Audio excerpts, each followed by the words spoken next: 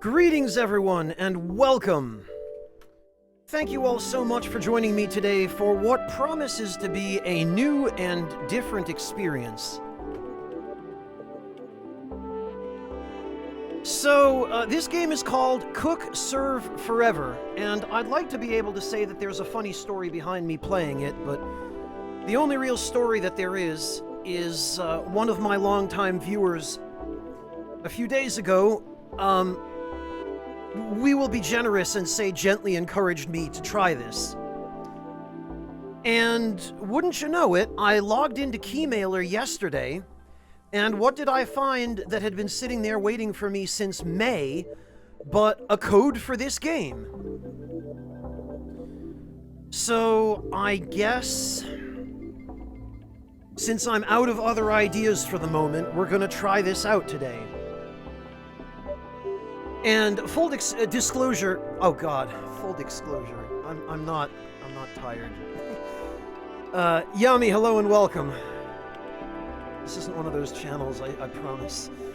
Full disclosure. What was I saying? I've just lost my train of thought. Oh, help me, we're not even 5 minutes in. And Freud is already sitting on my shoulder. Hello, Yami. Welcome back. Full disclosure, you're actually a coffee drinker? I mean, I've known that. Yeah, the game audio does seem a little bit loud, Alex. We need to adjust it. I've literally just booted the game 5 minutes ago, so we're going to have to adjust.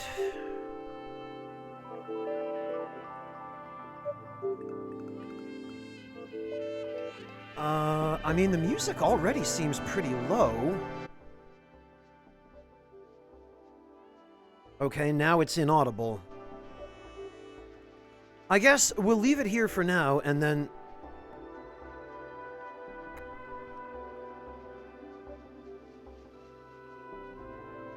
Yeah, Yami, thank you for reminding me. I did intend to address that. So, as Yami says, this is the early access version of the game.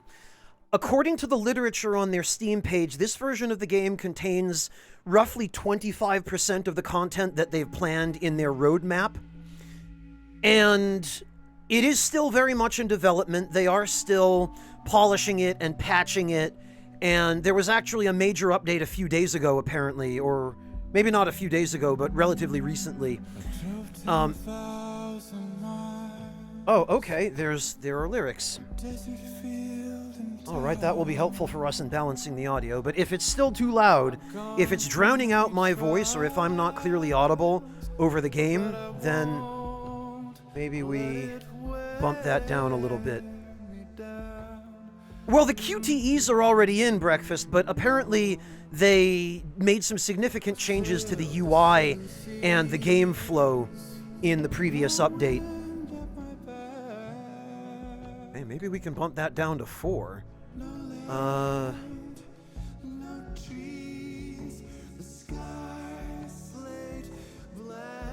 Yes! Okay. Yes! Yes! Yes! Yes! That works.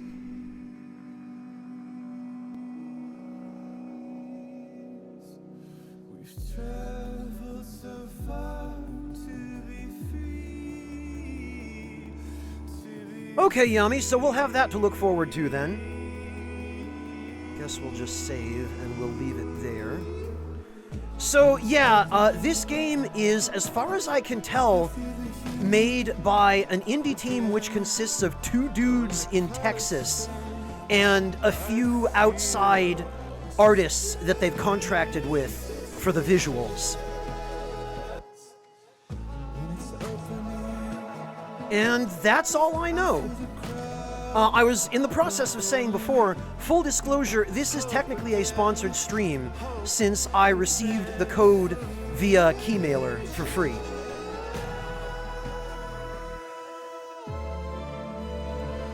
Now, as I understand it, this game is a visual novel which is primarily QTE driven, and that's not normally the style of game that I'm used to playing. Hello, Hamglazed. Good to see you. So this is going to be a little bit different for me. This will be a new experience. I've never actually played any visual novels before, ever, at any point in my life. So this is, I think, actually the first one that I will ever have played. So I make no promises how this is going to go. The game might be great. It might not. I might like it. I might not. I do not know.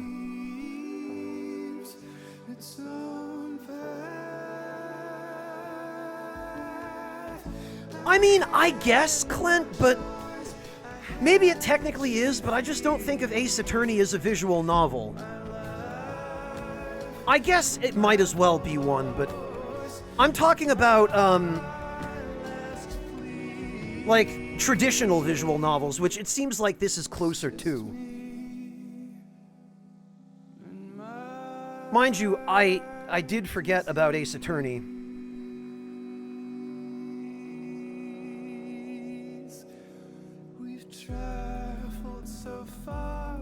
Yeah, having not played this one, Clint, I'm not yet in a position to be able to make comparisons, but once I've logged a little bit of time in this, I'll be able to say with a little more certainty how different it is from Ace Attorney.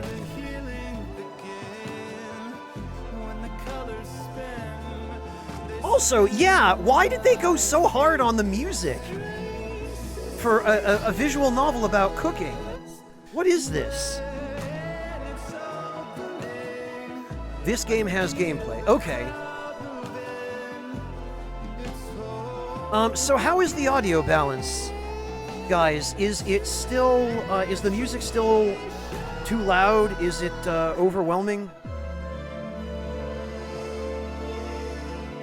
Oh, thank you, Alex. I'm glad to hear that, and I really appreciate it. It better not, Breakfast. Audio is good for you guys? Everything sounds okay?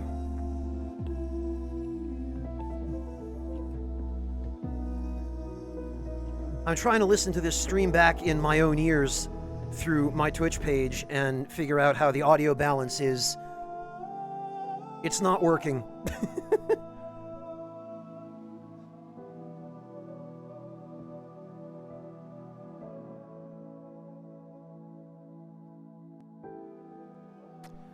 Alright, well, I guess this'll have to do, and if the audio balance ends up being terrible when we get into the game itself, then you guys will just have to let me know.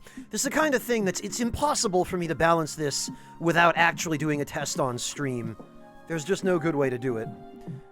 The artist is recurring in every CDS game? It's this style. Huh, okay.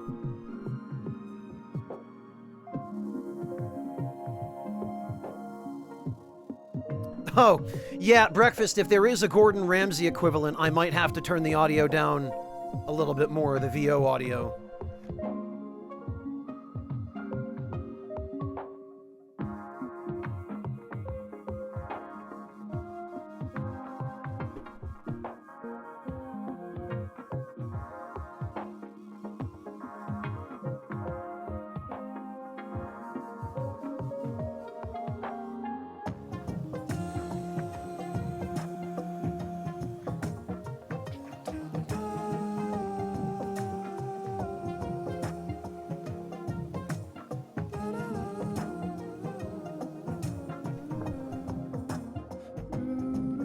Well, alright, I guess that's the most we can tweak for now, so let's see what this is all about. Ladies and gentlemen, live from Helianthus, please put your hands together for your culinary queen, Chef Rhubarb! Oh god, that's still loud! Helianthus! What a delight for you to be here this evening.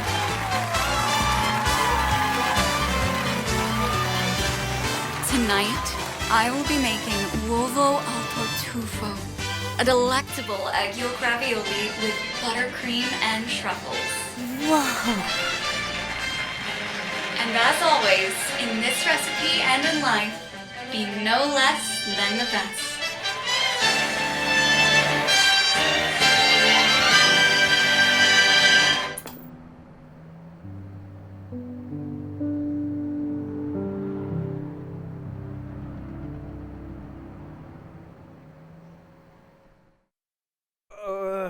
How's my birthday, girl? Mom, you're home! I've got a surprise for you. Remember how I said we couldn't do normal presents this year? Yeah? Why? I was thinking that instead, we could have your favorite for dinner. Your Ribolita? Yes, except this time it's going to be your Ribolita. Happy birthday. What is it? Nothing yet, but this will be your very own recipe book. I'm going to teach you how to cook, and we're going to start with your favorite. Come on.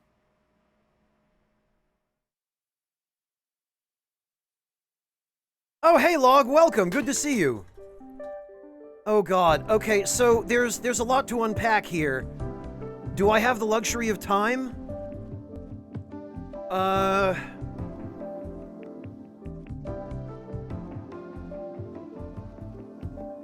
It looks like I might have the luxury of time.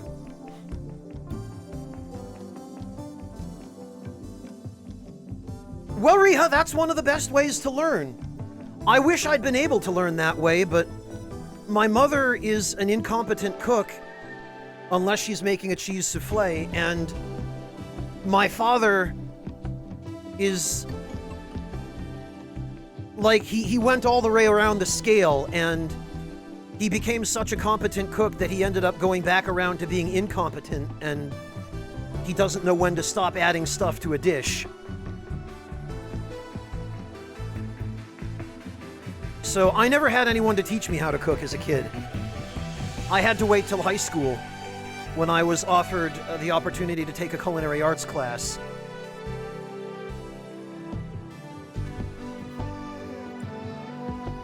I do recall that, Riha, yes.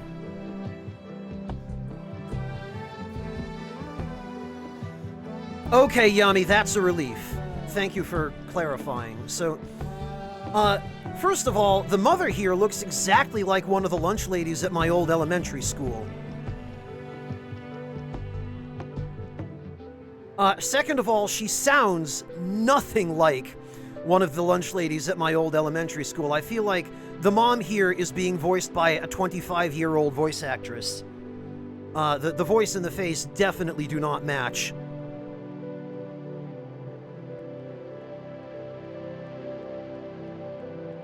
Ah, that's a different spin on a similar problem, I guess, Clint.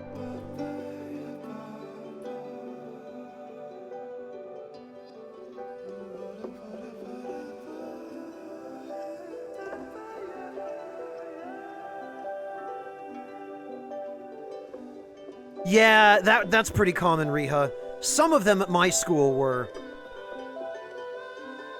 Alright, what are we doing? Mom's recipe. We're making ribolita, so... X?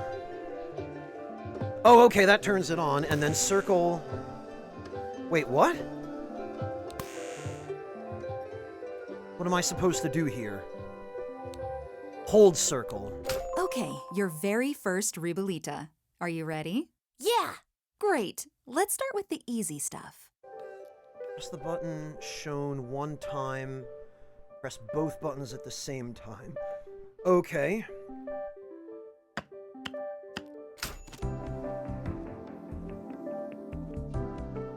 What? Previous. What? What the hell button is previous? Press the previous... Oh, okay. What? Okay, square, square, any X. Oh, I see. Wait, what? Oh, any four this is gonna take some getting used to. Square, square, x, x, x, x, x. Be no less than the best. You'll be sucked. Square, square, square. Okay.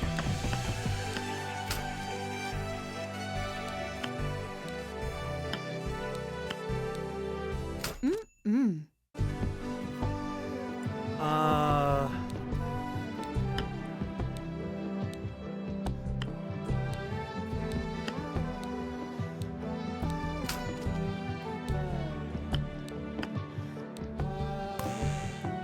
Oh, right.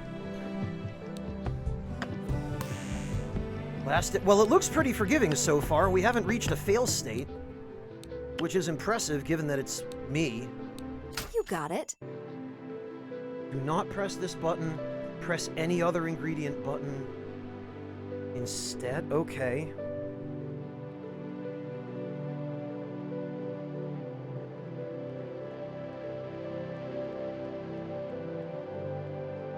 Food court, Riha. Yeah, no,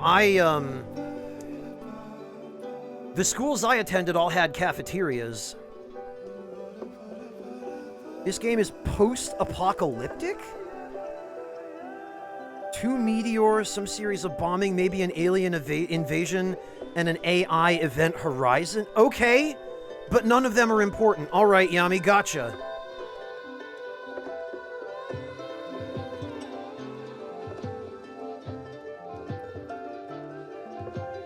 Maybe that's the point, Ray-Z. Not X. Okay, not triangle, not square, not circle. Okay, so just literally any other button besides the one that's shown. You got it. Some ingredients can be tougher than others, especially when using higher quality ingredients in different recipes.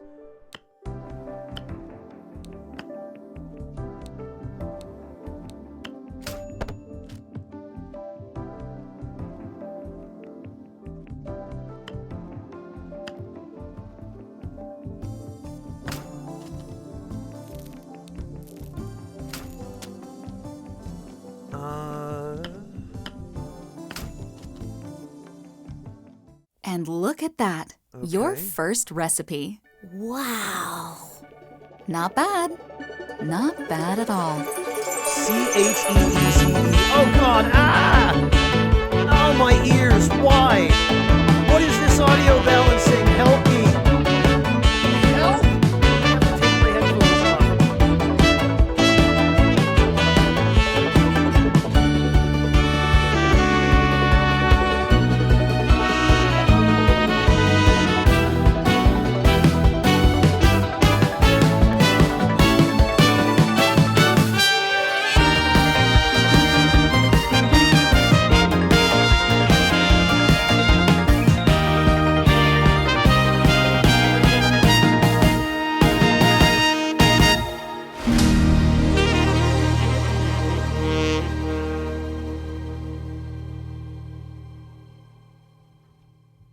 Yes, breakfast, I noticed.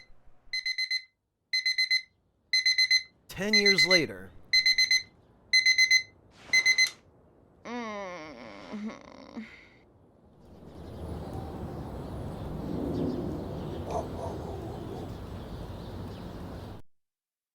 Okay, for a post-apocalyptic setting, it doesn't look too dystopian.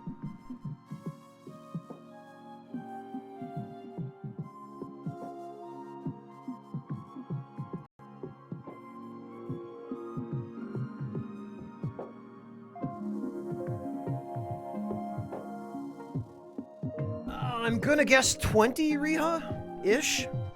While Nori's hometown has seen better days, there's still fun to be had cooking in her food cart around this cozy city. Select Moraine Lookout to head to the markets and begin your first shift of the day. First shift? We're working at a restaurant? Okay, so the apocalypse was like hundreds of years ago.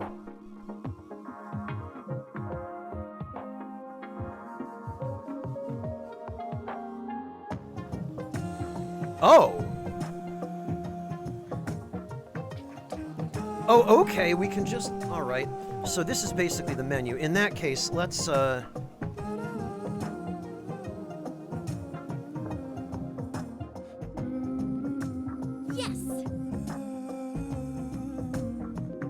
Yes. Oh, I think I see the problem. It was cutscene volume. Yes.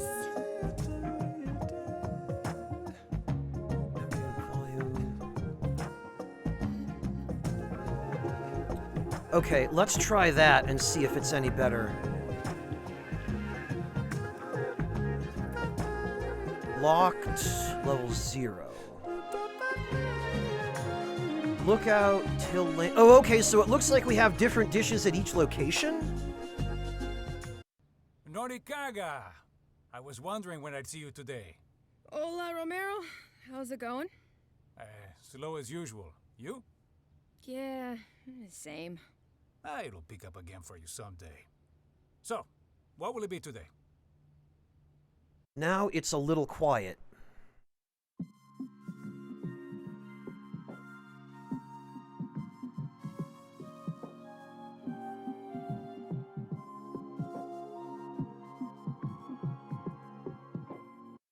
Norikaga! I was wondering when I'd see you today. Hola, Romero. Oh, we can... I wish I'd realized this before.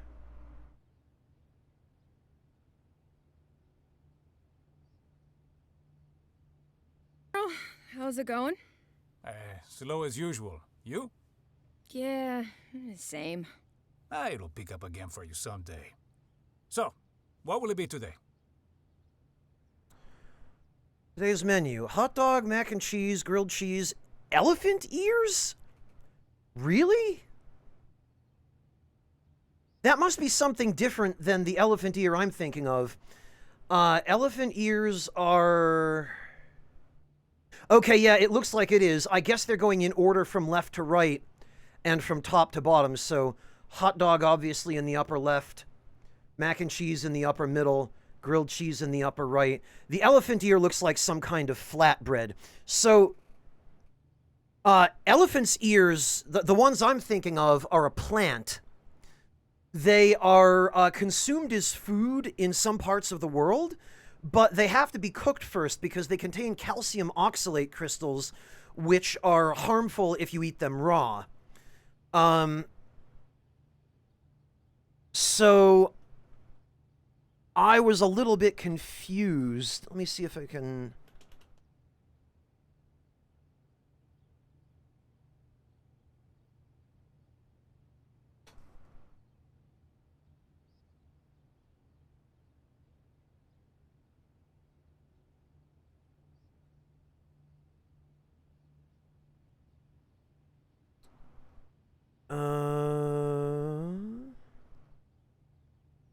Yeah, it looks like it's supposed to be fried dough.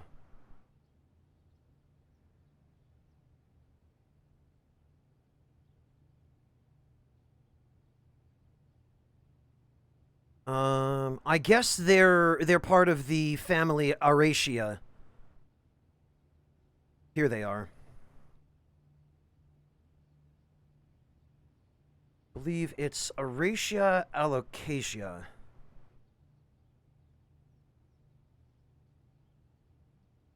Here. These things.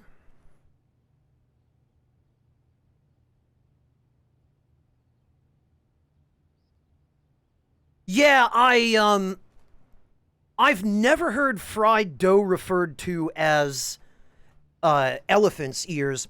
I know in Canada, they call it beaver tails. But that's something completely different. Like, the fried dough that I'm thinking of is... Let me see if I can find a good picture of it. Now, this comes from having grown up in the United States, but the fried dough that I'm thinking of is this.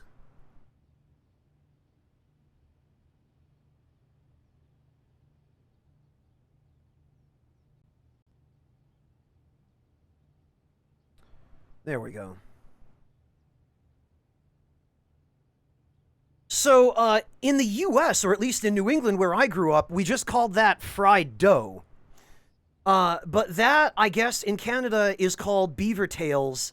And although what's being shown here under the name elephant ear isn't quite the same, it looks like it's very similar.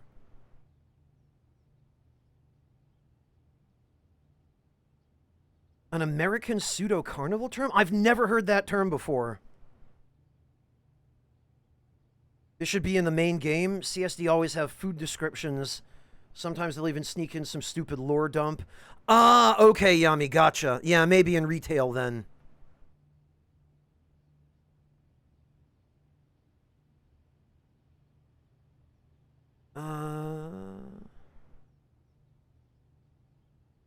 Elephants? Oh, okay, yeah, I see. Yeah, this is also pretty similar, Adelakis. Mosasaur, you've seen them called elephant's ears in the Midwest. Interesting. Yeah, I grew up in Connecticut, and my mother would frequently take me to local fairs and carnivals and whatnot, and there was almost always fried dough, but it was only ever locally referred to as fried dough. I'm only just learning the term elephant's ear now. Samil, it can be sweet. Usually there are two different ways of serving it. So, this type of fried dough, if you get it at a carnival, it will either be served with a little bit of powdered sugar or sometimes cinnamon, as is shown in the picture there.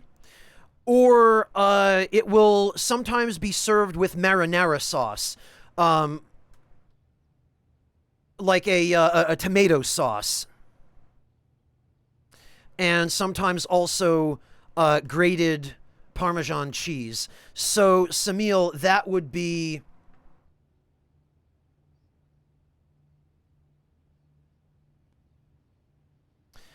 that would look like this. Yeah, Chopin, I've always actually preferred the savory version with tomato sauce. It's fine sweet if you like sweets, but just because I don't really prefer sweet stuff, every time I would get fried dough at a carnival, I would always get the kind with marinara sauce. It's not particularly good for you, but it's not as bad for you as like deep fried Oreos or any of that horrendous stuff that they have started serving at carnivals as a novelty in the time since I was a kid.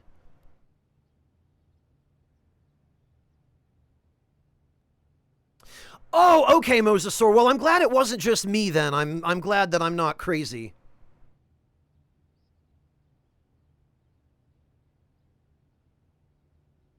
Mozzarella balls or pickles? What, on top of fried dough, Riha?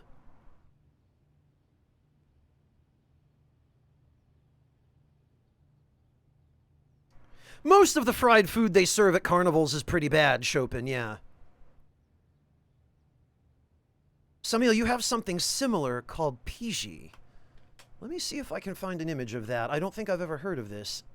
Oh, okay. Yeah, that does look pretty similar, actually. Although, Samil, this looks like it's, I'm seeing a lot of different variations of it here. Some of them are shaped like donuts. Some of them are shaped like bayonets or just little, what we call donut holes in the West, or what we call donut holes in New England. And then some of them appear to be sandwiches, and some of them appear to be just circular fried dough like what you would get at a carnival in the United States. It seems like there are a lot of different versions of this. This looks good, though, Samil. I would definitely give this a try if I ever managed to find a place that served it.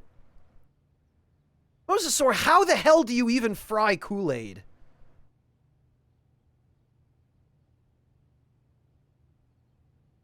Oh, deep-fried mozzarella. Well, Riha, deep-fried mozzarella is basically just mozzarella sticks in a different shape, right? Deep-fried pickles, yeah, I can definitely see that being more niche. I don't think I would enjoy a deep-fried pickle. True, Breakfast.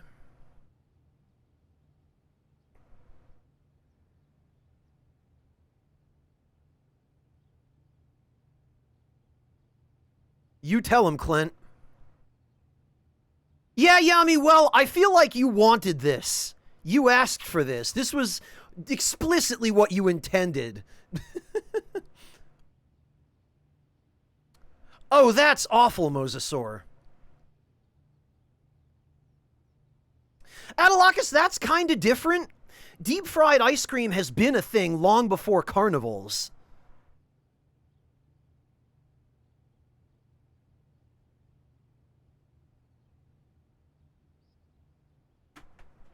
Well, at least you admit it, Yami.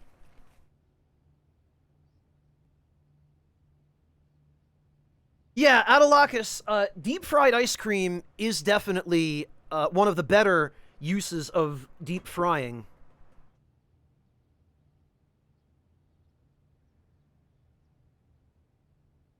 You've never been to a carnival, Adelakis? Really?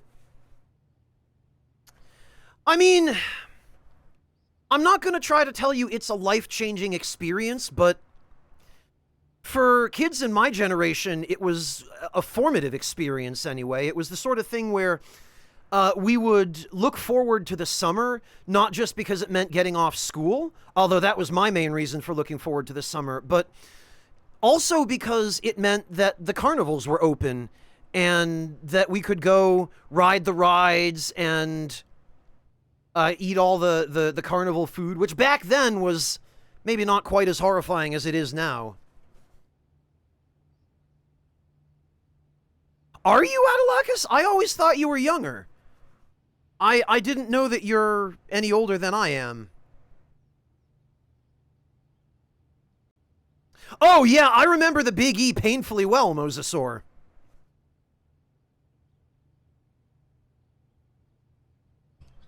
Oh, okay, you're 4 years older than me then, Adelakis. Okay, so you and I could conceivably maybe have gone to the same school for 1 year.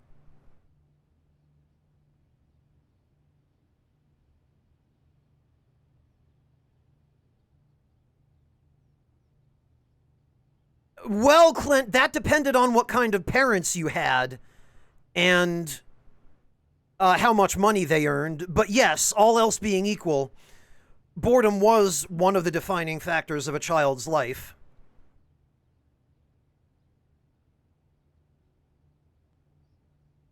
Okay, fascinating. Okay, Samil, I'll have to keep my eye out for some place that serves them. I mean, I live in Germany. There are plenty of expatriate Turks and Turkish restaurants here. I'll keep my eyes out and see if I can find any place that serves those.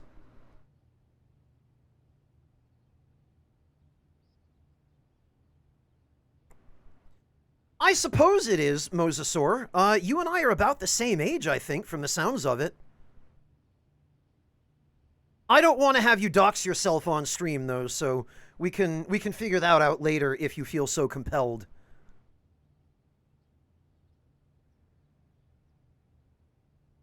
Screens rank food items. Breakfast, I'll be honest, I'm not sure that I can give every one of these items a ranking because I've never tried the elephant's ear the way that it's presented here. I mean, hang on, I have to lean in to look closer, but that looks like... It looks like the elephant's ear here is being served with raspberries, peanuts... Is that avocado or like apple slices? I can't quite tell what some of that stuff is. And then chocolate syrup, it looks like.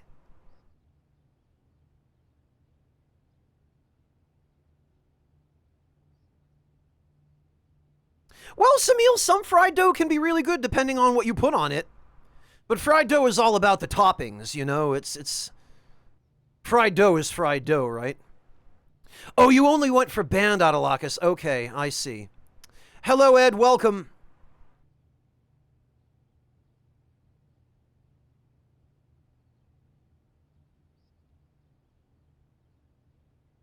Oh, that's a shame, Riha. I'm sorry to hear that. It sounds like you and I were similarly deprived in some ways as children.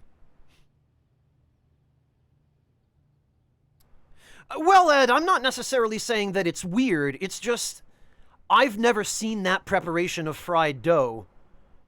And I'm not sure that all those flavors would necessarily work well together. Raspberries on fried dough? Okay, yeah. Apples? Maybe. Chocolate? Sure. Peanuts with all the rest of that? I don't know. I don't know about that. Oh, I'm glad you've enjoyed it, Ed. Thank you. Yeah, Adelakis, you two could have been in the same school. You only would have been a grade apart.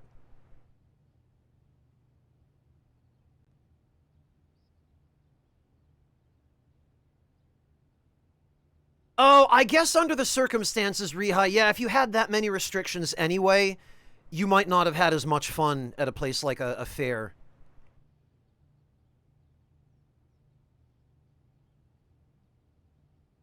Oh, you just use tortillas in Texas, Adelakis? You don't do the actual fried dough? It's funny you mention that, Adelakis, because the devs of this game, or the two main devs anyway, are based in Texas. So this game could well have been made right around the corner from your house.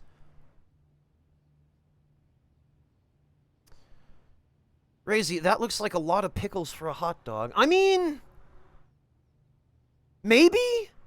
But as a kid, well, I guess relish isn't quite the same, Razy, but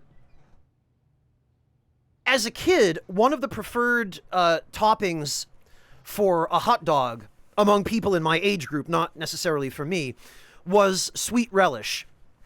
And sweet relish that typically was put on hot dogs in the time when I was a kid was probably more high fructose corn syrup by volume than actual cucumber or anything relating to pickles. And for that reason, kids who liked it, which was not every kid, not all kids liked relish on their hot dogs, but those who did would usually put tons of it on because it was basically just green sugar.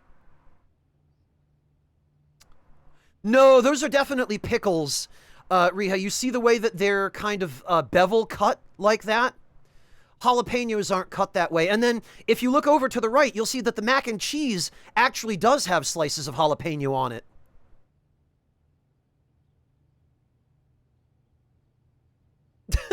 Right, Yami, the New York hot dog. Okay.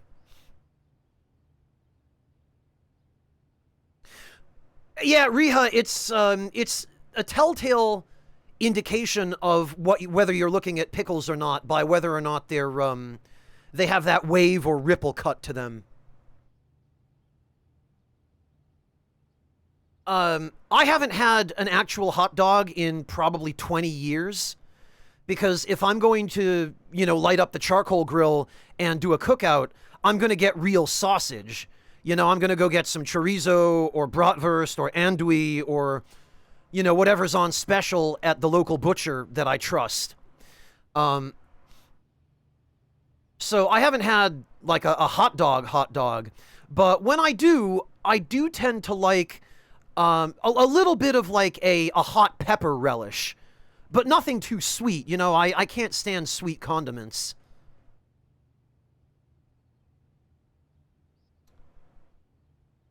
Clint, as far as I know, it's the same device that's used for pickles and French fries.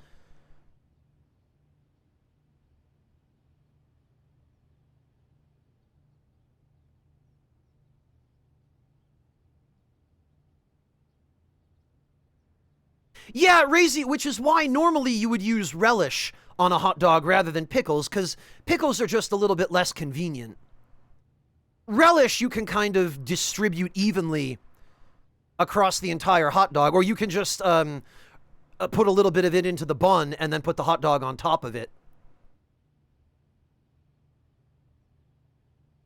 But at the same time, pickles are a little bit less messy. Like, relish gets everywhere, and if you take a bite out of a hot dog with relish, you can end up with relish, like, falling out all over your clothes, whereas pickles are less likely to get everywhere, so...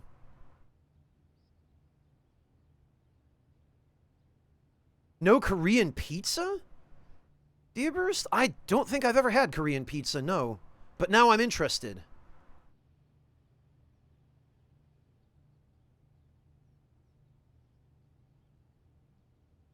Yeah, Electric Chill, jalapenos on hot dog, or, you know, on sausage if you're serving sausage in a bun as you would a hot dog.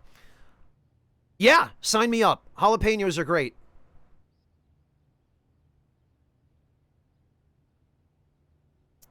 Not exactly, Riha, no. Julienne is long, thin strips. Julienne is when you cut something basically into the shape of French fries. Hey, Denim, welcome. Except, Riha, usually Julienne is a smaller, like, thinner cut than French fries. I'm not sure if French fries technically qualify as a Julienne, but, like, Julienne is when you go to, for example, a Japanese restaurant and you order a cucumber salad, and the salad is served on what looks like shredded cucumber, where it's just these sort of long, thin strands. That's a Julienne.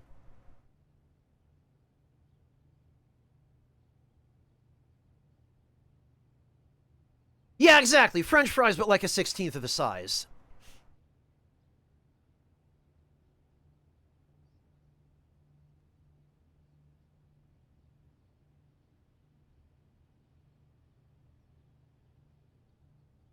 Yeah, Riha, my mother, when she cooked, I mean, I say cooked, that's being generous.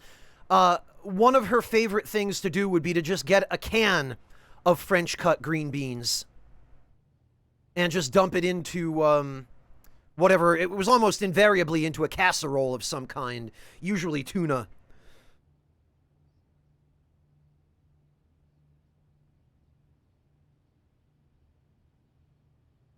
Okay, Denim, enjoy your lurk. I hope you've got some food, because you're going to need it.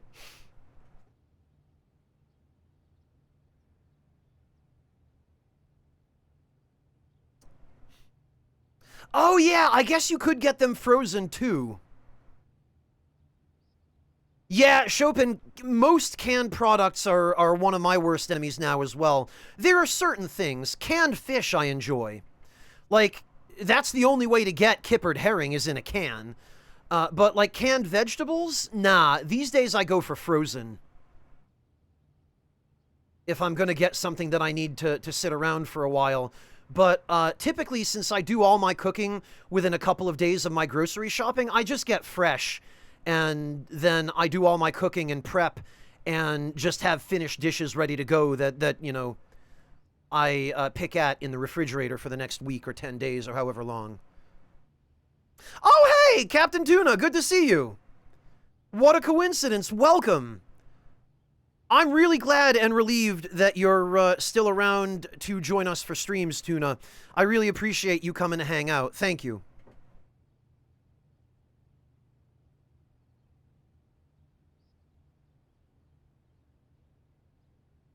Ah, see, Yami, I would get frozen corn rather than canned. I can't stand the stuff that just comes packed in liquid. It just ends up being too soggy for me.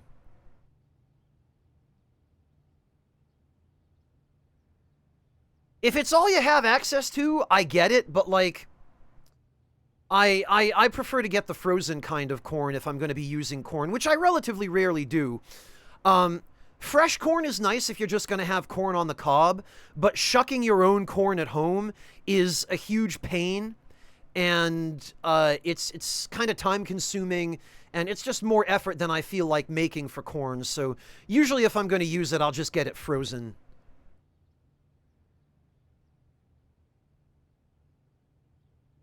Yeah, exactly, Samil. Canned corn is more sweet, which is one reason why I don't like it. Although it's one reason why I and most of the other kids I was in school with when I was a kid did like it, because it was sweeter. You know, that's what the school had to do to get us to eat it.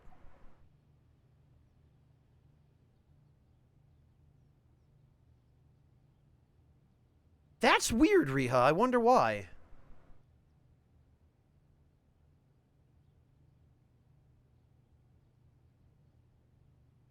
You live in a cornfield, Breakfast? So I'm guessing you shuck all your own corn then.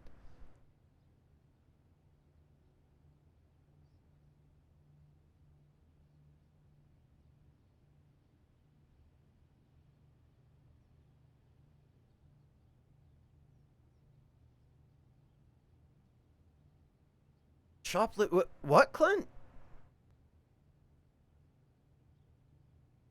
Personally, I never was a fan of chopped liver. Anyway, I guess we'd probably better play the game, huh? Okay, so hot dogs, mac and cheese, grilled cheese, elephant's ears, Cobb salad, and eggs Benedict. What the heck kind of eggs Benedict is that? With tomato and lettuce? And is that ham? Ham I can understand. Tomato and lettuce is kind of weird for eggs Benedict. Those are unusual ingredients for that dish. Come to think of it, what's that on the grilled cheese? Is that also lettuce? What are these recipes?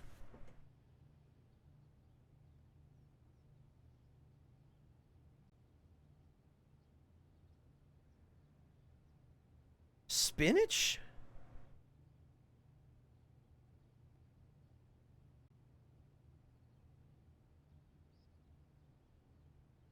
Oh, no, Clint, I was responding to all of you who made that point collectively.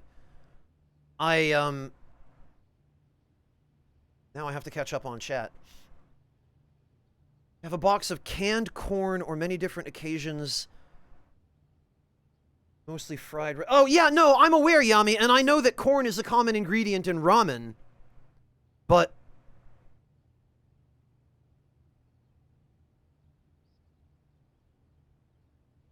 Clint, your degree will never be useless because you know how to cook for yourself.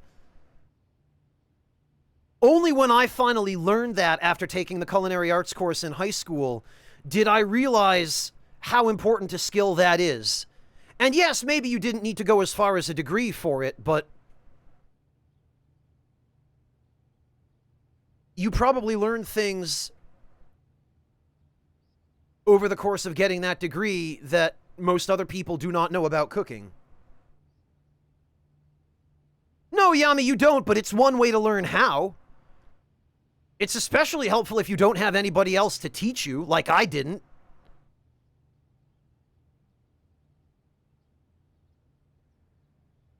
Which joint, Yami? Prison? Or the military? I mean, like, you can. Yeah, that's exactly it. Clint put it better than I could, Yami, that he learned a whole lot of things that he didn't know about cooking. And, you know, that's pretty much the same for me taking culinary arts, is I learned a whole bunch of stuff I didn't know about cooking, which was literally anything. All right, what are we doing here? Just these. Gracias, Romero. Sure thing. Have a good day. All right, Moraine. I hope you're hungry. Oh, okay, so she was getting ingredients for a food cart.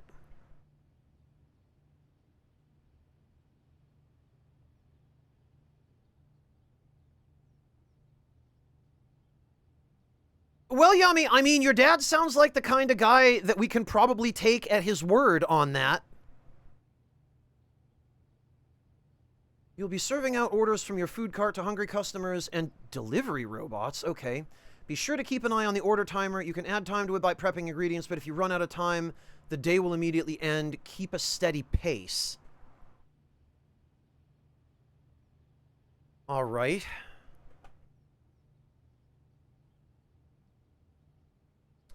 Well, now I'm afraid we're going to be on a timer, huh?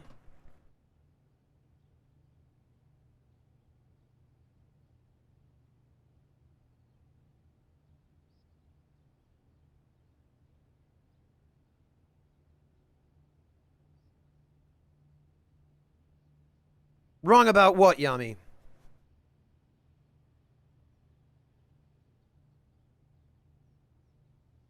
Oh, I suppose that's true, Clint.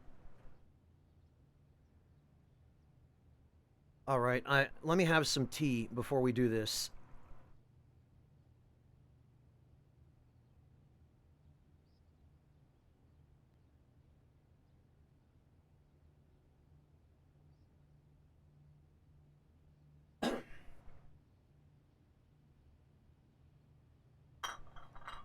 All right.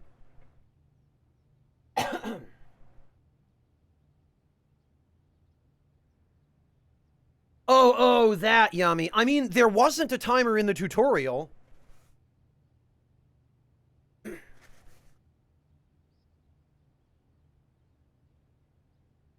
Samiel, some people can.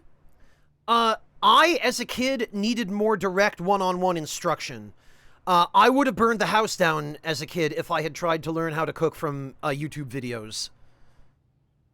I mean, that exact experience was the entire reason I spent my childhood being afraid of a kitchen, because I burned myself trying to light a gas stove when I was 7.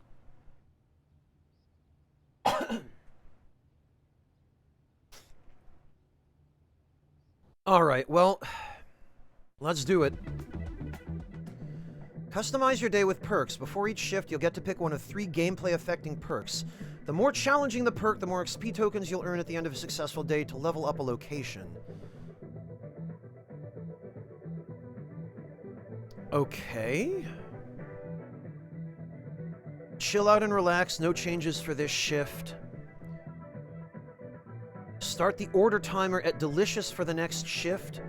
Upgrade 3 ingredient. What? The not tag appears more often.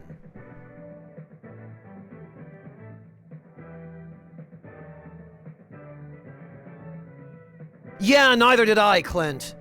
Like, having an actual professional chef to teach the important stuff and the, you know, fundamentals, the basics, was what made all the difference. Hey, Waltz Queen, welcome! It's still in early access. It's apparently only about 25% playable now.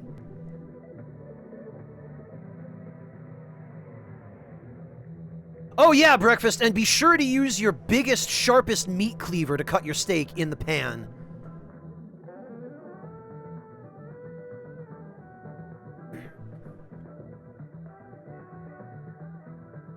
Stick with the easy one. You're really not sure what the experience tokens actually do. I mean, they clearly give you experience, but for what?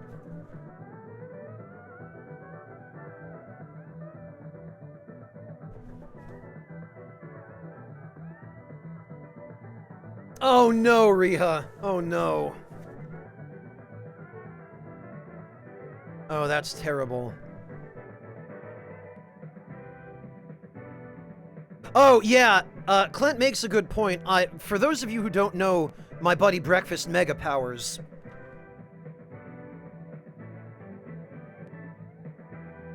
let's give the man a long overdue shout-out.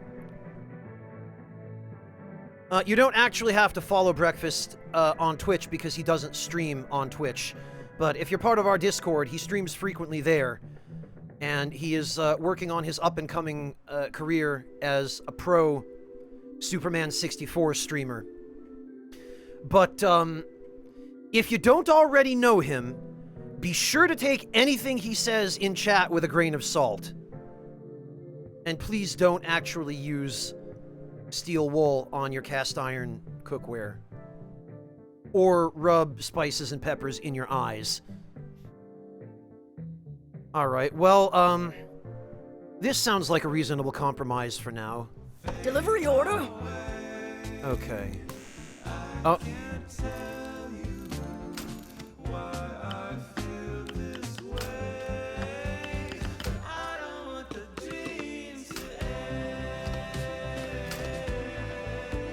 Okay, order complete. What? What?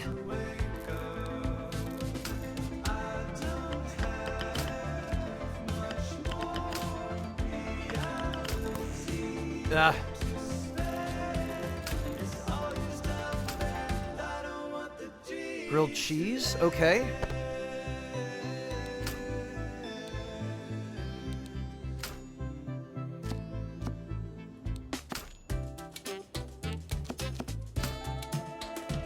Can't stop, won't stop. All right. So that's the elephant seer, huh? Receive only 2 orders for the next shift. Upgrade a random ingredient to max. Multiple button presses are more random.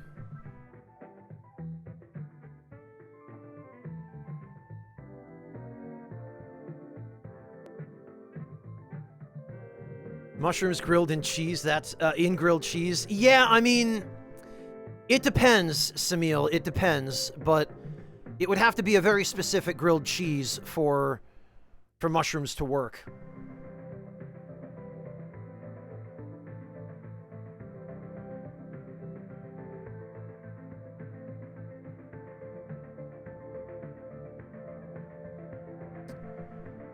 That's incredible, Riha, that people get that bent out of shape. Unbelievable.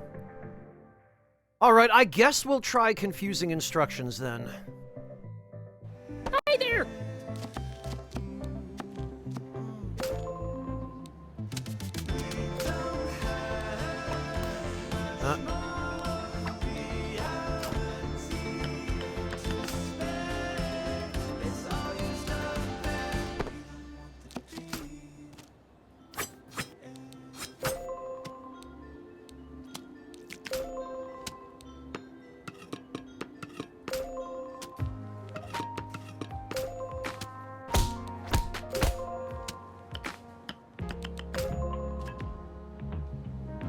Alright, New order for you. that doesn't sound like a robot.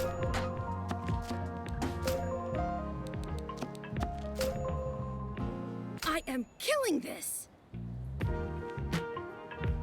Also, why is that robot covered in graffiti? That's... wow. Too hard, downgrade all ingredients to their base... What is this about upgrading ingredients? The game never explained that to us.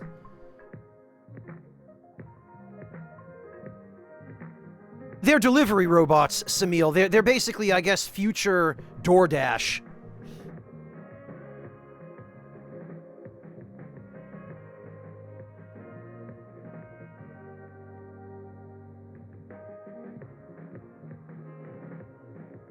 That we were at least told. Florentine Eggs Benedict. Yeah, thank you for checking into that, Mosasaur. I've never seen Eggs Benedict with tomatoes and spinach.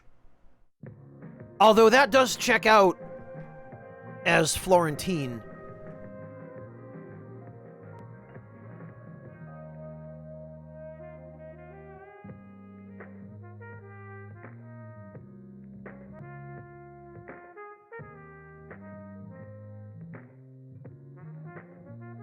Well, Log, at least from a foreign point of view. I mean, you're Italian, you tell me, but,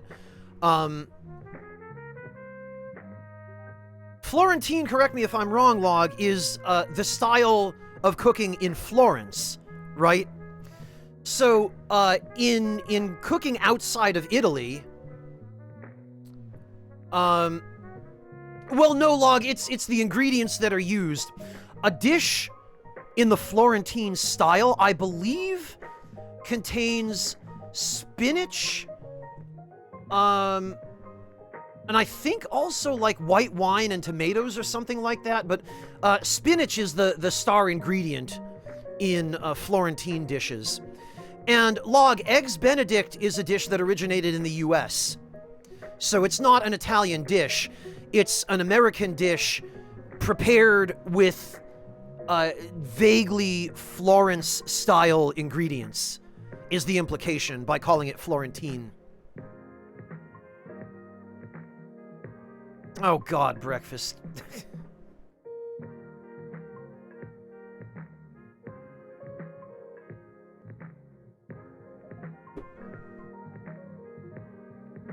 Alright, well, I guess we'll take the 1 experience token.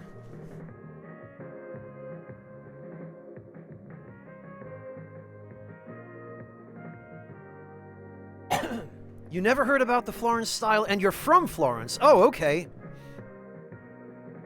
Hang on, let me,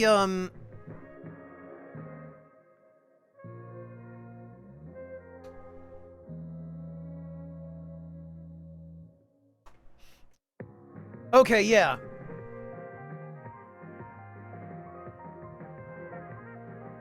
Florentine or à la Florentine is a term from classic French cuisine that refers to dishes which typically include a base of cooked spinach, a protein component. Oh, it's Mornay sauce, not white wine. Okay.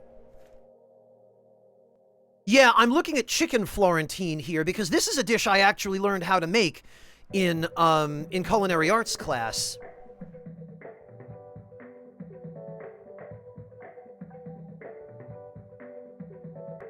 So that explains why the Eggs Benedict recipe incorporates it, because Eggs Benedict is basically fried eggs on an English muffin with Mornay sauce.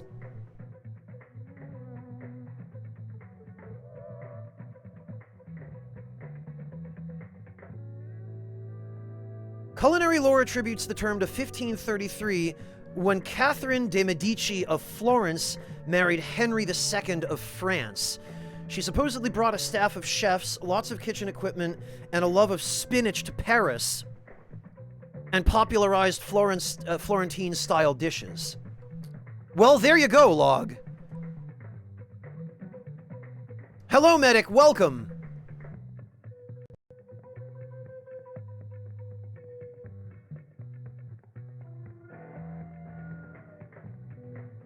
I bet it is, Log. I bet it is.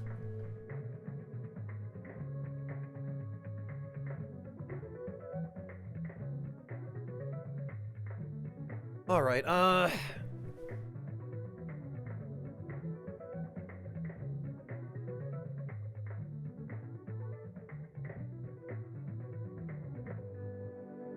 yeah, Log, that's why I say it's mostly used in foreign cooking. I'm not sure the term Florentine itself is native to Italy. It sounds like it originated in France.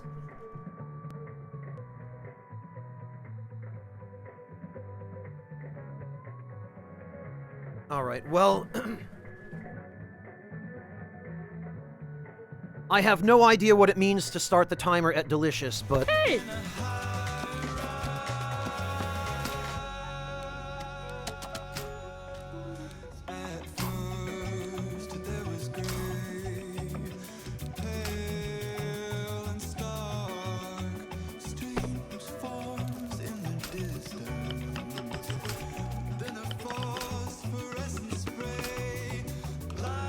They're going to love this.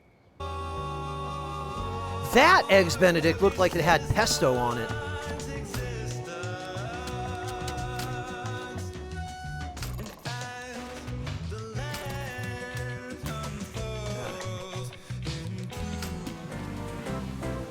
Oh, that was it. Okay. I wish I had time to read that level assessment. Undead Medic, it's kind of a visual novel cooking simulator, yeah. Yeah, Log, that's just how the culinary world works. Misattributions, deceptive names of dishes. It's such a good thing that Escoffier finally standardized those terms so that you could just look at the name of a dish and know exactly what it was. Samiel, we have. I actually run a series. I haven't done it in a while, but I run a series on Twitch that I call Spy's Spicy Hot Takes, where we watch food videos together and look at the recipes and the techniques that are being used and either marvel at them or laugh at them. It's a popular tag, Medic, if not an actual genre.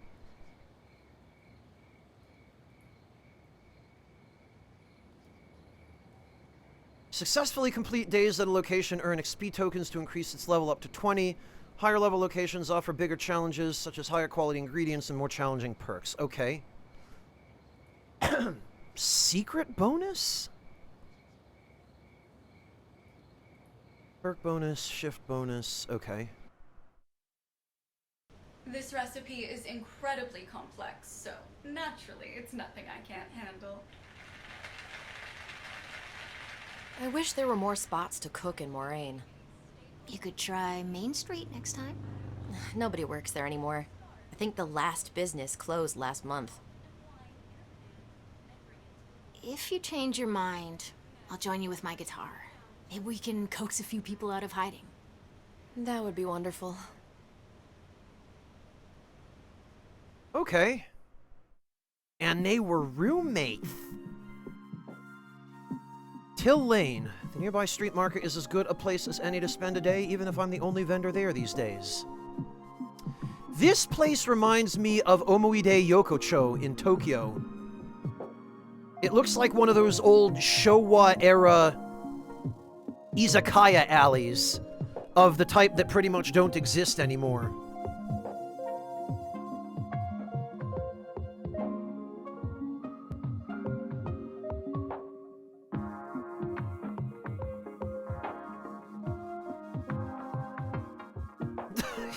I think that'd be a little bit too realistic, Medic.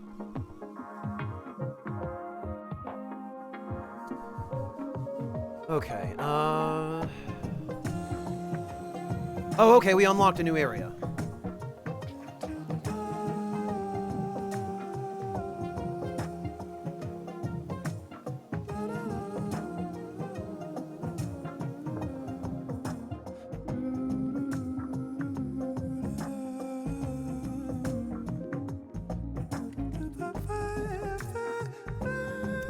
Hey, breakfast, to each their own, eh?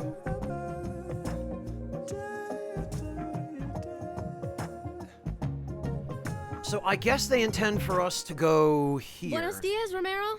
What's with all the fans? My air conditioner broke. I had someone look at it yesterday, but it's beyond repair. Oh no, are you getting a new one?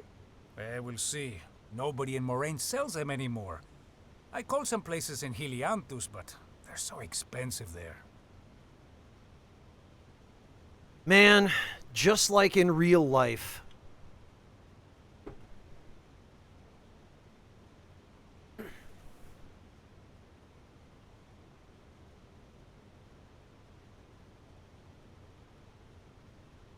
Amen to that, Medic. Amen to that. I would never go back to food service. You couldn't pay me enough.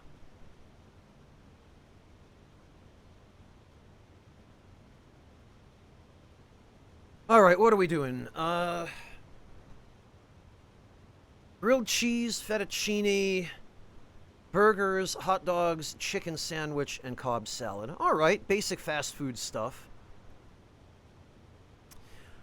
I see the fettuccine has shrimp with the tails on. That is disappointing. Stay cool in here. And you out there. Adios. Well, true enough, Clint. Upgrade a random ingredient to max. What does it mean when you upgrade an ingredient?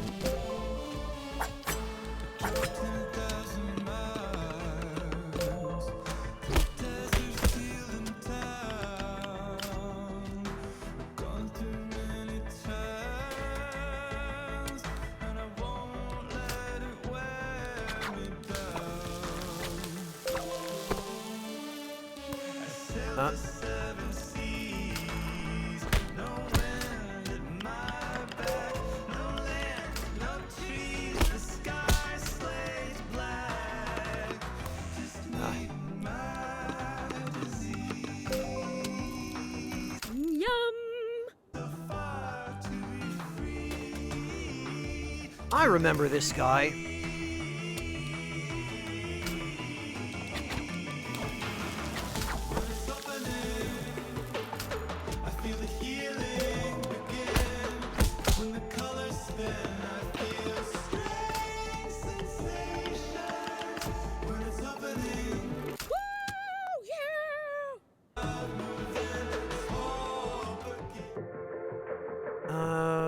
Alright, we'll go with confusing instructions, I guess.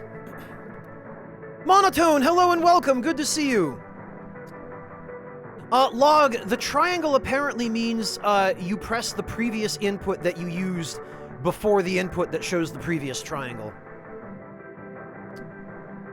How you doing, Monotone? It's great to see you.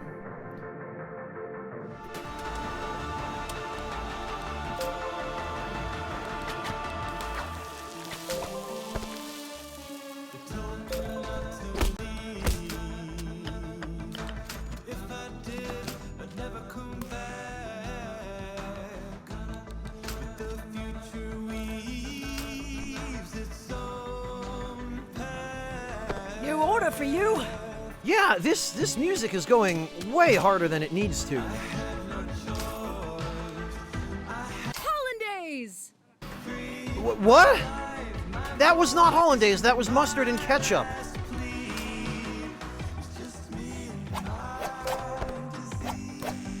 Ah.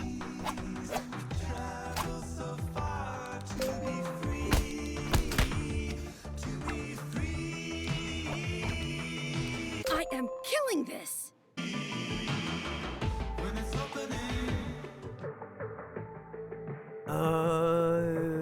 Upgrade 2 random ingredients.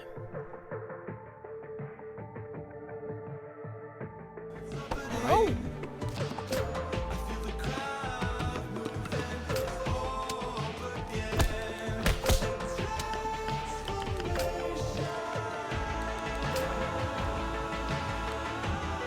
Bada bing, bada boom.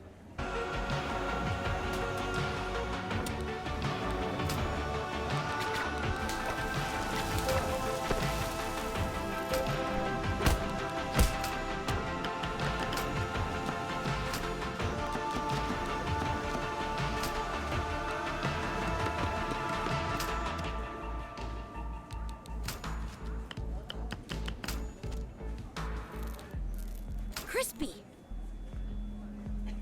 That looks okay.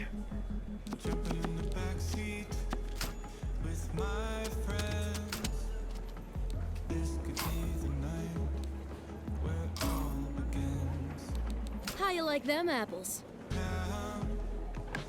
Hi there. I'm not sure quite how some of these systems work.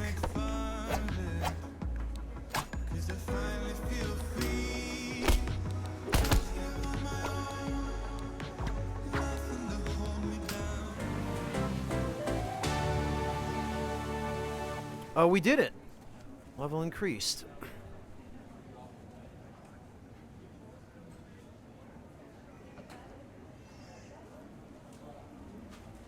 Well, Medic, more to the point, leaving the tails on the shrimp makes them unnecessarily messy to eat. Like, if I'm ordering a pasta dish, I want to be able to just eat that with a fork.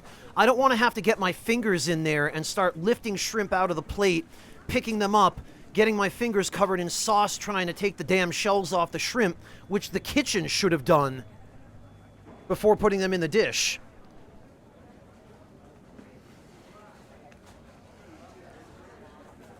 It is a little weird, Razy, but remember, the game is still in development, so maybe they'll change that.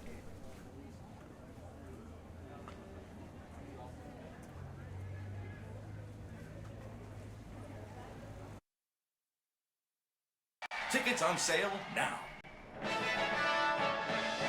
For Yeah, Riha. centuries, the Couteau d'Or has chronicled the greatest chefs in one prestigious guide.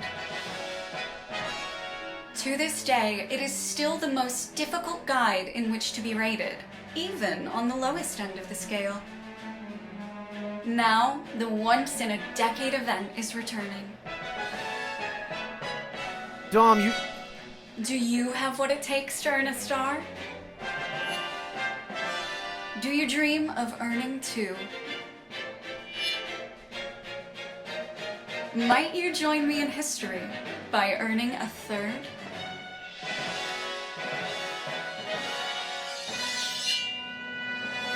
There's only one way to find out. The Couteau d'Or. Okay. Become great. Wow. Nori! Texas anime sparkles in Nori! her eyes. Oh, what? Is that crack getting bigger? Huh? The one on the ceiling. That one? No, the one next to it, the big one. Does it look bigger?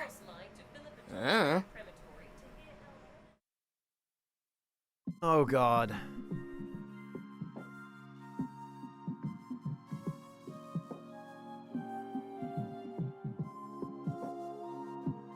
Hamburger slippers. True, Chopin. No kidding, Medic. No kidding.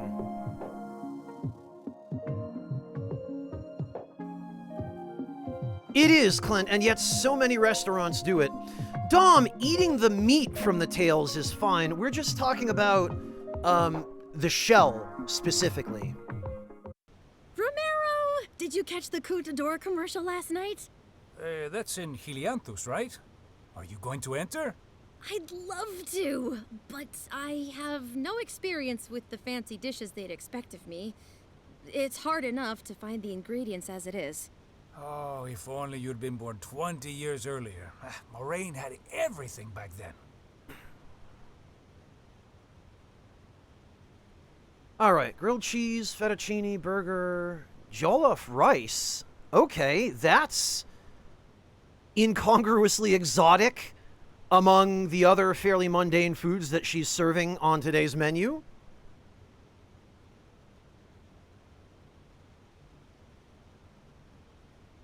Oh, yeah, of course, Ray-Z. Our, 50-something Spanish grocery store owner. Of course it makes sense that he would have an item like that. Gracias, Romero. Adios, Nori. Also, Nori's mother had like an ordinary American name like Charlotte or something. It's a bit odd that her name is Nori.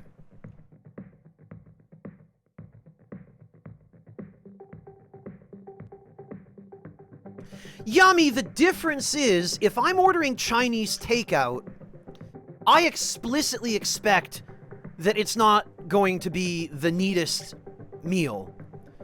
You know, like, I'm gonna be picking up spring rolls with my hands, I'm gonna be picking up, you know, beef sticks, skewers of beef with my hands.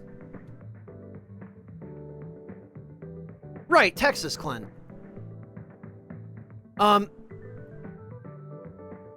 I might be picking up wontons or, you know, something like that with my hands, Yami. So, Chinese food, I expect to get my hands dirty.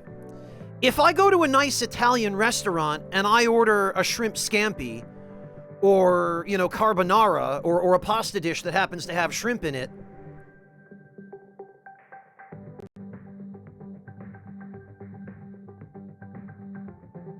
Chinese takeout, Yummy? Yummy, if I'm having Chinese food delivered to my address, or if I'm picking it up on the way back home from work to bring home in a plastic bag and eat at my dining room table, then no. It's takeout. Doesn't matter if it's Chinese or not. But it's takeout, and I don't expect a 5-star dining experience out of that. I expect that I'm going to go home and use my own silverware, or maybe the disposable chopsticks that are included, and, you know, I'm not going to be eating in front of anybody else, and I'm not going to be wearing my good dinner jacket. So yes, I'm less bothered if there's a tail on the shrimp in the Chinese takeout than if I've gone out on a date to a fancy Italian restaurant and there's a pretty girl sitting across the table from me looking at me over candles and expensive wine.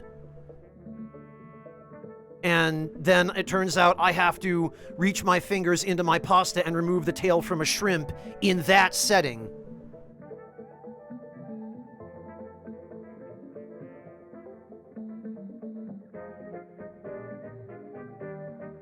Yeah, I don't doubt you have, Medic.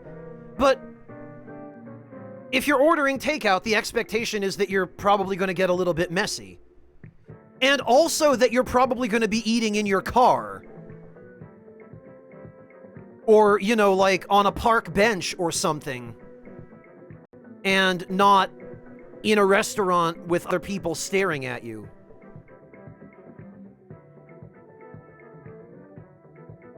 Well, thanks, Riha. I'm glad you would understand. Really, Mosasaurus? Some girls would like it if I showed that I didn't have any manners?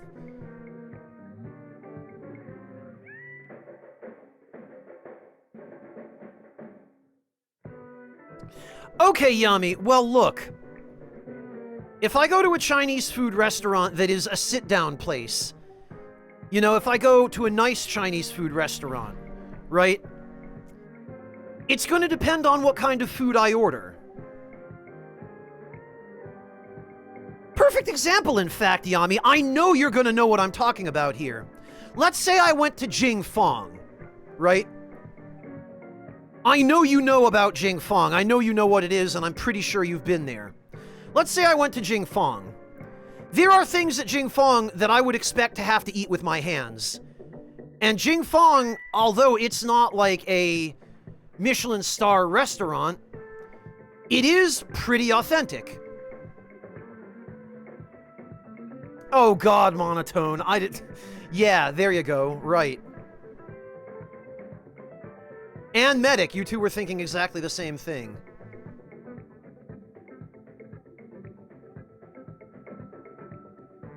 Well, see, Medic, that's why if I were going to go on a date to a barbecue joint, I would order something other than ribs. You know, I'd order something I could eat with a fork, like brisket.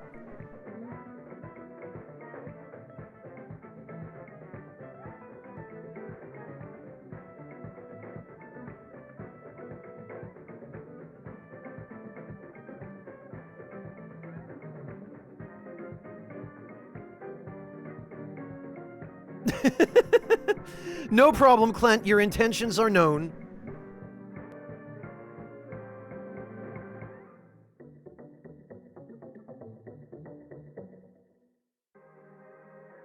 Denim, I would get the ribs if I weren't wearing any clothing I cared about. Like if I showed up at a barbecue joint just in an old t-shirt and some jeans. Yeah, then I might be compelled to get the ribs.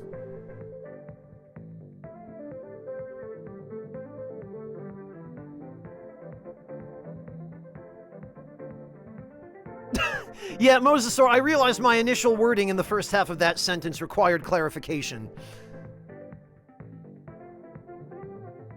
Because, yes, the last time I showed up at a barbecue joint without any clothes at all, bad things happened.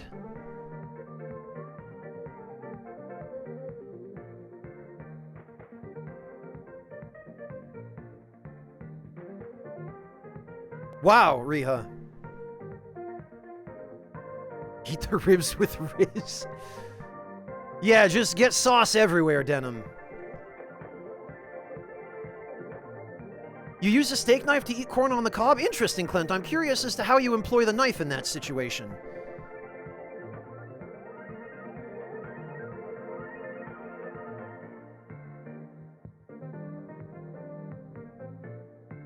Yeah, Medic, back in the US when I was still living there, and even when I go back and visit a couple of times a year, because there are places, usually I go to Boston to visit relatives there, and there are a couple of places in Boston, there's one particular where,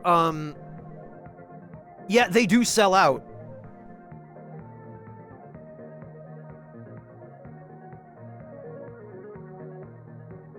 Oh, okay, Monotone. I was 50-50 that it was either cutting the kernels off the cob or cutting the cob into smaller chunks or something. Gotcha, Clint. Okay.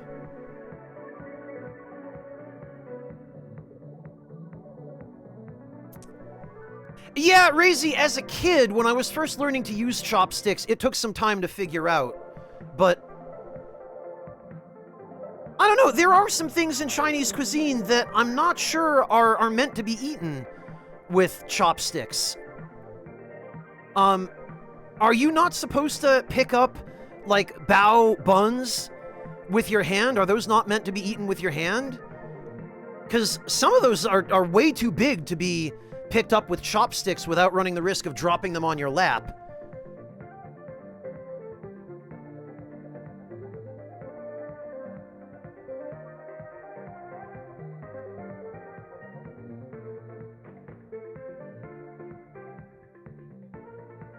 Yeah, that's what I thought, Razy. So, you know, like, even at a very authentic place, if I'm going someplace for dim sum, and if I'm getting anything other than the smaller dumplings, you know, like if I want to order baozi or something, I'm gonna have to get my hands dirty.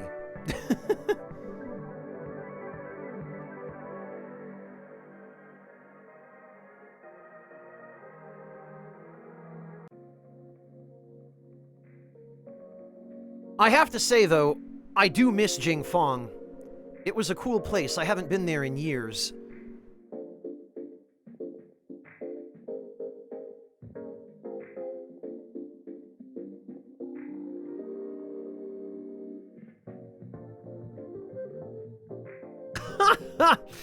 Incredible, Riha. Boomers will be boomers, I guess. Oh yeah, Monotone, you dip your hand right into the boiling liquid.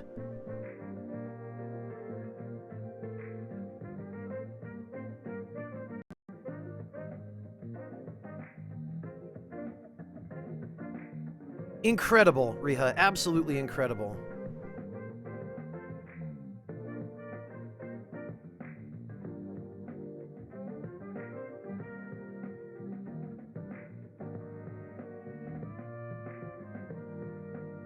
Yummy, there are things I can't imagine trying to pick up with chopsticks that just, they're too awkward.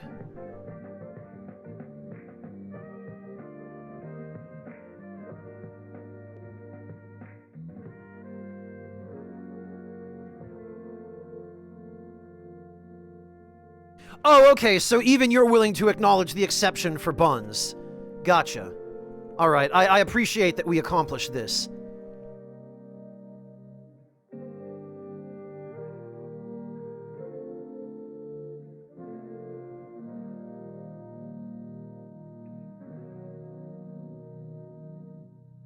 You do everything with chopsticks. If you say so, Yami.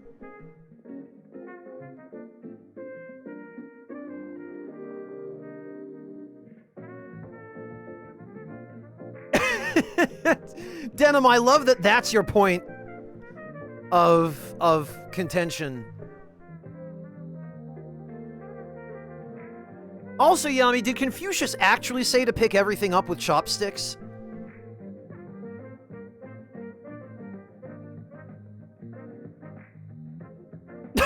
Chopin.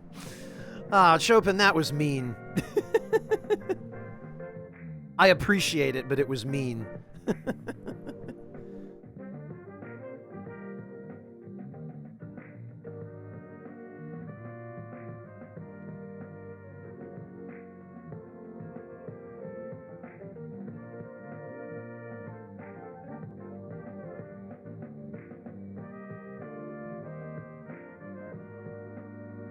Well, listen, Denim, Confucius was an influential content creator back in his day.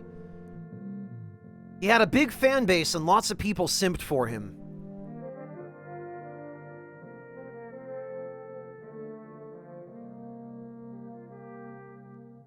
I haven't, Monotone, but I'm not surprised that such images exist.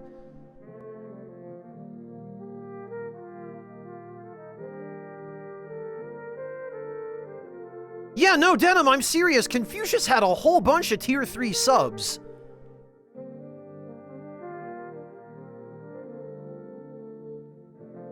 He was basically the ninja of ancient China.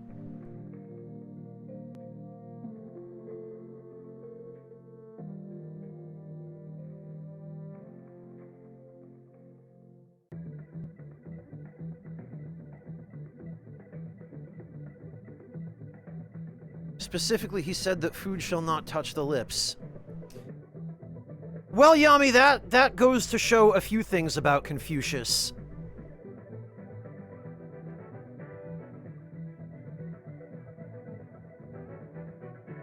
Well, Razy, I mean, unless you're in polite company, which I rarely find myself these days, well, at least in person. You know, I try to keep things relatively tame on streams, but every now and then, if the opportunity presents itself to make a dick joke, I have a minimum quota I have to meet, but other than that...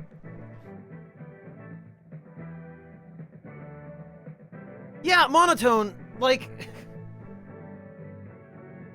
It's almost as though we have lips to assist us with the consumption of nutrition.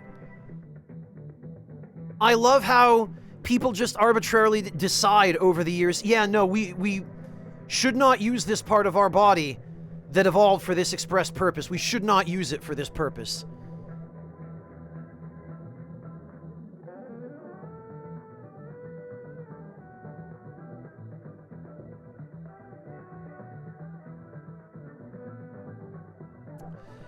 Well, Riha, if for no other reason than to maintain it, maybe give it a little bit of a polish and make sure it's,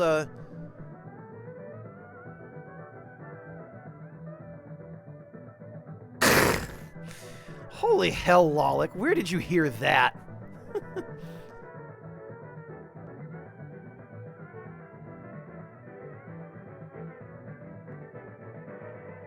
The tongue especially, Clint. The tongue is the most versatile and precise muscle in the entire body. Or at least that's what we were taught in anatomy and physiology. Well, thanks, Lolik. I feel like my life has been enriched now.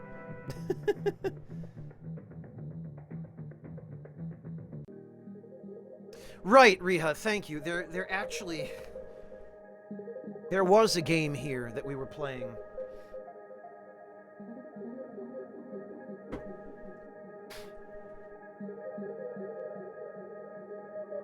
I don't know, Denim. I got 5 minutes into it, and then chat sidetracked me with food discussion.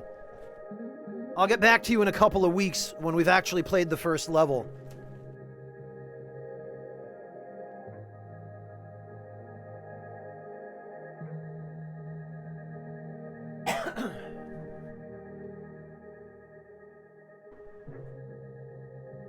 All right. Hello. Ah.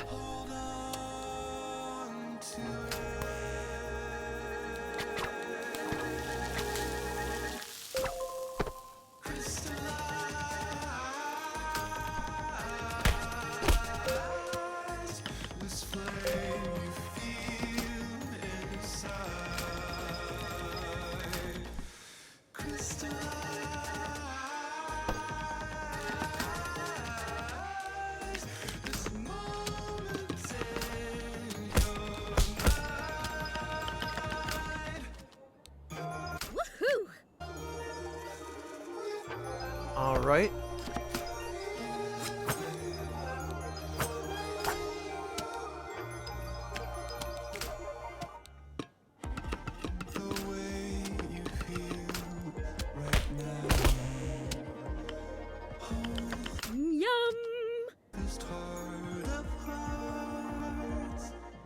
Oh, is that it already? Okay.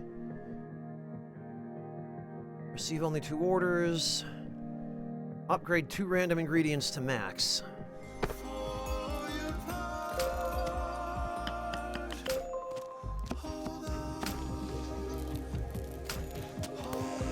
Whoops. Wait a minute, was that a grilled cheese with apples? What have I done?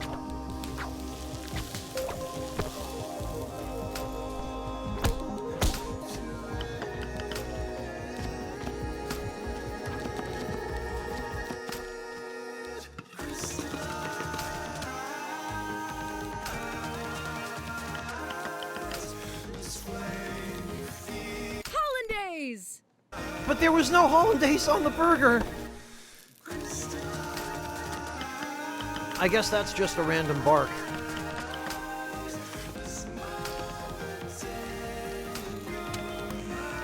Blasted. Hollandaise! Okay, yeah, that's just something she randomly says, I guess.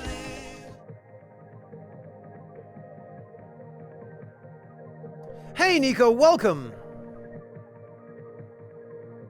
Nico, if you aren't already, just use these. And hello, Sisu, welcome as well.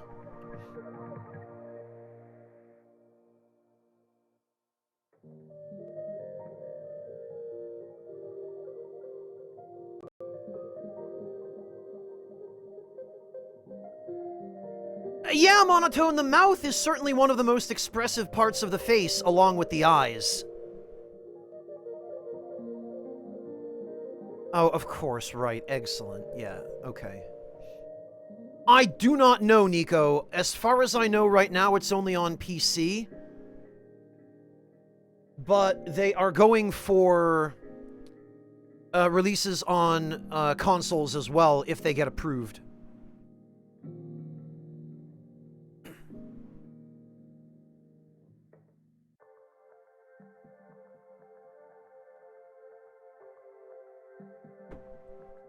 I'm beginning to think the same thing, Clint, yes.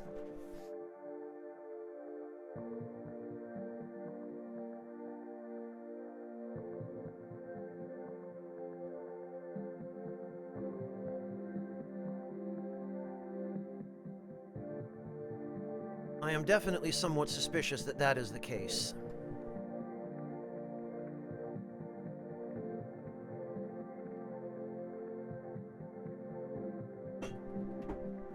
You do, Nico. Once you have a badge, it's yours for good.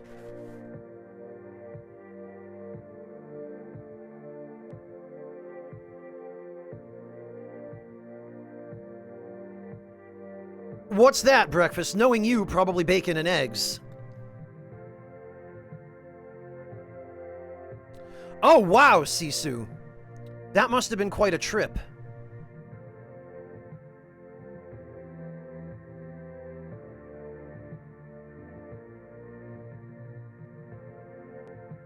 Oh, I know that, Yami. Believe me, I'm well aware of that. Peanut butter sandwich and strawberry milk. Okay, I was kind of close. Hey!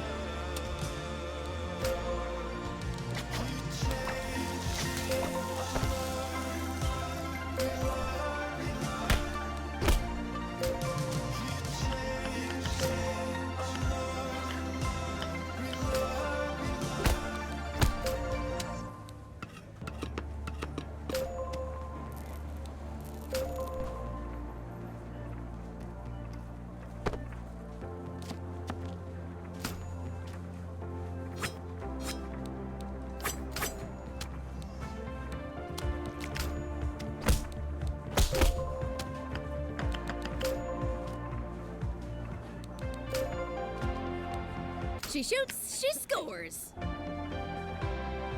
Delivery Rainbow order? ribbons? All right. Ah.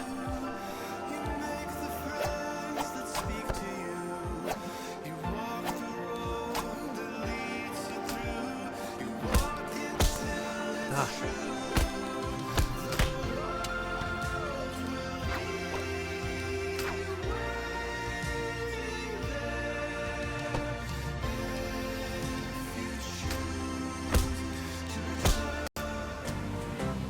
All right, that wasn't too bad.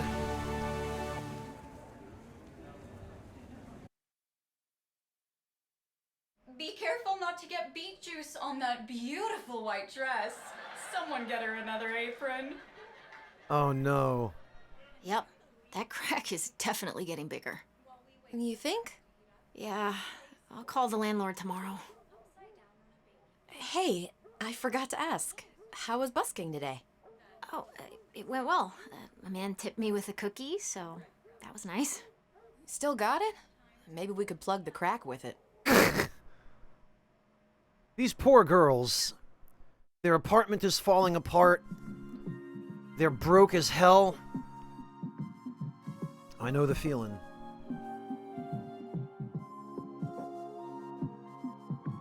Yami, I guess that's the difference between Western and Eastern food culture. The thing is, maybe in Eastern food culture, there's the expectation that you'll eat things that are messy and have to just make a mess in order to do so. In Western food culture, people from my generation and well before, maybe not so much people after, because the traditional kind of table manners thing has kind of fallen out of favor because everything now is all takeout and fast food and much more informal dining. But when I was a kid, a lot of parents were very adamant about things like table manners and how you should eat your food in a certain way. It is a Western thing. Or it's at least in part a Western thing. And I knew kids in elementary school, Yami, who if they even accidentally made a mess when they were eating, their parents would smack them. I watched it happen at a couple of friends' houses over dinner.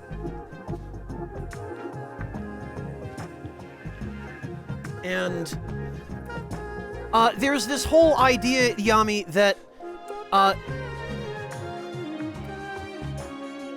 well, it's difficult to explain. How do I even... There's this whole idea of how to eat elegantly and politely, and if you do anything that makes a mess or that gets food all over you, it's considered rude and uncultured and almost animalistic. And so having to eat food with your hands in a setting where you are expected to abide by those very strict manners and not make a mess is counterproductive, and it's almost setting the diner up to look like an idiot.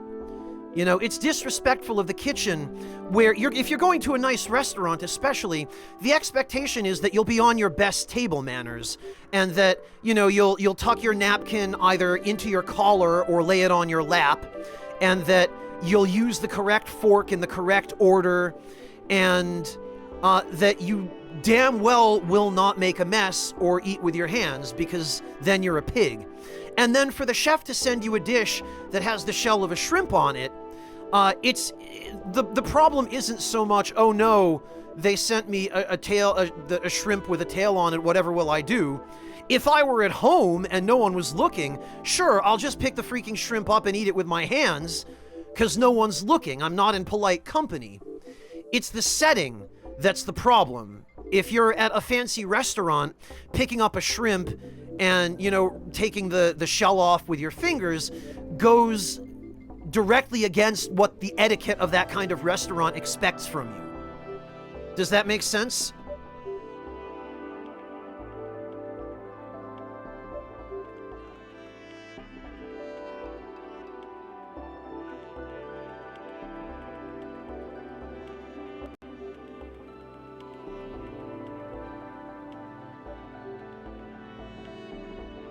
Well, sure, Yami, I get that. No, I'm listening, Clint. I'm watching.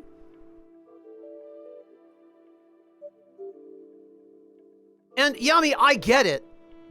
I'm just saying, it's one of those weird incongruities of fancy restaurants and dining etiquette.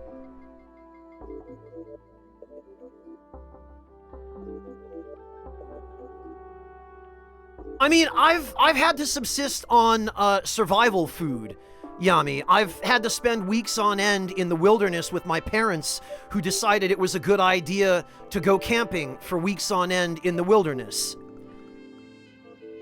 You know, I don't have a problem with eating like an animal if that's what the situation calls for. But, you know, don't force me to do that in a fancy restaurant where people are looking at me. Yes, Chopin, weeks.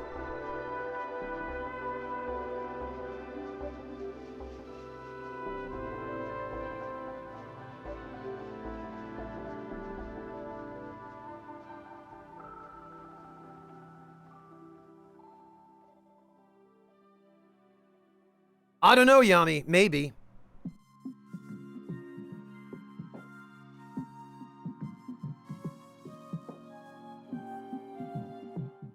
Morning, Romero. Oh, Nori, come look at this. I found some Romanesco broccoli. Oh. Really? That's in one of my mom's recipes. Oh, it's beautiful. How'd you manage to get it? Don't ask, just take it. Oh, your mom, rest her soul, would have wanted you to use it. Go, make something Oh, new, Nori's huh? mom's gone, huh?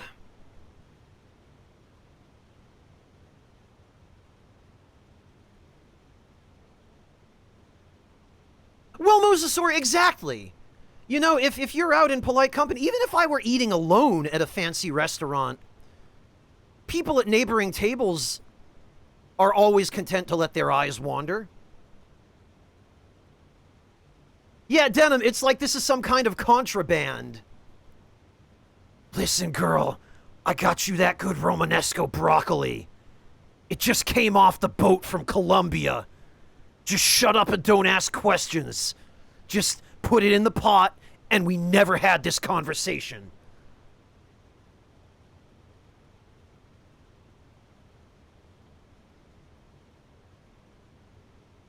Something like that, Denim.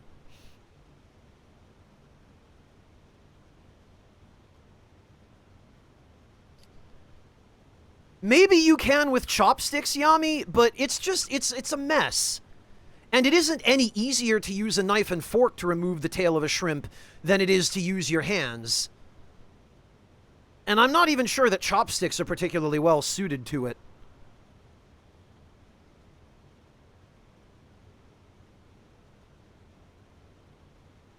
That's exactly the point, Riha. Thank you. You've summed it up very concisely.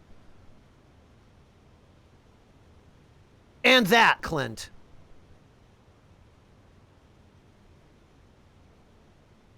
Alright, what are we doing? Oh, a poke bowl! Okay, fettuccine, a burger, more jollof rice, donuts, and Cobb salad. That's a donut? That looks like a cake. Oh, I see. It's... Okay. The scale is the problem.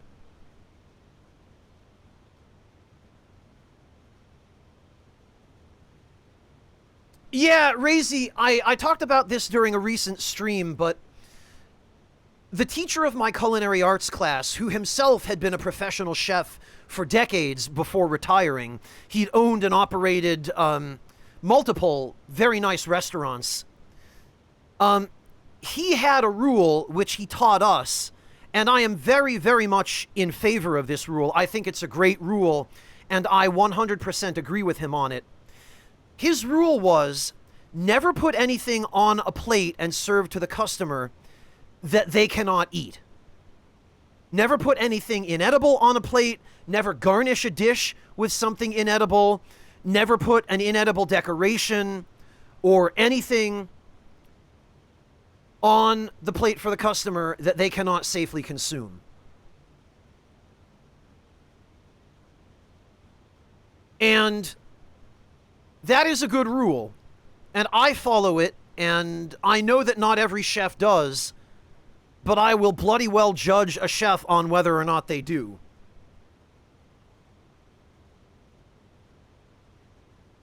And that's a good point as well, Clint, about paying 3 times plus 30% the going value for his labor. The chef can damn well do us the service of peeling the shrimp. Thank you so much for the Romanesco broccoli. Hey, don't let it go to waste. The question is, what are we going to use it for?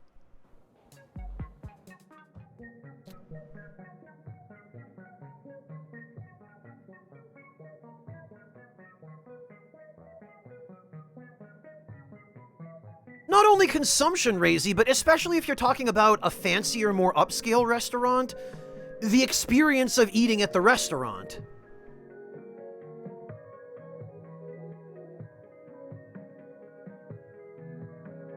You know, if they're going to be charging me $150 a head for 6 guests, plus a surcharge for a party larger than 4,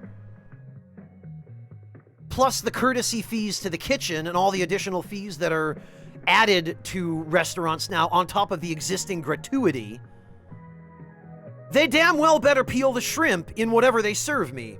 Especially considering that the portion they serve is probably only going to have like 4 shrimp in it anyway.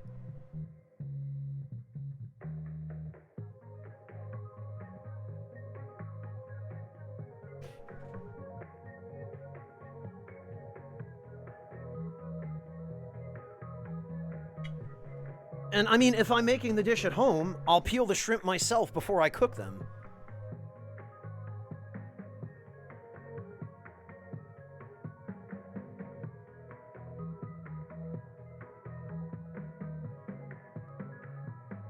Not a significant amount of weight, Riha. There are a couple of reasons why traditionally the shells are left on the shrimp in those kinds of dishes. The first and the simplest reason is just for presentation, because the shrimp look a little more impressive when they have the tails on. And in certain dishes where the expectation is that you will eat the dish with your hands, it is more practical to have the tail or the shell on the tail of the shrimp because it gives you something by which to hold the shrimp. But that is contingent upon the setting and the meal being one where you are planning on eating with your hands in the first place. Like, if I go to a seafood shack on the Boston Harbor side, right? I am expecting that whatever I get there, I will be eating with my hands. It might be a lobster roll, it might be fried clams. I mean, you can eat fried clams with a fork, but most people don't bother. Most people just eat those with their fingers. Because, you know, you'd be dipping them in tartar sauce or, I don't know, maybe cocktail sauce if that's your thing. But, like,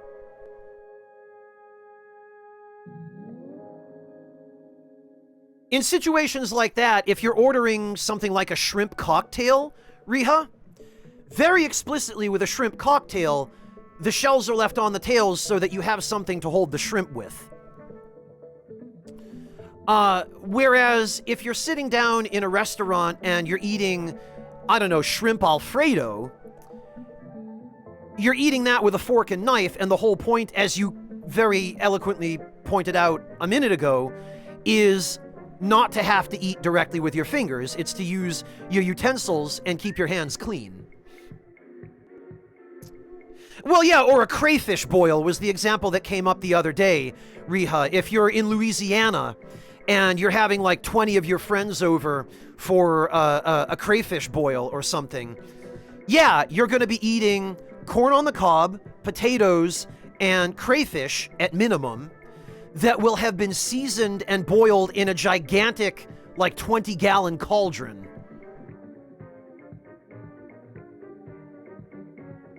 Hey, Warrior, welcome. Good to see you. You were born in North Carolina. Okay. Delivery order?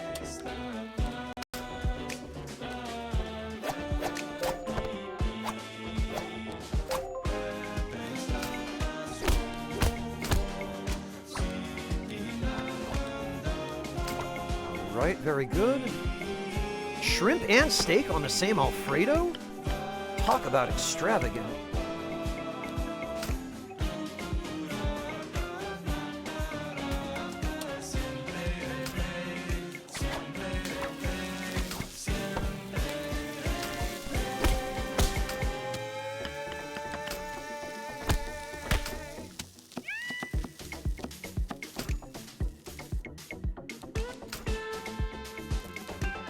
Crispy. Oh, a double cheeseburger, huh?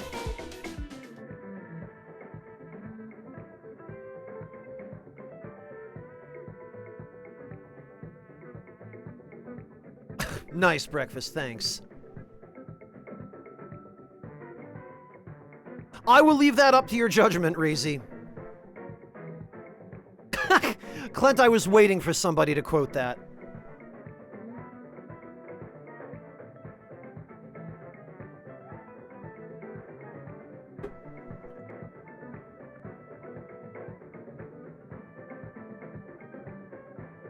You do it to yourself, Yami. What can I say?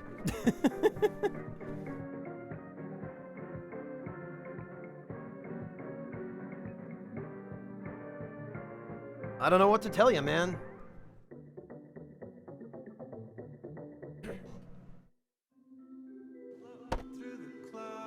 Oh, okay. Rice, huh? Oh man, that was so good. Oh, that's it? Delivery order?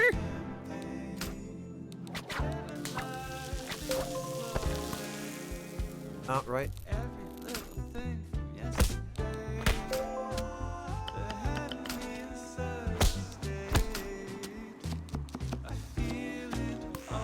Ah.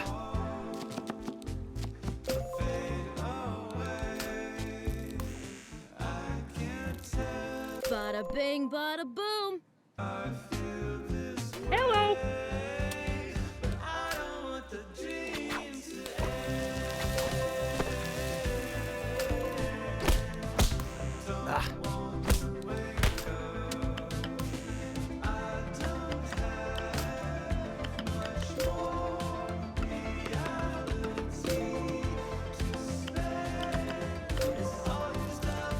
And the crowd goes wild. Yay! Backseat cooking.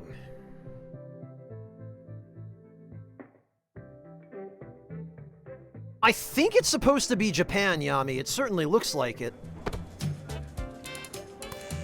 Ah.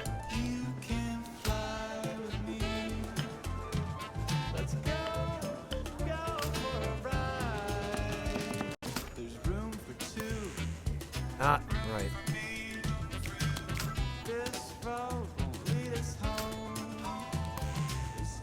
Ah.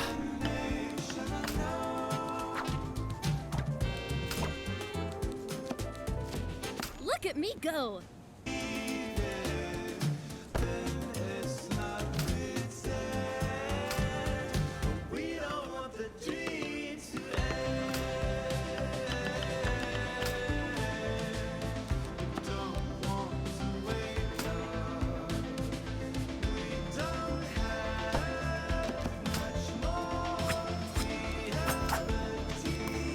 Ah, right, it was a hold.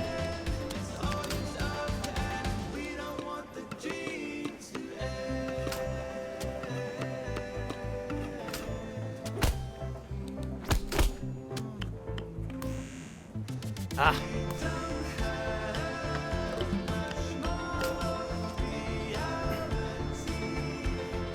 Hey.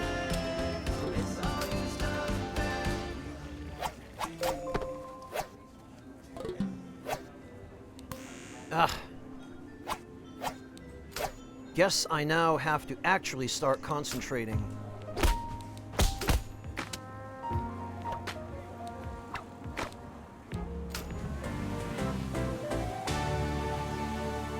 Could have been better.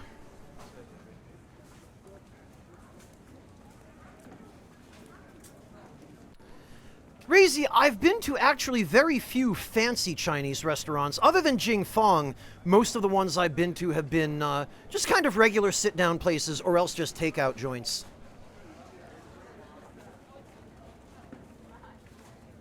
No, they're getting pretty serious, Clint.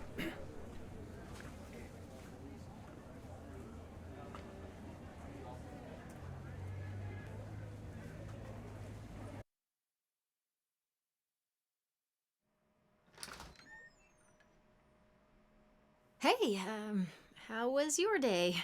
It was good. Somehow Romero found Romanesco broccoli and just gave it to me. Wait, is something going on? You seem off. Yeah. I called the landlord today about the crack.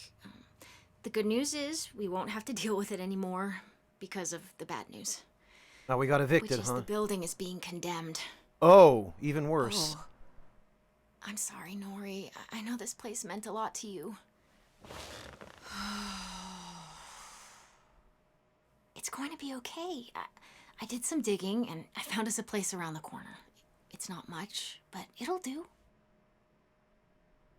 Are you okay? Let's get packing.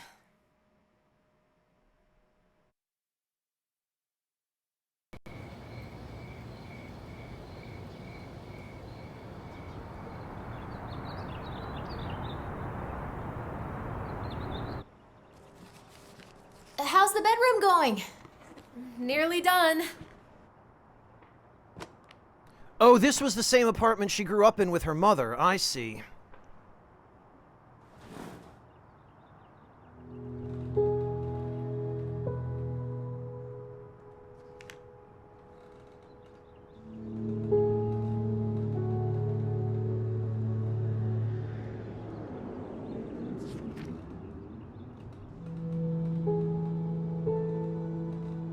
Ah. Bree! Bree! What? Cancel the new lease. We're not moving there. What are you talking about? have a better idea. Uh-oh. Is that a loaf of bread in the right going, I am super stale? Okay, look. This audio balance needs to be fixed. Wait a minute, Boston is military only? What is going on in this world?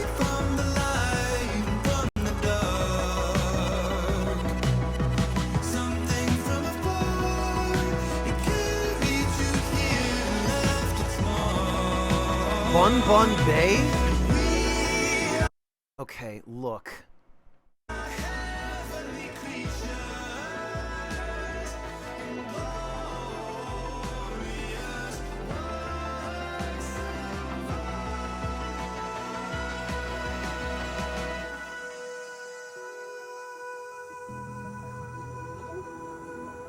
Oh, okay, we're going to Neo Tokyo, I guess.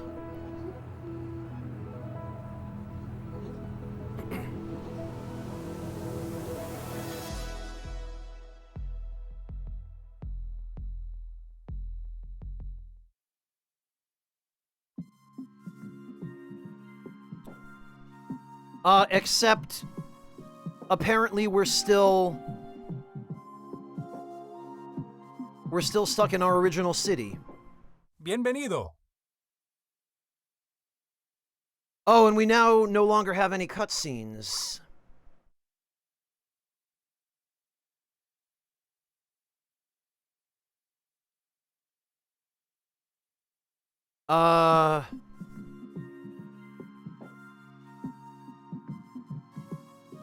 Oh, okay, you can back out. I see.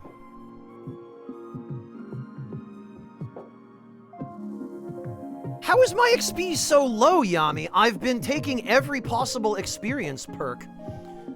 Escape the hustle and bustle and reconnect with nature. Organic farms, lively festivals, boutique markets await. Welcome to Helianthus, powered by green energy and boasting a thriving multicultural Oh yeah, this is definitely post-apocalyptic. It looks like governments actually figured out their shit with climate change in this universe.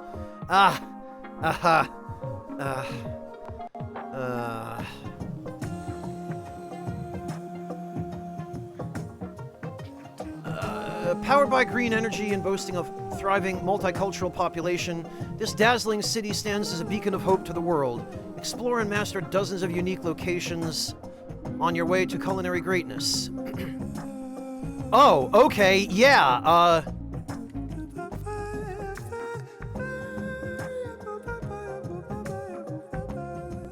I guess we can only go to Eclair Courtyard right now. What do you think? I know it's not your home. Ugh, goodness sake. Wait, what? It can be our home. Okay. Some wonkiness is going on with the cutscene volume here. It looks like whatever it was set to during the previous cutscene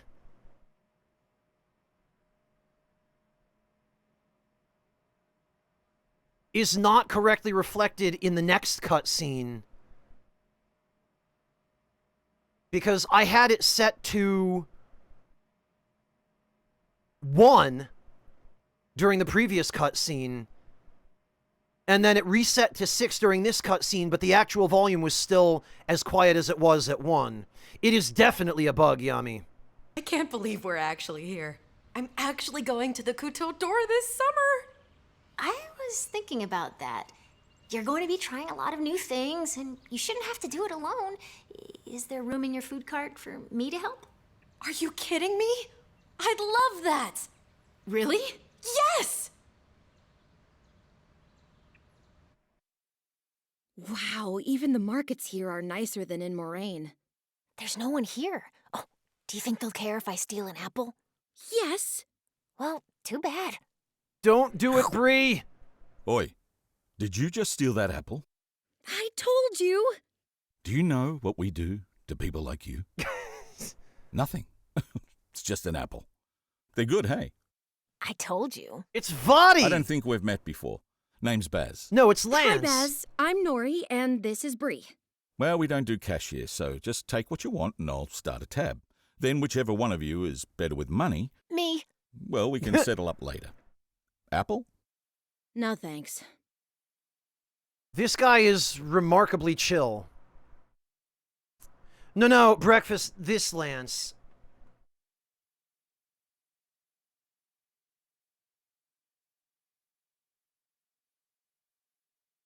This one here.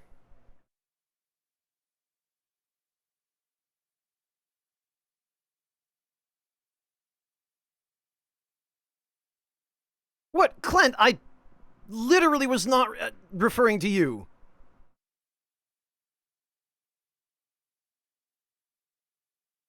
All right, what are we doing? Burgers, Cobb salad, poke, rice, mac and cheese. Oh, poutine. Okay.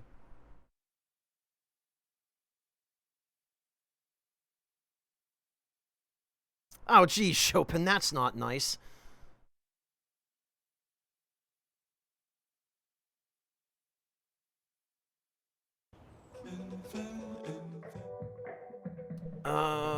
Okay. Not a lot.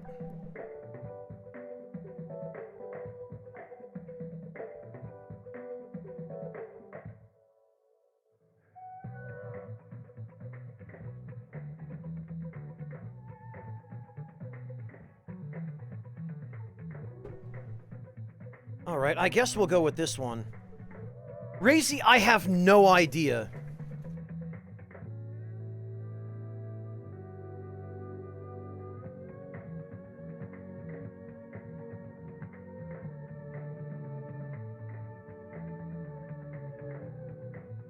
Yeah, exactly, Yami. We haven't really gotten a good explanation of what experience does.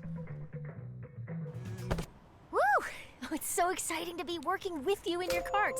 What do I need to know?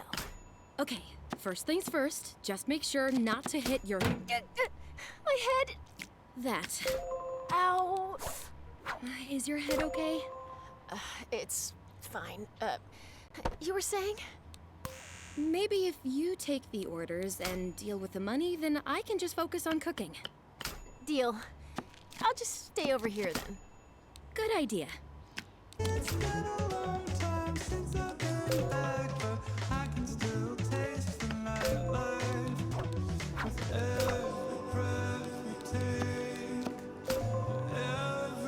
Okay, not bad so far.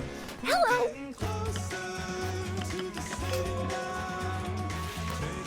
Ah.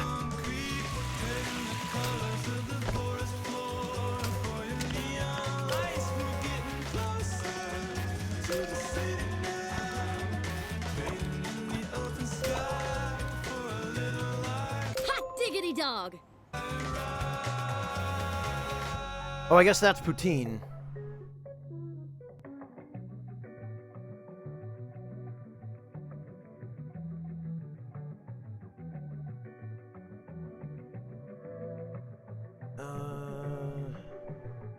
Maybe, Razy.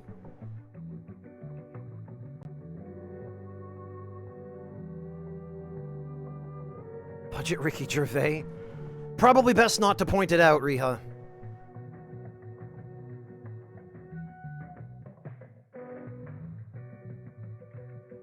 All right. Hi there.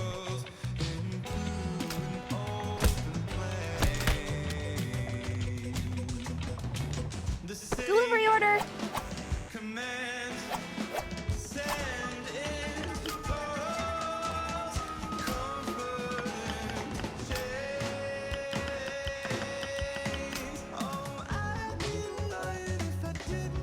Hey.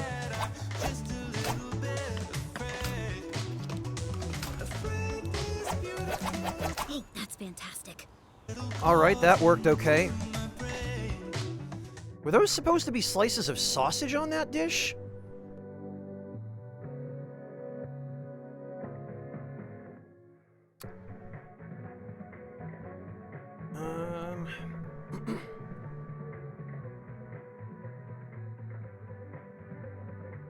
Hi!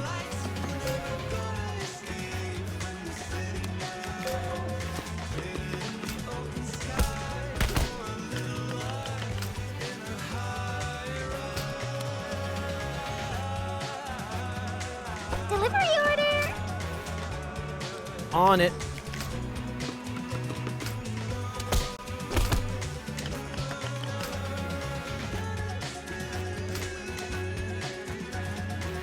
God, what are these robots?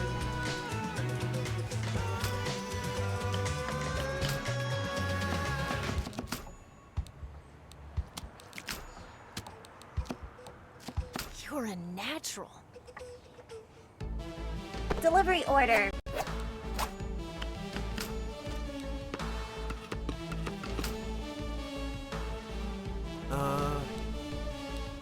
Yes! Yes! Yeah, Art Deco fetish is accurate.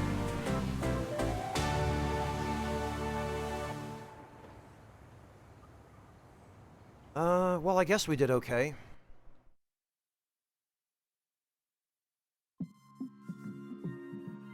Keep playing at a location, unlock harder and harder difficulties. Reach level 10 in a location to earn a location sticker, and keep completing days across the city to progress the story. Reach level 20 to earn the prestigious holographic sticker for experienced chefs only. Our beautiful apartment. Not only is it a convenient place to cook, but I know for a fact the people who live here have exceptional taste. That is just future Kowloon.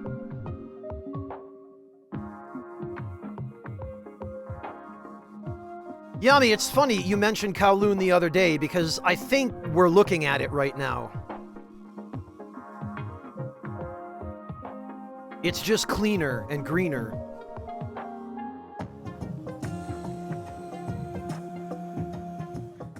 What's crack-a-lackin'? Oh, God. Thanks, Vadi. I'm just glad it wasn't Ryuji's voice actor going, "What's bonkin'?" Donut, burger, crispy taco, eggs Benedict, fettuccine, and hot dog. Okay.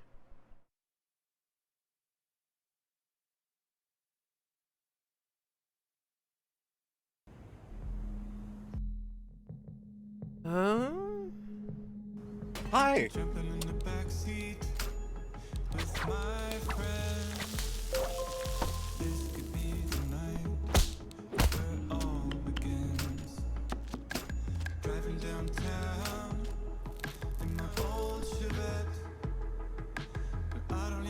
Hi there!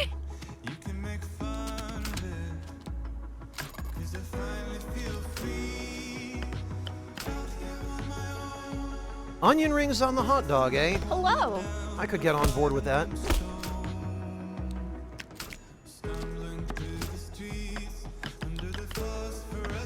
You're a natural. Thanks, Bree.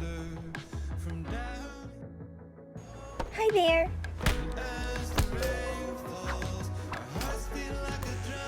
Ah.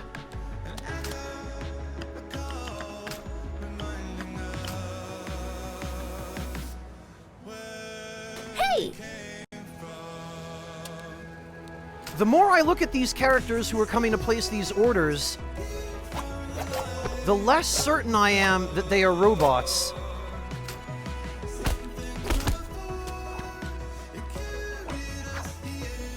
Perfect. Hi!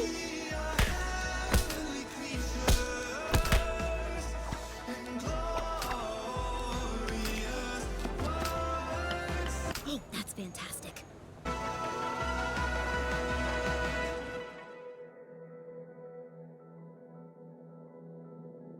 You put the hot dog through the onion rings. Well, if the onion rings are the right size for it, Riha.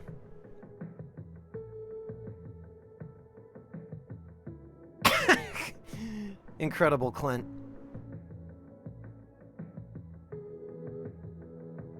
Well, it did, Razy, and we've definitely seen human customers, but it...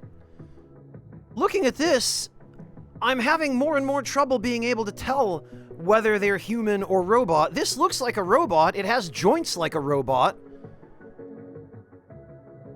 But... A pleasure.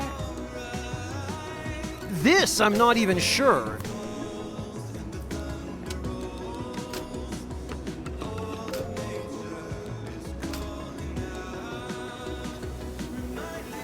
Yo!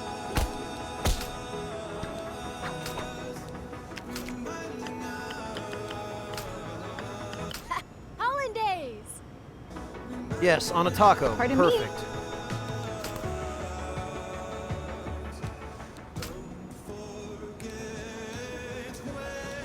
Woohoo! Delivery order!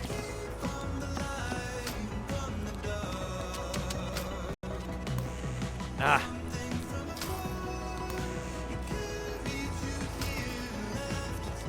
You're not bad at this whole cooking thing, huh? Yeah, I do all right. I wonder what the secret bonus is all about.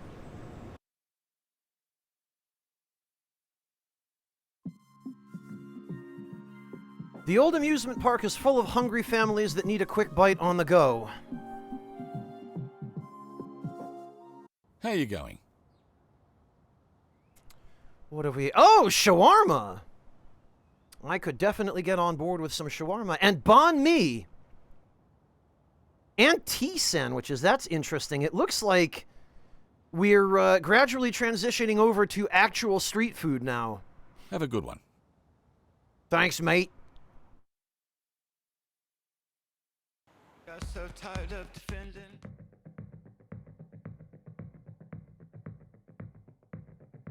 Vaguely, Riha.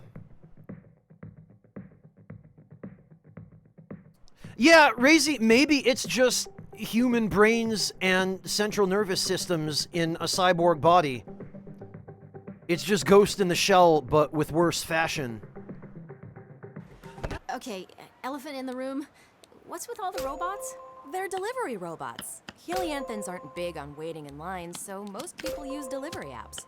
That robot just delivered food to a guy right over there. How lazy are these people? Hey, it works for us. Delivery bots make people comfortable ordering food at odd times. Weddings, funerals, you name it. The trick is being at the right place at the right time for people to notice us. They're going to Well, love there's this. our explanation. Hang on, though. I feel like maybe we should unpack that. It sounds like in this future...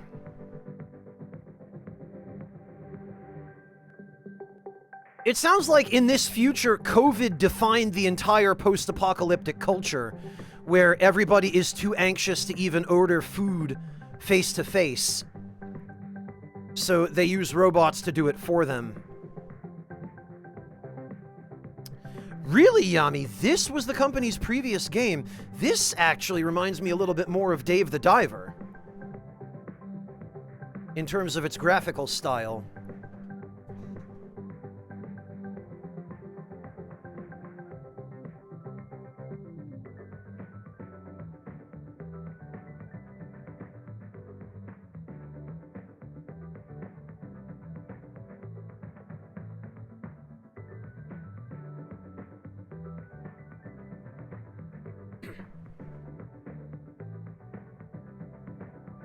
Fascinating, Yami. Thank you for the insight.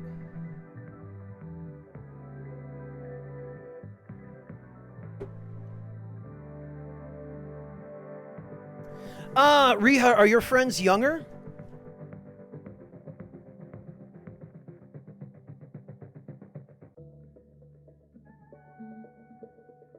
Diner Dash, but less cartoony. I don't think I've heard of Diner Dash, but I'm guessing it's a similar concept. Gotcha, Riha. Yeah, I mean, not by a lot, 2 to 4 years, yeah. I don't generally enjoy phone calls, but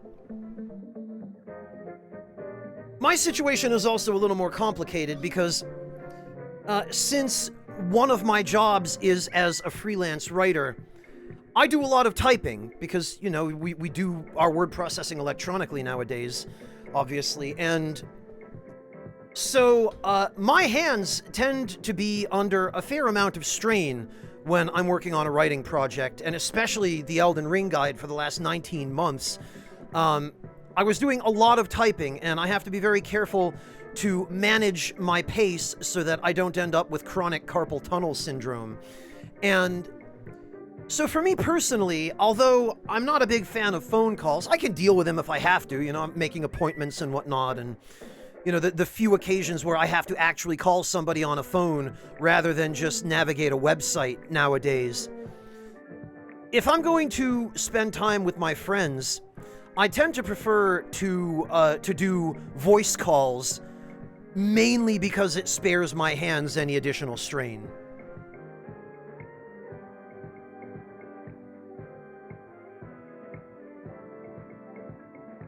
Yeah, exposure will definitely desensitize you a little bit, Riha.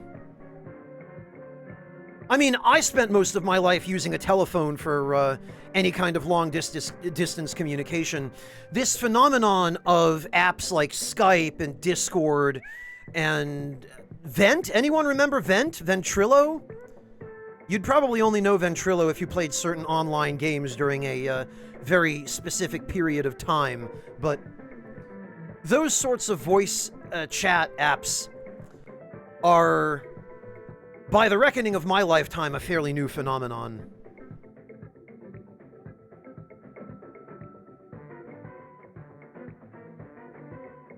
Yeah, Razy, and that's pretty much the crux of why services like Discord sprung up in the first place, because Discord expressly was a competitor to Ventrilo.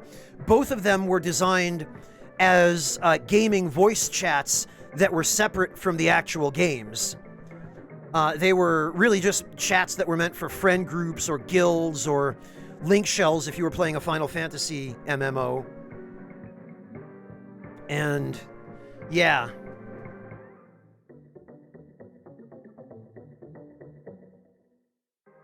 Well, that too, Riha. Yeah, Denim, I feel like Vent was only relevant for a very specific period of time.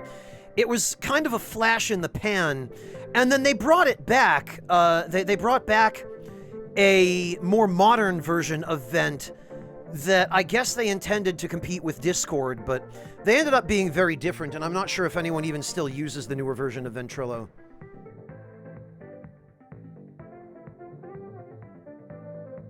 I tried it out back when Discord was brand new, and I wasn't sure which one of them was going to take off. And the new version of Vent was rather inconvenient to use. It had a lot of hoops that you had to jump through manually just to join a voice channel, and Discord definitely streamlined that.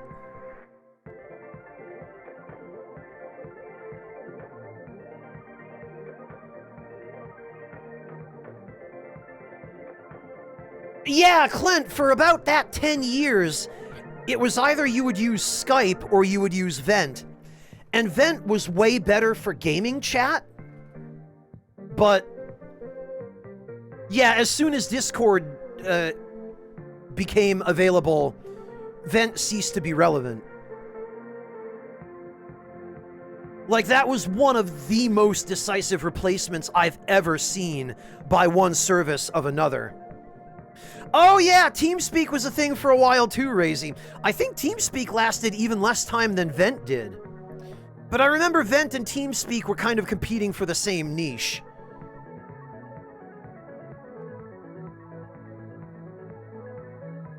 Well, yeah, Yami, if you were playing a LAN game together, yeah, you could.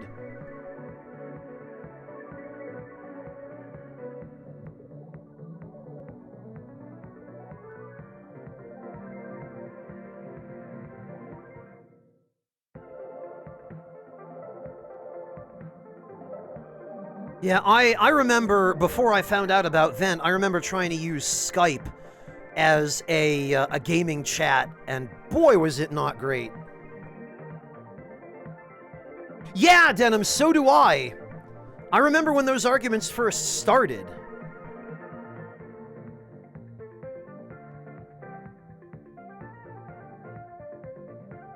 Razy, the places where I've lived have had very few, if any, internet cafes. The only internet cafe that I've ever actually been inside was in Japan, and that one was fairly nice. They had a whole bunch of like self-service, soft-serve ice cream machines and like orange juice dispensers. They had a food counter that was staffed during daytime hours, And it was relatively clean. But I've only seen exactly one in the United States.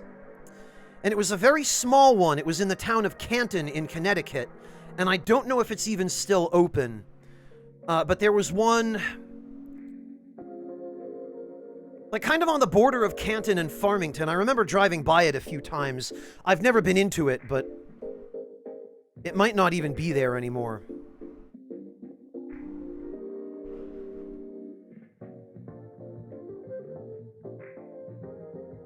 Yeah, Clint, exactly. Discord kind of swept all of those other services straight out the door.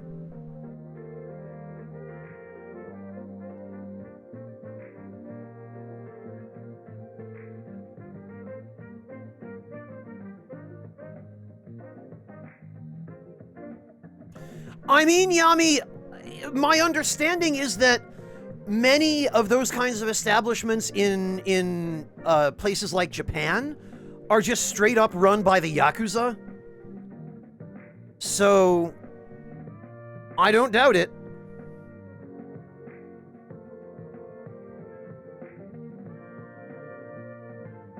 In Southeast Asia, it's a team deathmatch between your group of friends and a different gang that would play the games to each other, and fights were a possibility. Yeah, that's... I have a feeling that's probably the case in the West as well, Razy. Oh, okay, in New York, Yami. I see. Yeah, Denim's not even wrong.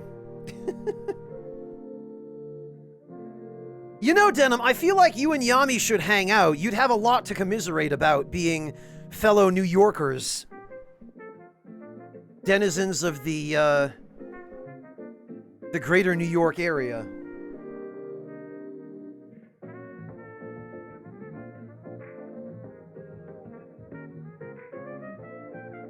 Just imagine, you could go out for pizza and complain together about everything that sucks about New York. Hey, Raining Robots, welcome. Good to see you. The last thing New Yorkers want to do is complain more about New York. Really, Yami? You could have fooled me based on the stuff I've heard most of the New Yorkers I know say. Thank you, Robots. It's good to be seen. Oh, okay, Afro. I see. Gotcha.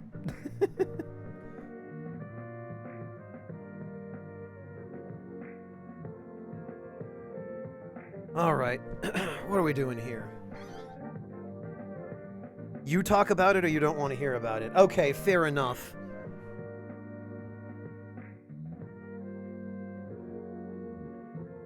Pardon me.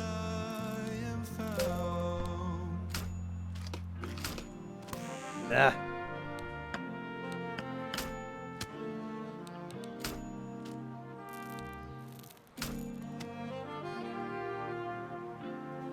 It looks like one of those was rye and the other one was wheat.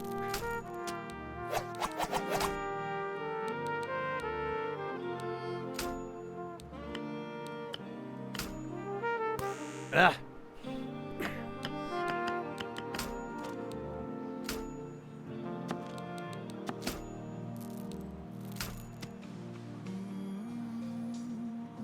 Hey. Whoops. Wow.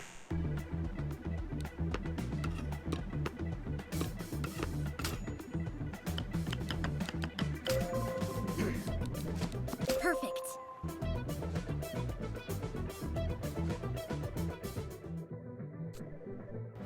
A pleasure.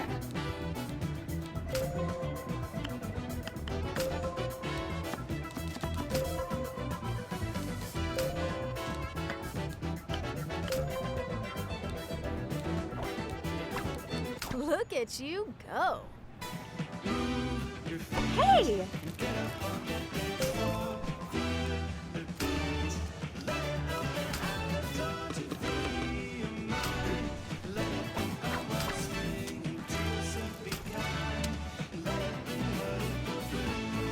Yeah, I have to say, the music is pretty catchy.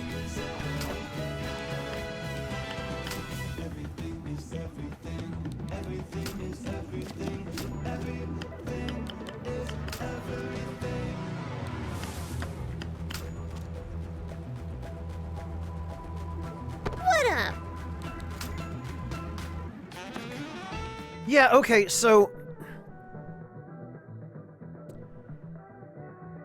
I can't tell if this person is a robot or what, because she has feet that look like an animal. But I don't see any joints or hinges that look robotic.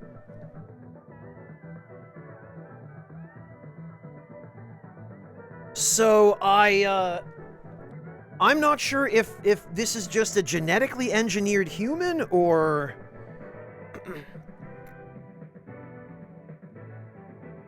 robot feet. Okay, it's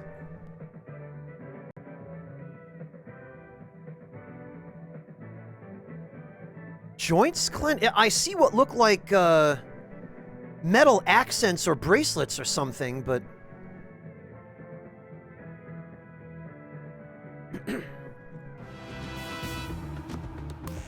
ah.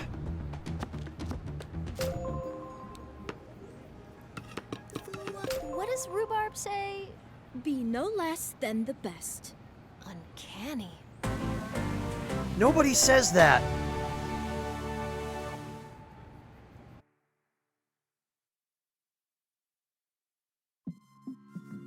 I guess so, Chopin.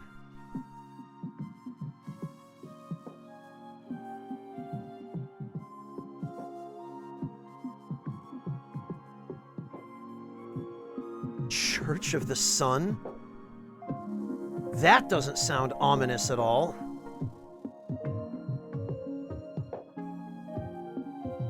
Shrine of Rhubarb?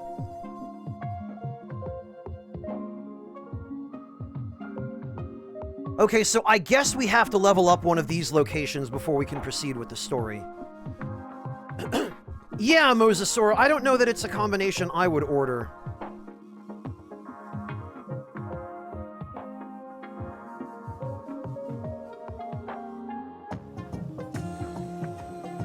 Cook for Gwyn, right.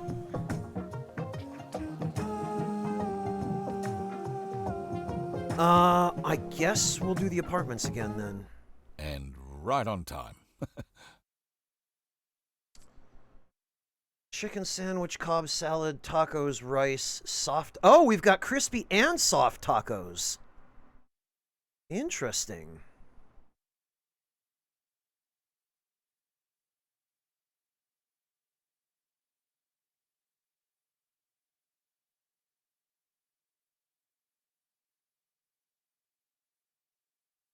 Yeah, I mean, it makes sense to want to cover the joints, Clint. Oh.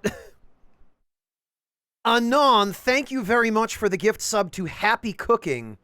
Or, perhaps I should say, Happy Cooking. I see somebody is a fan of Jacques Pepin. Very, very good on you, sir and or madam. And or other. Thank you.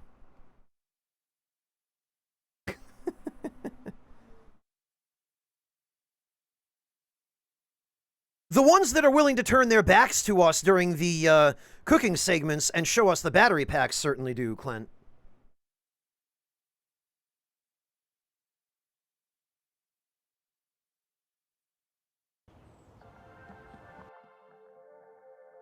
All right, what do we got? Twosies or taste tester?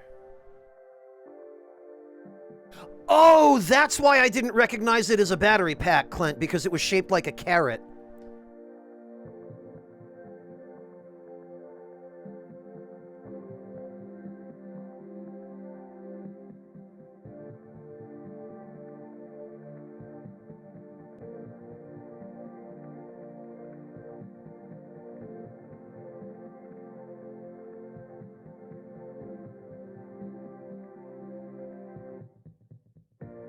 Yeah, I remember reading that somewhere too, Clint, that rabbits should be fed green vegetables rather than carrots. I think it was just Bugs Bunny that, yeah, exactly. It was a kind of an in-joke for people who were old enough to remember Humphrey Bogart.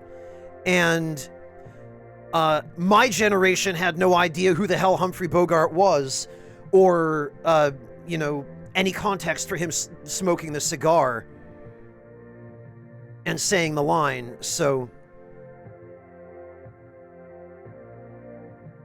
We grew up thinking that, oh yeah, rabbits must eat carrots, right? If it's on Looney Tunes, it must be true.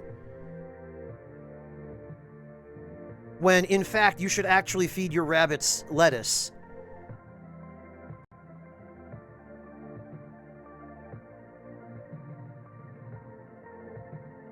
And broccoli.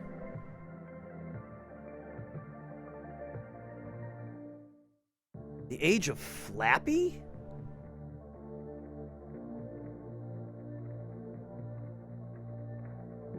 Was it Clark Gable who did that bit, Clint? I could swear I remember Humphrey Bogart always having a big fat stogie.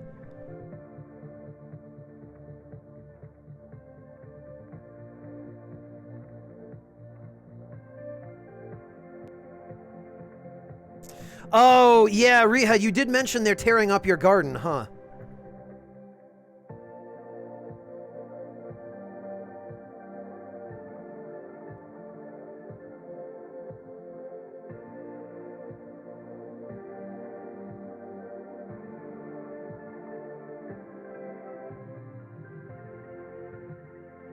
Oh, okay, Clint. I thought we were referencing something completely different.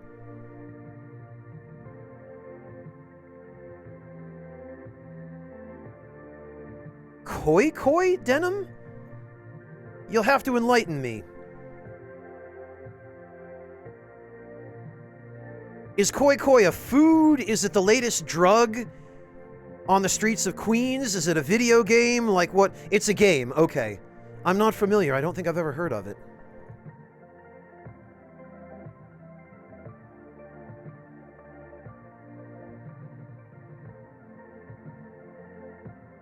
Japanese card game. Okay, gotcha.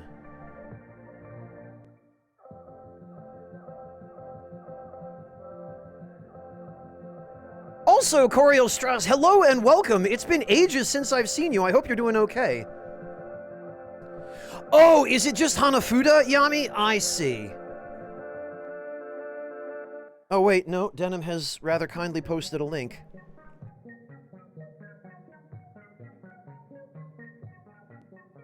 Ah, okay.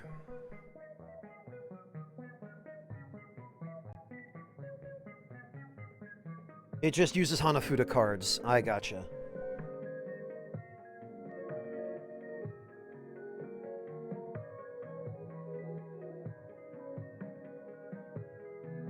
Glad to hear you're well, Strauss.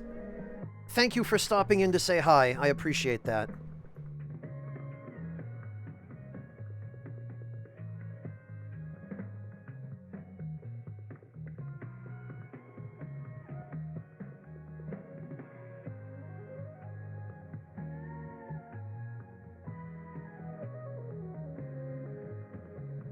Oh, of course it's a minigame in the Yakuza series.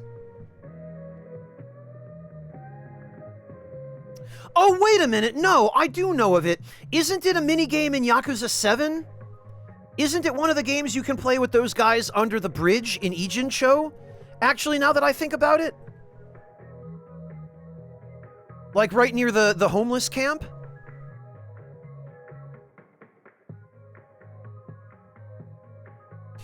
Okay, gotcha. Yeah, alright, then I was just having a senior moment. Again. Alright, I was gonna say... I thought I'd heard the name somewhere, but for some reason I'm drawing a blank. Oh, it was in others before Yakuza 7 as well, okay.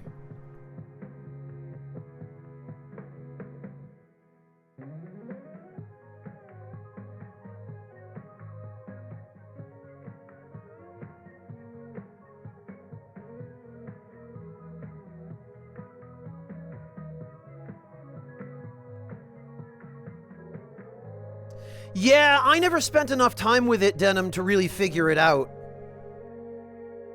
Never really penetrated its deeper mysteries.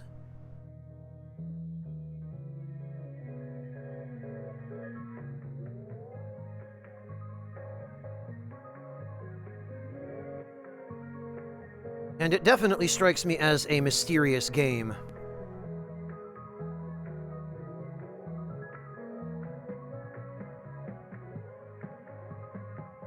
Mel Blanc was allergic to carrots? Really?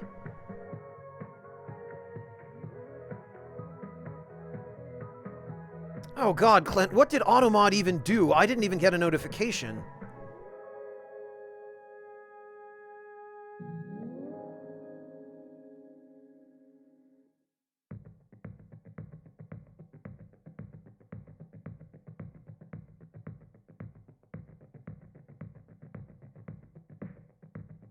It's annoyingly complex? Well, it's definitely complex, Denim. And I mean, I get, Oh, okay, Riha. Ah! Okay, so typical Automod then, Clint. Gotcha.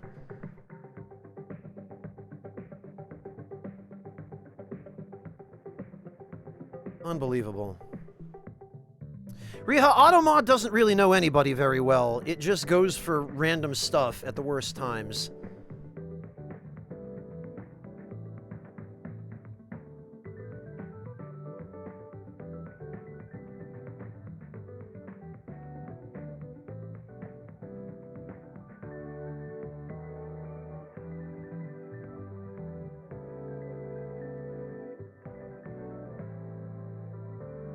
Well, alright.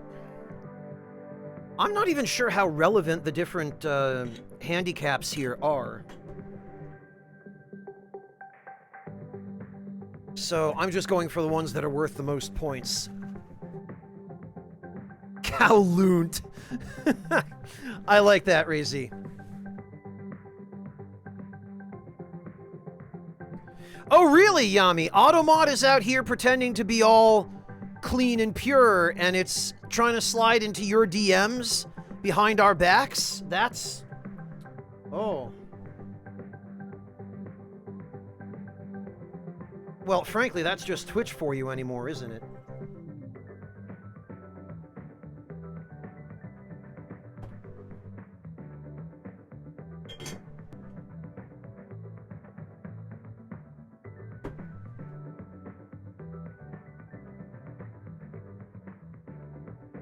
Okay.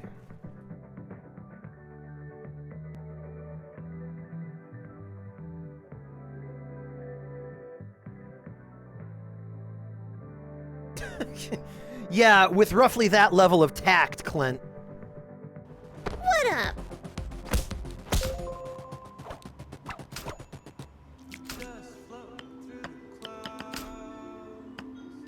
Superlative. Wow. Delivery order? Where's Monotone when you need him? To appreciate a bad pun. I was about to say a good pun, but it wasn't.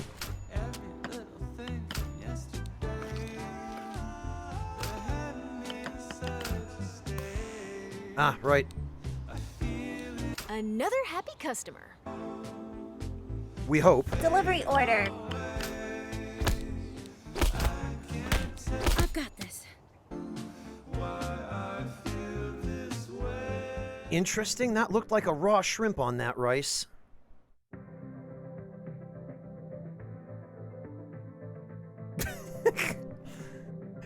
You know, Clint, I never really sat down and imagined how Automod would sound if it tried to slide into somebody's DMs, but I think you've got pretty close there. Yeah, Denim, my suspicion is whoever balanced the audio for this game probably came from a video editing background. Or a background where they had an instinctive inclination to apply audio ducking without actually thinking about how immersion breaking that would be. Audio ducking is typically a technique that you would use in video editing when you're, for example, I don't know, when you're editing a video where the music is kind of front and center, but you want your voice to be audible over it at specific points. In a video game, or, I mean, even if you're streaming video games, the way that I balance audio for a stream, the levels of the music and the game should be consistent. They should be about 33% lower than my voice audio, so that I can be heard over the game, but they should be consistent. They shouldn't just bounce around. So yeah, the audio ducking is a really weird choice.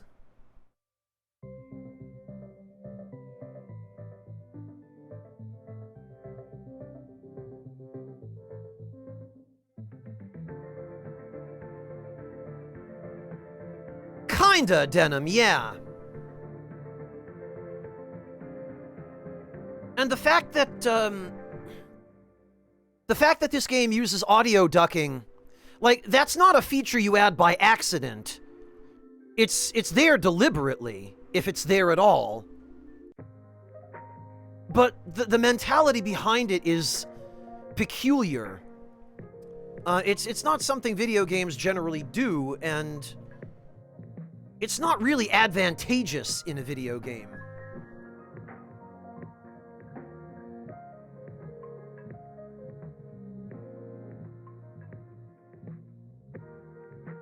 Like, in a video game, if you need a character's voice to be heard, and if the music is an impediment to that, then you just balance the music a little bit lower.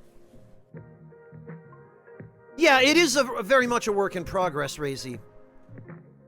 I just feel like that's the kind of really niche thing that probably not too many people will report. Hello!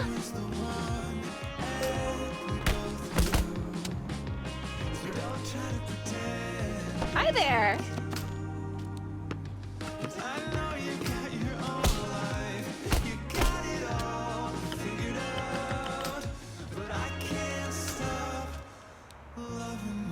I'm so hungry.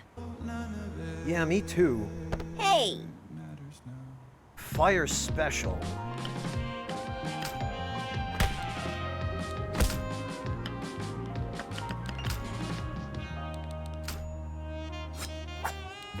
Another happy customer.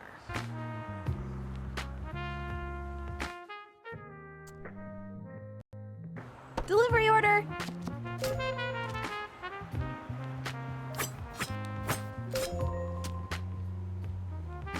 Corn on the cob? Ah.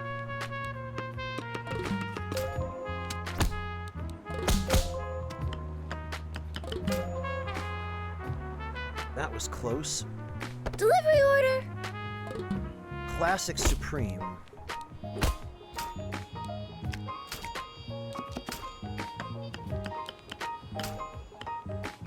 Enjoy.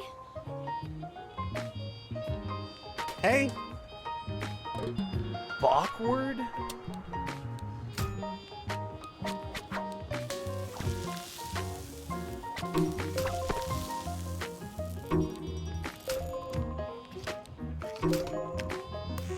Ah.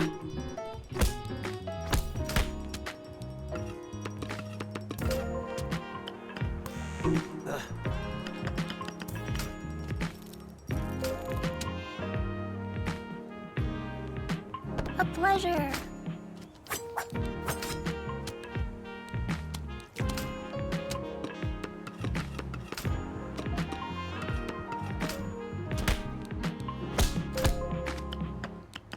I think I'm getting the hang of this. You think? A little bit rough this time.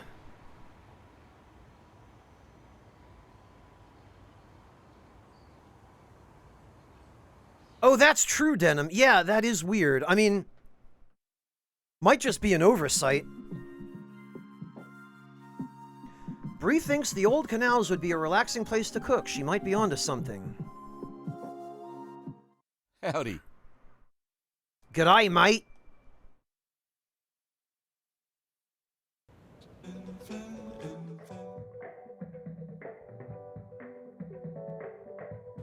Hi!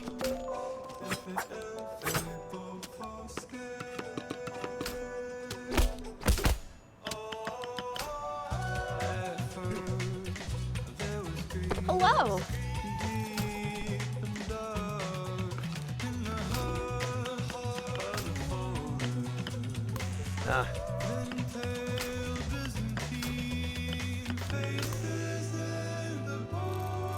Oh, Stuffed Delivery shrooms. order. Garden Delight. I guess that's a variation of the dish.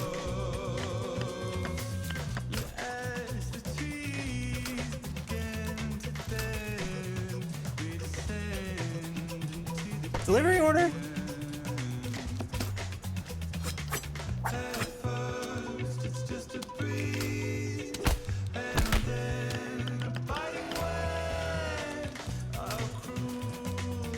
Delicious. Oh, that's just the end of the shift. Okay. Hi there. Oh, that was easy. All right. A pleasure.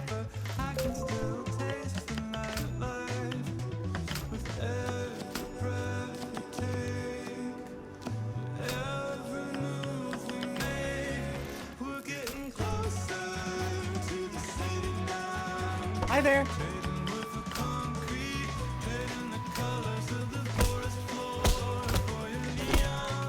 Bada bing, bada boom. Yeah, the more I consciously think about the music ducking out for only the main character's comments, the more jarring it seems.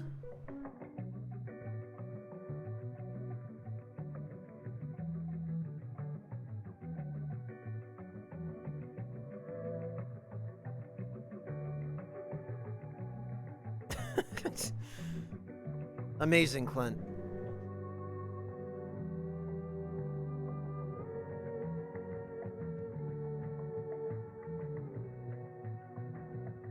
The not tag appears more often. I guess I can deal with that.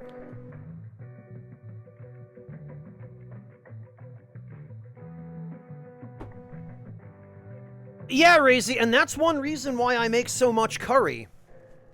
Because one pot of curry, you can stretch out, well, I mean, a pot of curry the size I usually make, you can stretch out for 10 days worth of meals eating just curry, as long as you make enough rice to go with it.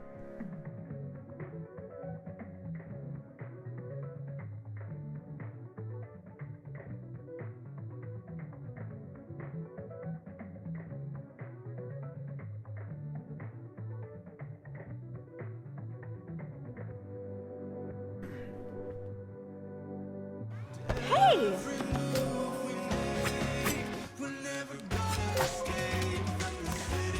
Yep.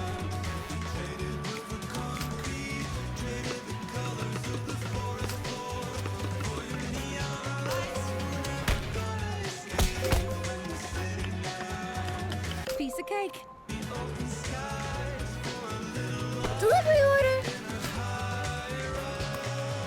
Ah.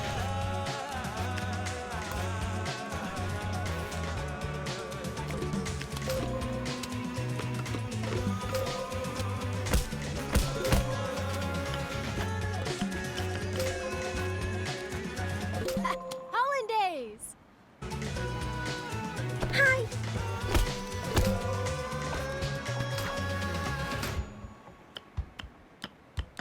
Yes! Yes!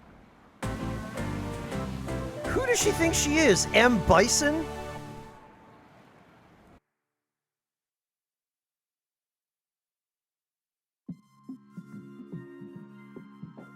Oh, we made it to level 3 there.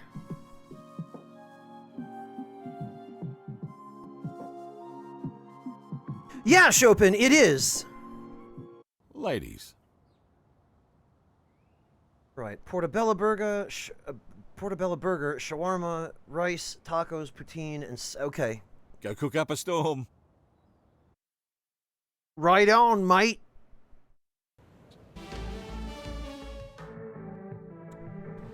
Hey, What do did you you see think the... Sorry. You're right. What do Did you you see think the... again? This is just embarrassing. You go. I said, did you see the bird? Which bird? Well, it's gone now. What were you gonna say? I don't remember. This is such a disaster. Piece of cake. Hi there.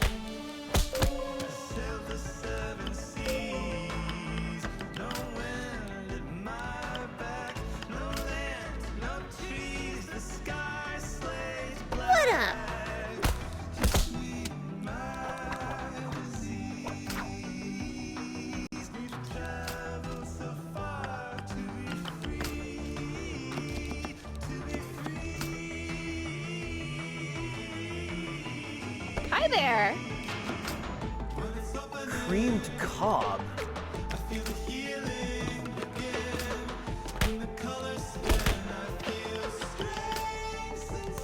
Ah. Oh, that smells amazing. I just wish we had a little more time to stop and examine what's in these dishes, because I'm having to focus my eyes solely on the button prompts. I can't go back and forth between the prompts and anything else.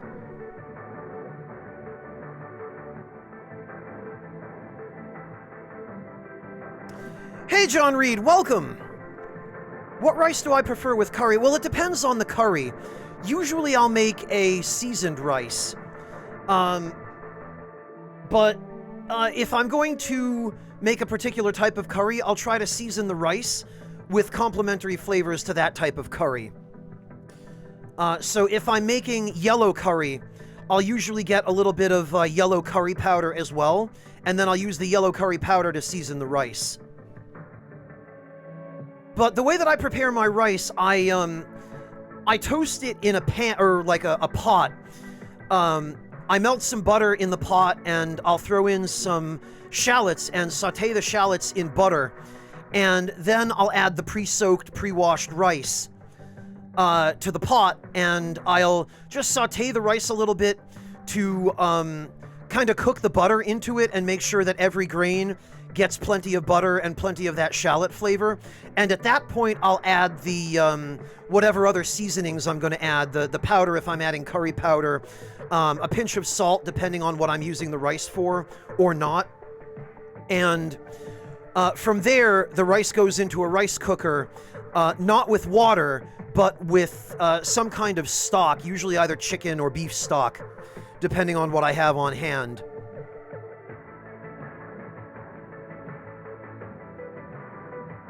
Typically, I'll use either white rice or jasmine rice. Partly, it depends what's on sale. But seasoning the rice, flavoring the rice for a curry is very important.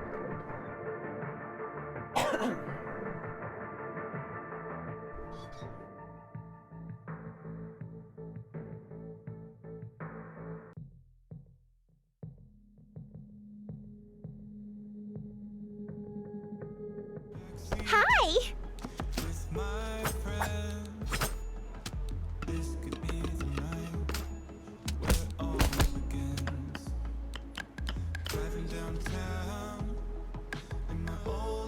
Hello.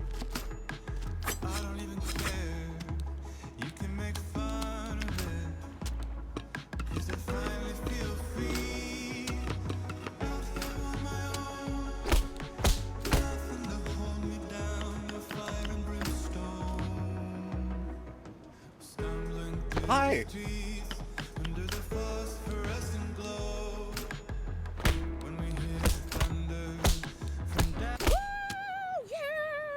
Now that is a lot of meat on that rice. I approve.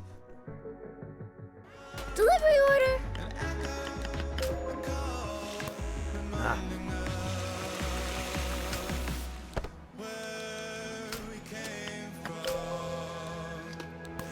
Ah. Ah. Oh, this is going so well. No, it's not.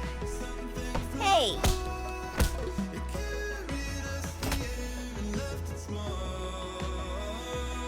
Hello!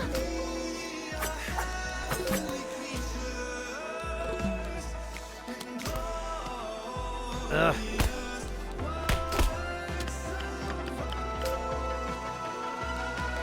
Precise button presses are definitely important here. And that is how you do it.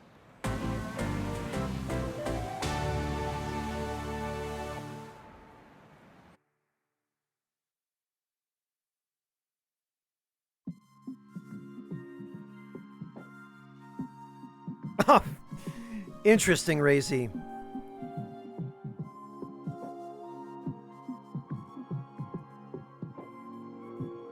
Ah, good, John Reed. I'm glad. Yeah, Cooking the rice in a pot without a rice cooker is probably the most difficult part of making curry. Getting the rice the right consistency and the right level of moisture is definitely the tricky bit. Using stock instead of water just gives the rice more flavor, and I tend to find, even though you're going to be putting curry on top of the rice when you serve the dish, adding flavor to the rice just makes the dish better. G'day. You use a pressure cooker. I mean, that's more or less what a rice cooker does. So, it's valid, Riha.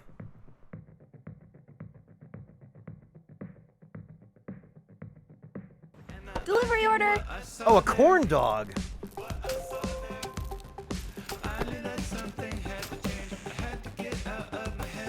Ah.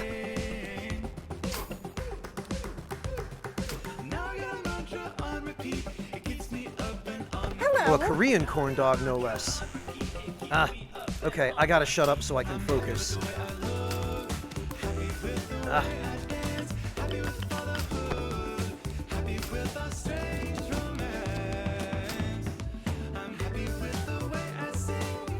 Hi.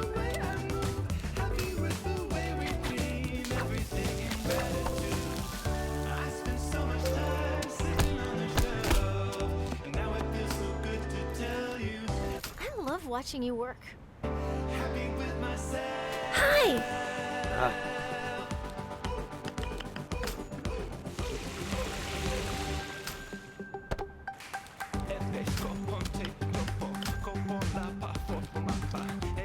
How you like them apples? That's poutine, girl. Upgrade 4 random ingredients. Okay. A pleasure.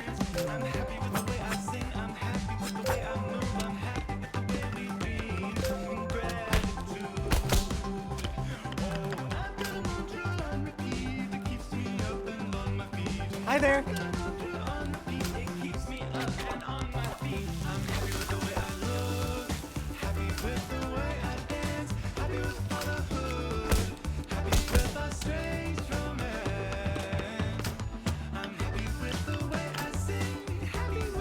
Good job, Nori. Yay! Hi.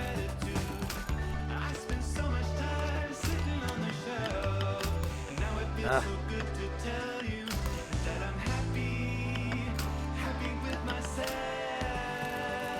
Today is a good day. Except for my combo streak.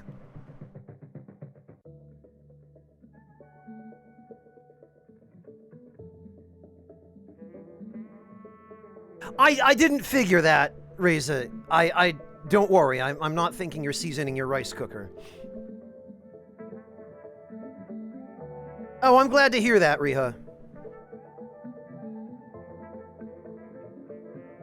Yeah, John Reed, a few years ago, I finally caved in and got myself a Zojirushi rice cooker, one of the really nice ones that are computer controlled. It's one of the best investments I ever made. It was very expensive and I had to save up for it, but I make a lot of rice. I use it quite often in my cooking, and it has just simplified the process of preparing rice so much. It has made it so much easier and so much more consistent, and I can set it and forget it and go do something else until it's done, instead of having to stick around in the kitchen and wait and manage everything by hand. Hey! Like, it's already paid for itself just in the amount of time it saved me.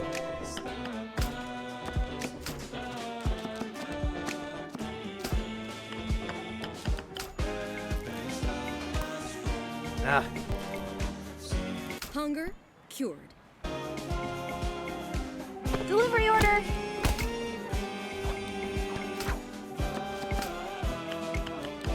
Can't stop, won't stop. Hi there.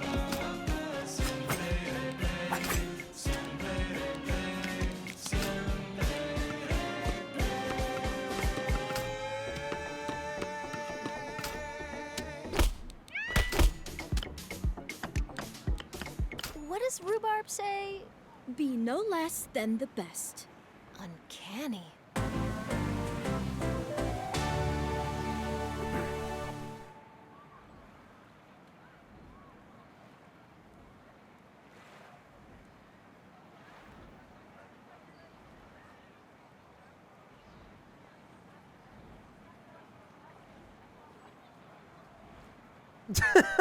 Where the hell did you find that description of fried rice, Yami?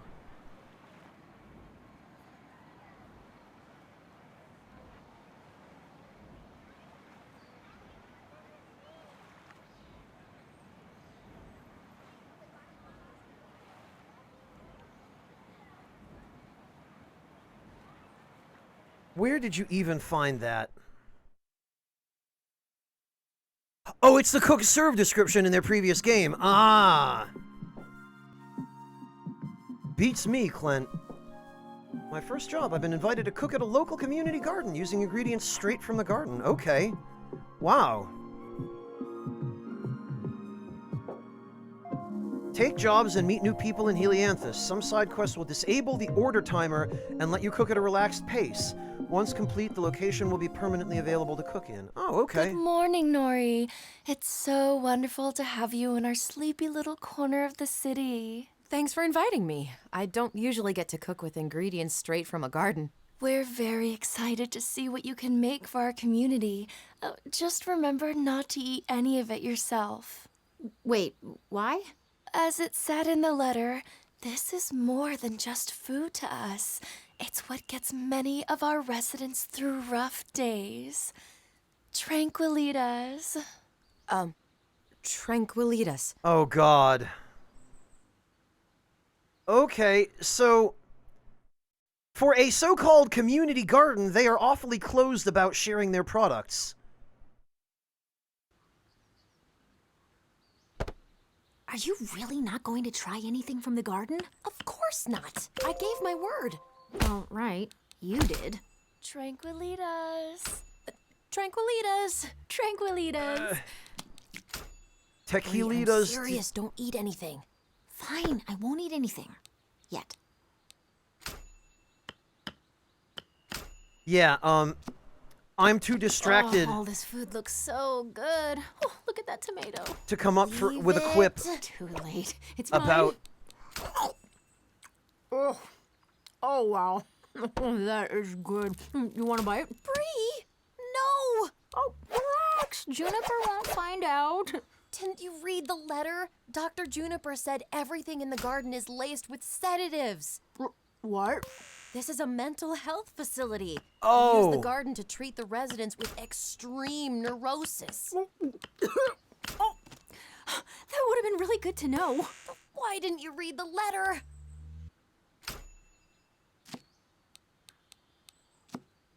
Okay, that was not what I thought it was. Feeling all right? Yeah, I'm great. Why? You keep touching your face in that weird way. Oh, I didn't realize. Maybe you should let me handle the dinner shift. Oh, relax. Oh, you're so stressed all the time. Life's good. Just be good with life. I definitely don't trust you near the appliances. Like, don't even worry about the coup de door. Don't even try. Just, like, have fun with it. I want to feel your face. Ow, Bree, stop! Not now. Later. Okay, that was... Thank you so much for coming today. I could tell the residents appreciated it. Of course! It was my pleasure. I get it now. Residents. Is she all right? She's falling asleep while standing. I'm sorry to say she ate one of your tomatoes. Is she going to be okay? Yes, she'll be fine. A good night's sleep should set her straight. But unfortunately, there's no cure for refusing to follow instructions. Right. Well, I'd better get her home. Tranquilitas! Yes, tranquilitas. That was horrifying? So, Yami, what you missed was us receiving the explanation that this community garden is actually the community garden at an inpatient facility for people with severe neurosis. And apparently all of the vegetables there are treated with tranquilizers. And we were warned in the letter not to eat any. So we were literally just serving up meals filled with sedatives. Like, it was a hell of a bait and switch. I thought for sure that we were cooking for a hippie commune or something. But no, there was actually a much darker undercurrent.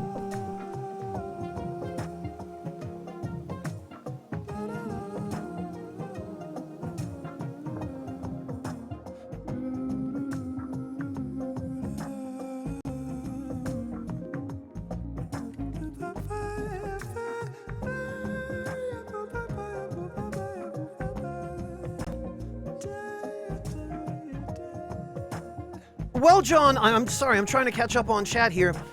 If you aren't regularly reheating leftovers, then I suppose you wouldn't have much use for a microwave.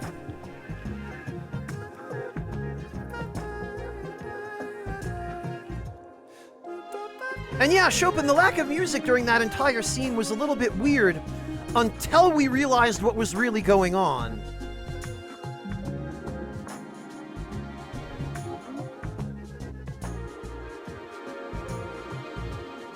Fair, Clint. Yeah, if only we had Majima to help us cook.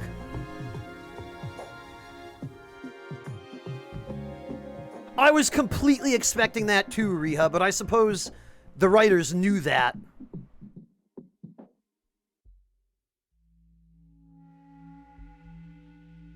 Yami, are you telling me you recommended this game to me without playing more than half an hour into it? I can't believe I let you fleece me into this. In all seriousness, I can't completely blame you, Yami. I probably would have tried it anyway since I was given a code for it. I've gone through many trials, but I won't let it weigh me down. Yeah, Riha, I remember not having a working microwave intermittently. And that sucked.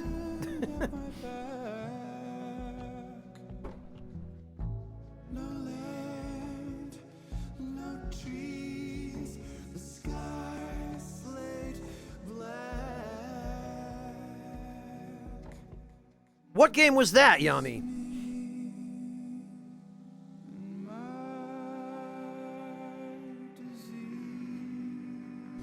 Also, now I'm tempted to go back and cook at the inpatient facility again. Hey, Nori. I know this isn't my place, but give yourself a break. Once in a while, yeah? Thank you. She doesn't even realize how tired she is. What are you talking about? I'm fine. I can literally see sleep forming in your eyes. Well, that's ironic. Why don't you have another trank tomato while you're at it, Bree? Hey, Systemi, welcome.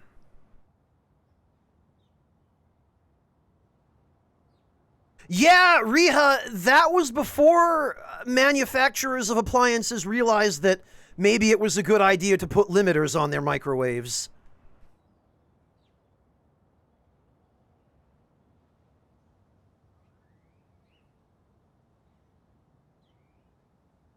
Yami, Pat wasn't the only one pushing me to play those games. Pat just happened to be the only one who gave me any actually helpful information on them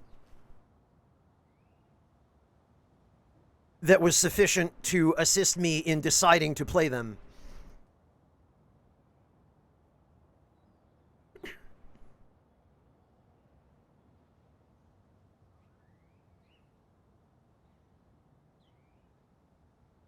All right, it looks like there's nothing new on our menu today.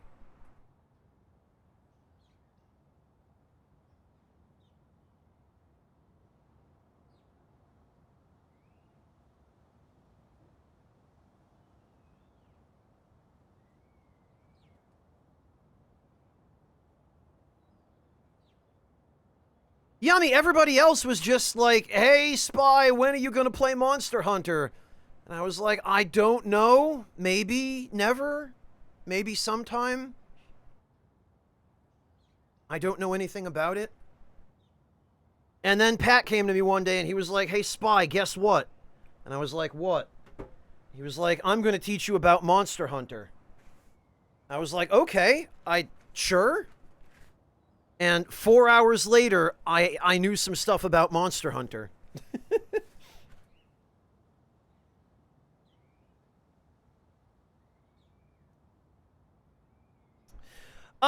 Razy, I finished Monster Hunter World, and that's the only Monster Hunter game I've played so far.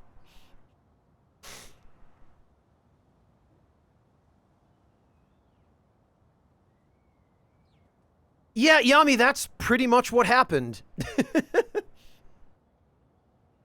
Systemi, I don't have any other Monster Hunter games to compare it to, at least in terms of my own experience, but World was definitely a good entry point. It was definitely a good game to learn the basics of Monster Hunter.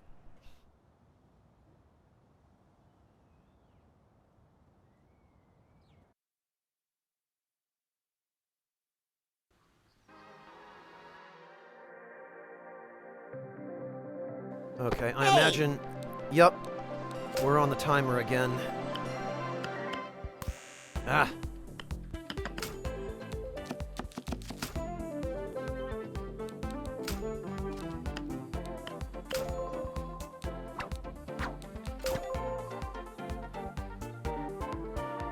Pardon me.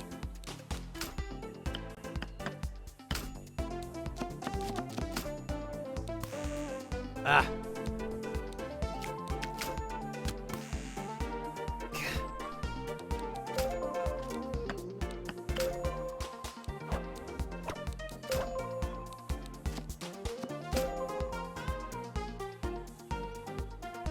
Delivery order?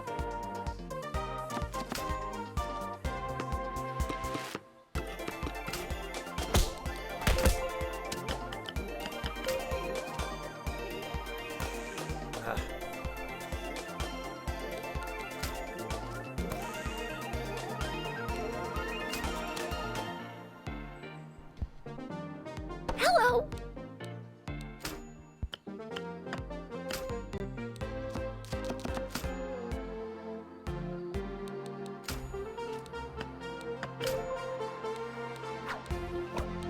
Yes! Phew, that was close. Hi there! Ah. Hello!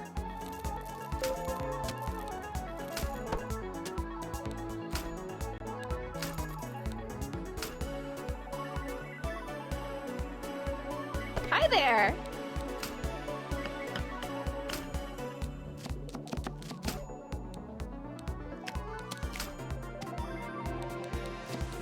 Keep at it. Hi there.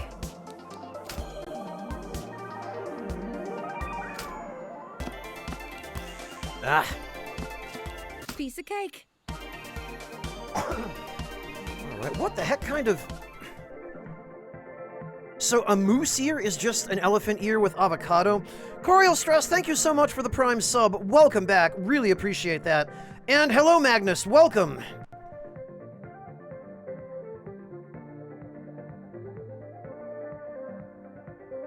Yeah, so are most people I know, Magnus. I'm the only person I know who got into Monster Hunter as late as World. You were, Yami. Yes. Hey!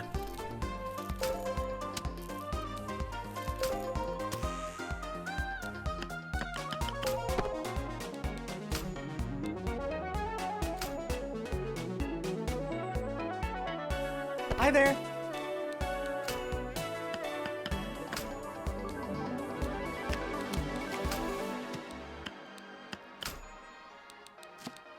Now there's the Nori I know.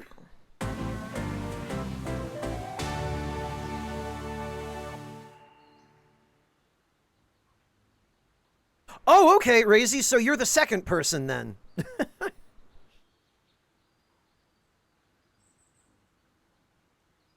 No, Clint, nobody did.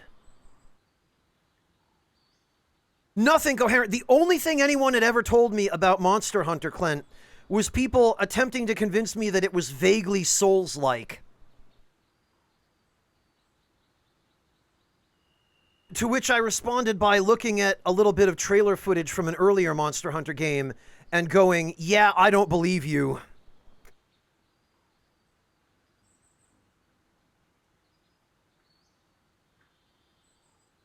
Yeah, Magnus, that was their pitch, because I started off as a Souls content creator, and the people who wanted me to play Monster Hunter tried to tell me, oh yeah, no, it's just like Souls, you'll love it.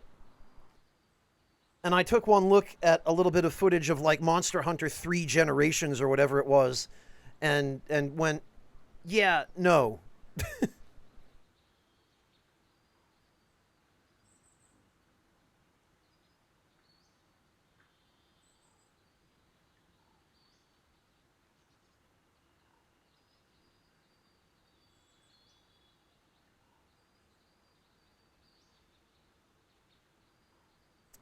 Ah, interesting, Chopin.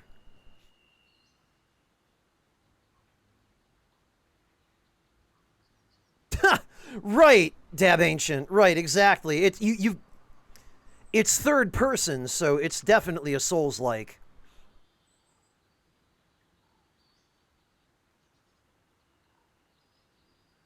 You might have, Yami, but that's the most anyone ever told me about it, in earnest.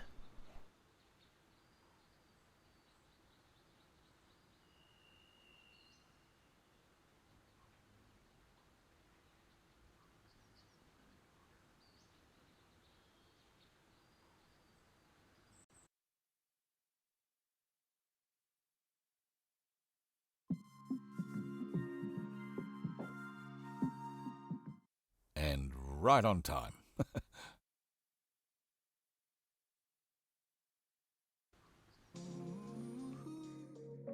Well, Clint, I eventually realized that firsthand when I actually played it. Taught me everything about this world. You held my heart in your hand and watched it unfurl. You filled my mind with wondrous things and taught me how to dream. Taught me how to read not just the lines, but everything in between. And I never knew how much you left behind. A pleasure.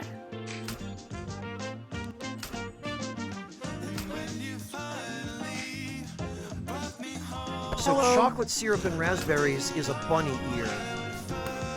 Ah. Yeah.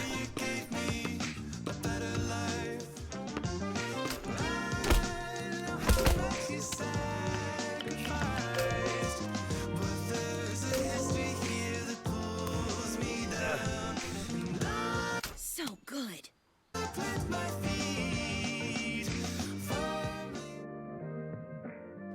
Hi there.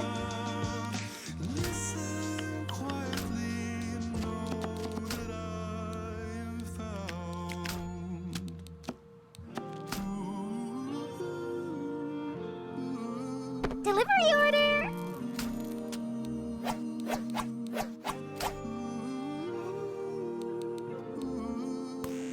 Ugh.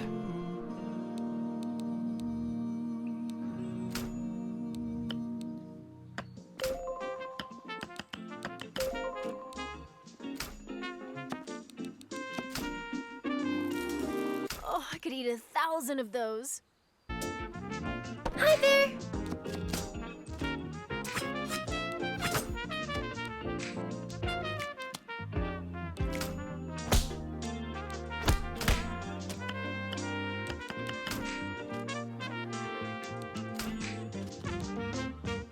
Look at you go.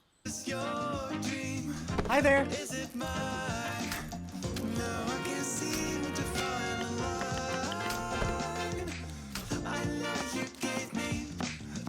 They're going to love this. All right, I think I'm gradually getting the hang of it.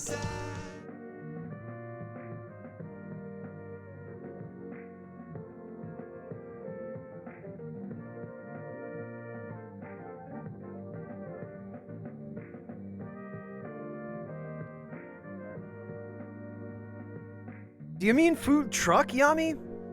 Delivery order!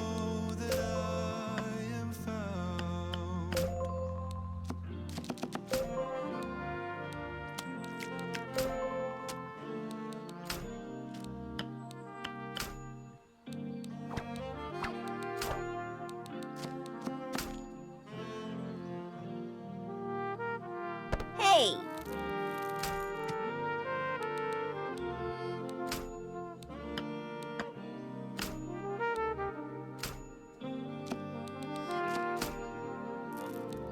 Do you ever get tired of being this good? It is a heavy burden I must carry. Gotcha, Yami.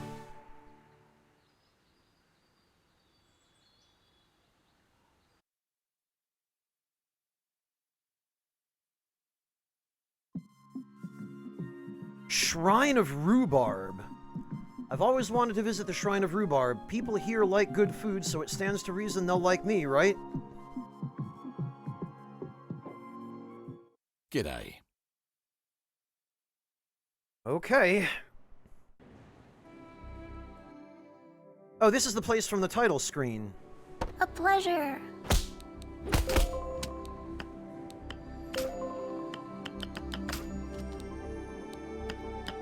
Every culture has a rich culinary history that we absolutely must explore.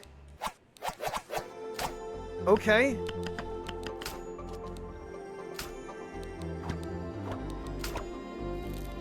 Oh, you are absolutely wonderful, darlings. Why are we being praised by a hologram?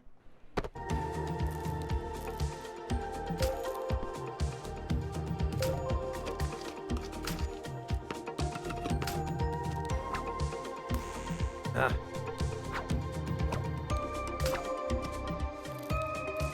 We cannot sit idly by while our brothers and sisters starve.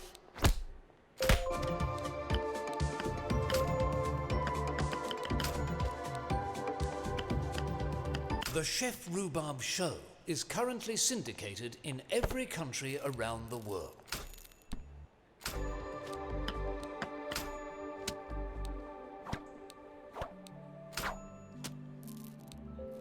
Be no less than the best.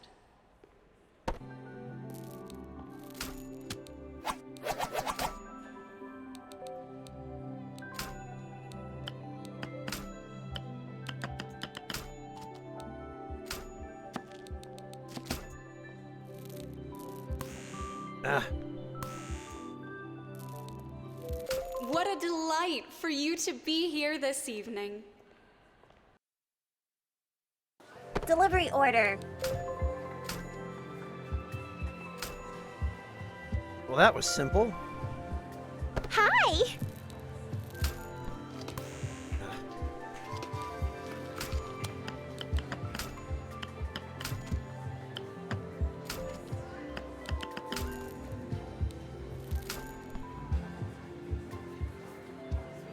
Hi there.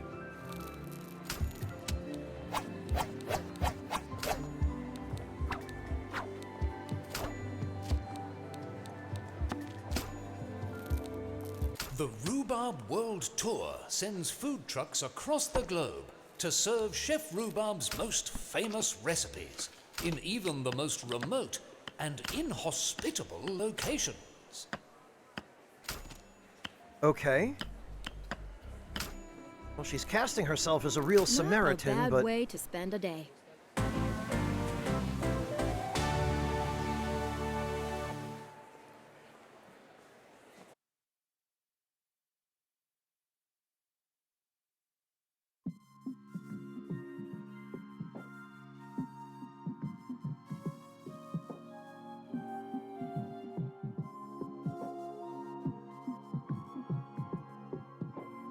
Dear God, Clint. Too real.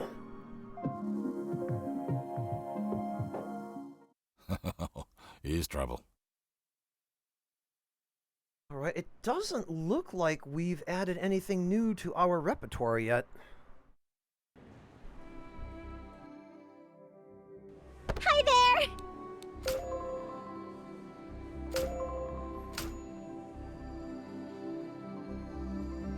Delivery order?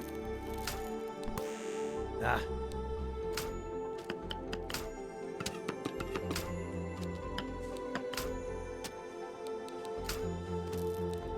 The Chef Rhubarb Show is currently syndicated in every country around Wow, it even got cut off. the world.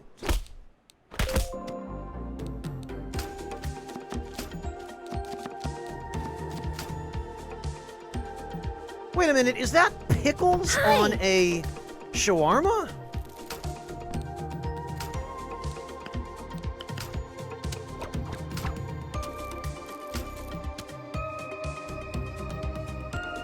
Hey!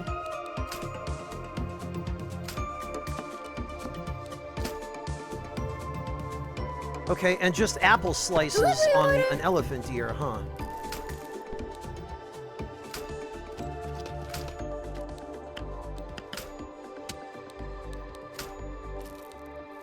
My darlings, you all have such impeccable taste.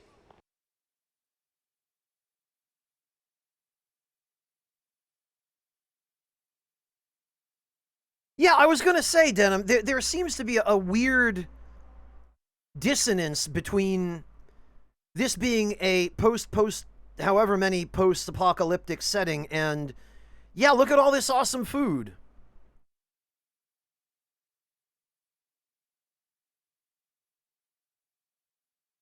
Perfect, Razy.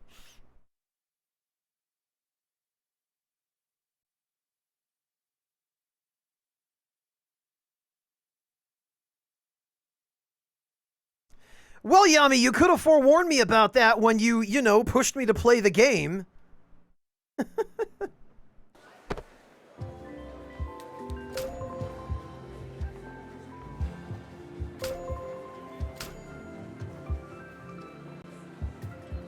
Hi there. Ah.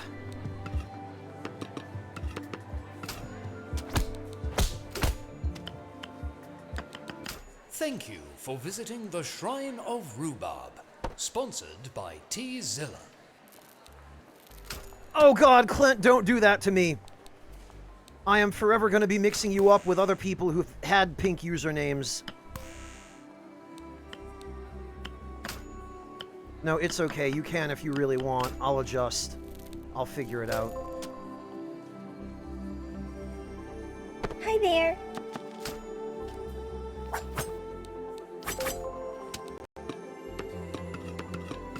No, it's okay, Clint. I don't... I'll be alright. I'll manage. Wow, you really pulled through. Was there ever any doubt?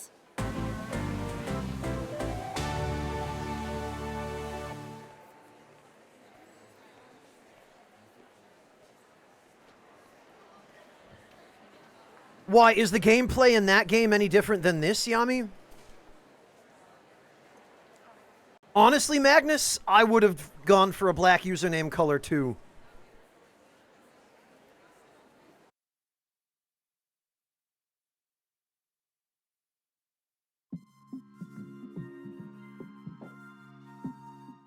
G'day.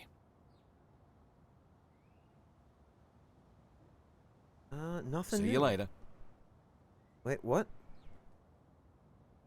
Oh. Oh, that's an unskippable, or a cutscene, rather. I guess not unskippable, but... Did you hear about the bad smell coming from the sausage factory? What? No.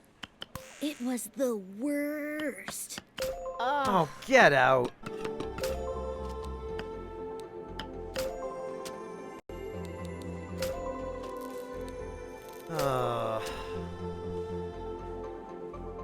Why? Excuse me?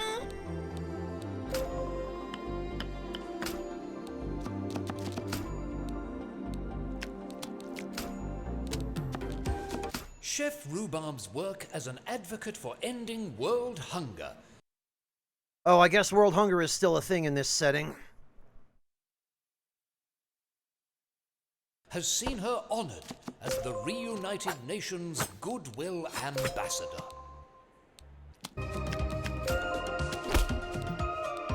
This Chef Rhubarb is basically president of the world from the sounds of it.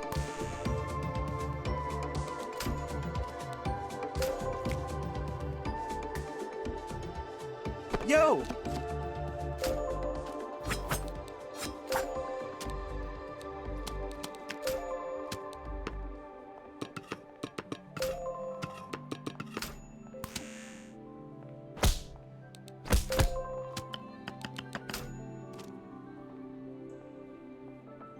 What up?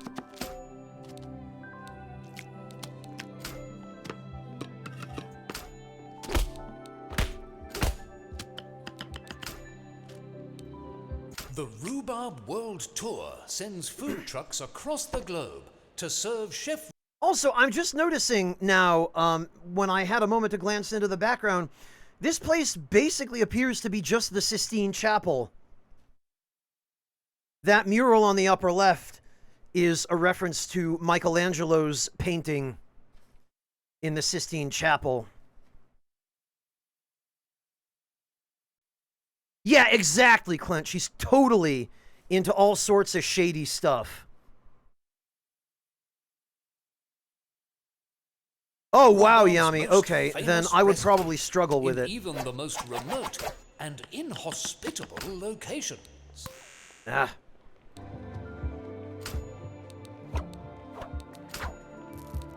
This recipe is incredibly difficult to most chefs, so naturally it's nothing I can't handle. Man, what a narcissist.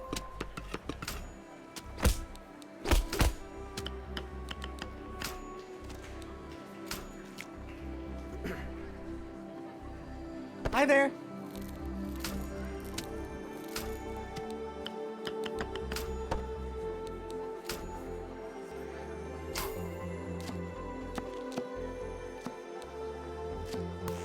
Ah.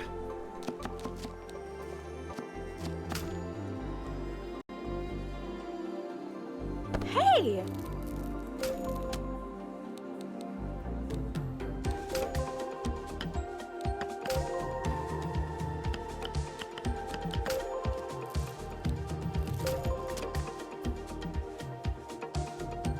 Hi there.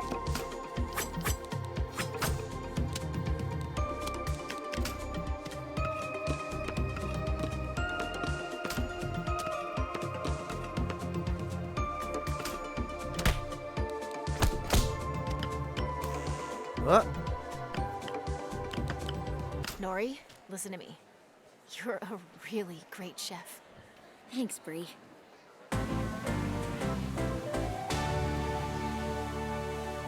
Yeah, love that, Razy. Oh, damn it, Razy, you changed your username color again.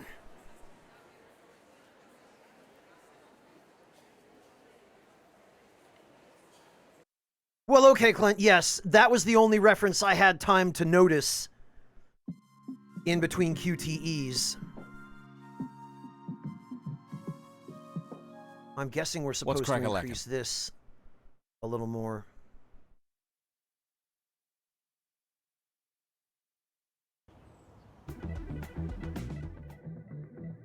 Hi there.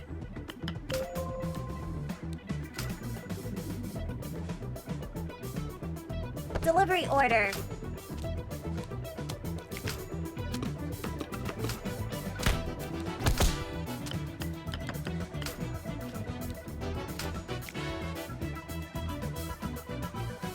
A pleasure.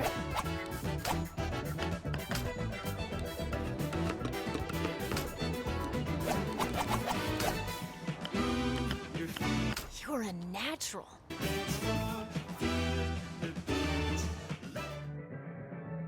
Hey!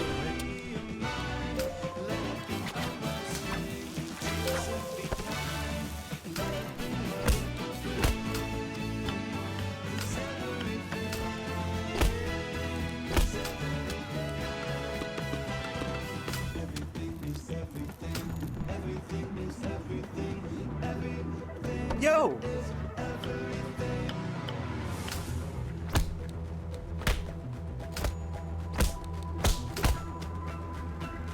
Was the name of that burger a minute ago Sir Cholesterol?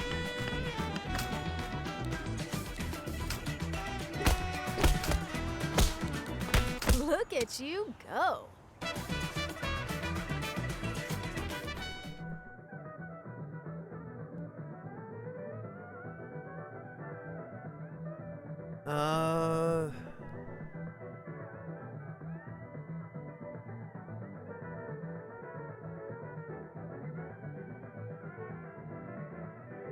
Yeah, I don't get that one either, Clint. Why cornflower isn't actually the,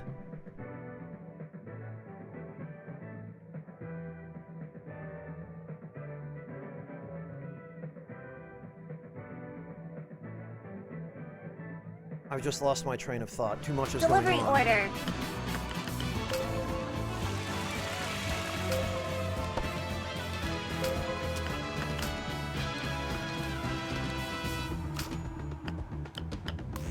Ah.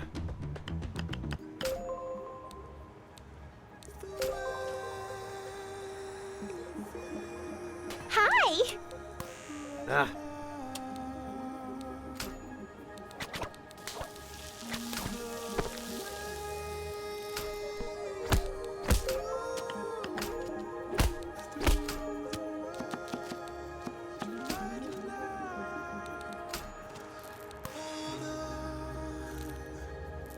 How you like them apples? Hi.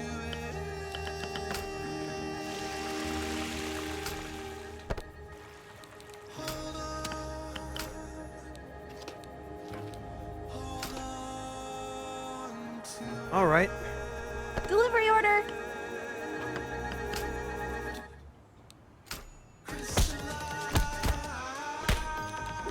Nori, that was amazing.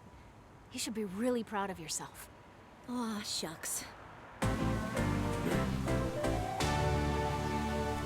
Fair point, Clint. Yeah, that you'd worry about plastic contamination. All right, will this advance the story at all? No.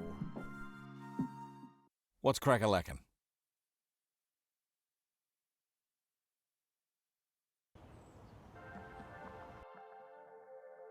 Delivery order.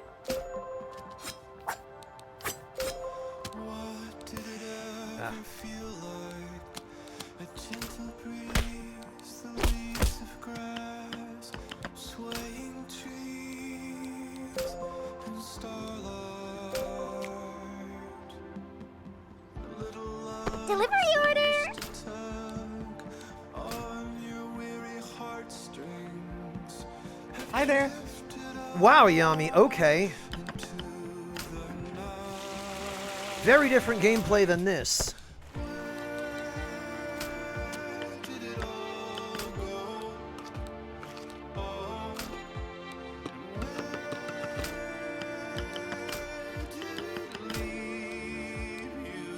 Nori, it's really nice seeing you in your element. Hello.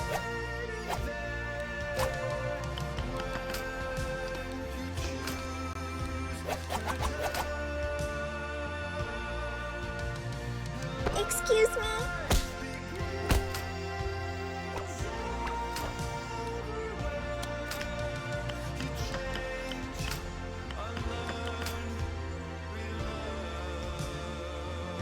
Hi there.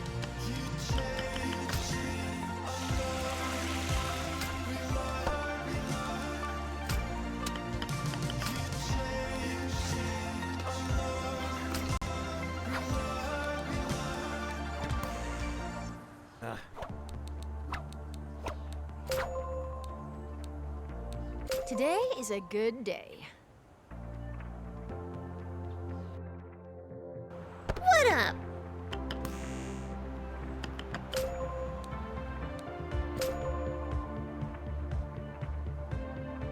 Hey.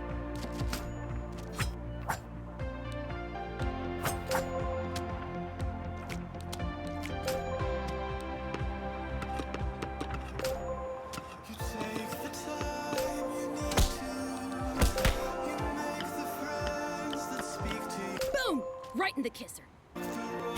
Wow! Delivery That sounds order. more like she got into a fight on the street or something.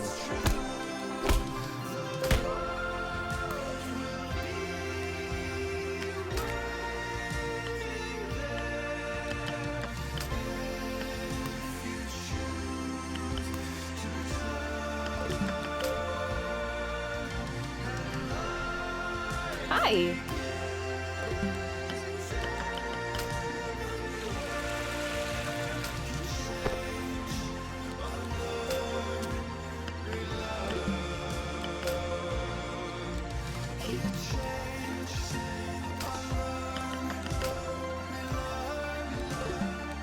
And that is how you do it. Phew.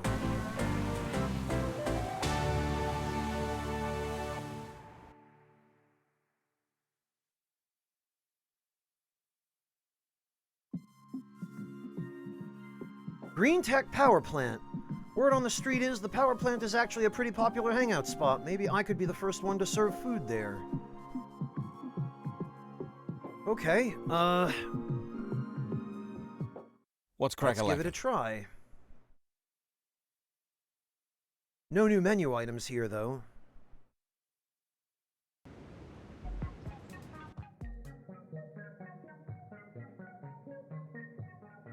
Wait, what? What food service sim is that, Riha?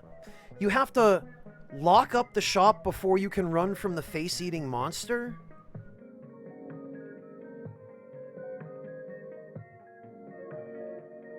What the heck game is that? Hello.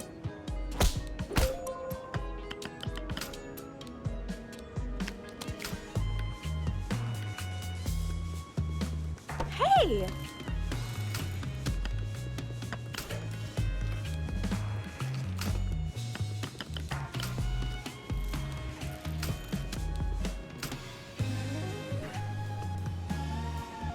Hi there. Oh, you know, a caprese grilled cheese isn't bad. I'd take that.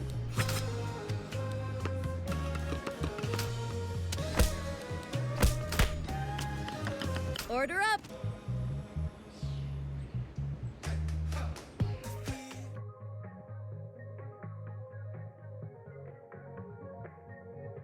Oh, I've never heard of that one either, Razy. Happy's Humble Burger Barn? It's an indie horror. Okay. I mean, that sounds just like working at a regular burger joint to me. Hello.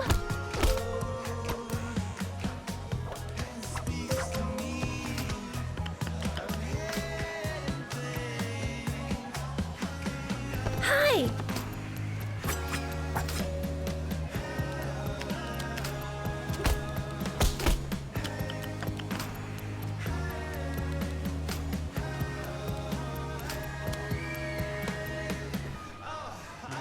Hello.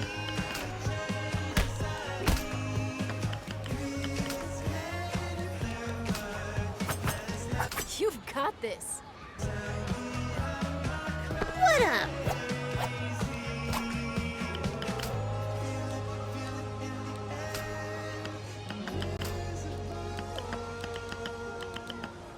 That's tasty. Order 36? What are we, the Imperial Senate now? Hi there!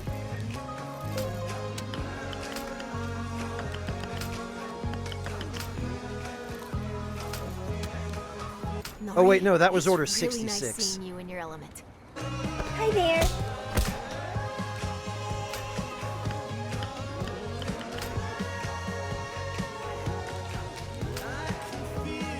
I can just imagine that at a food cart. Hi there. Bree, execute order 66.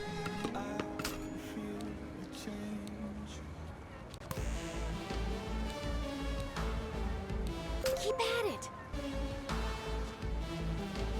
Hi there.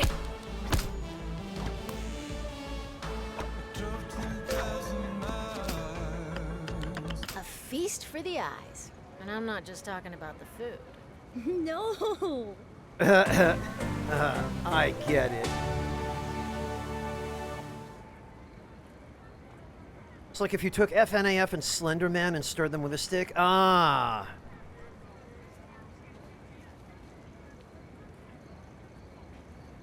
Cooking the food correctly is required to survive? Interesting.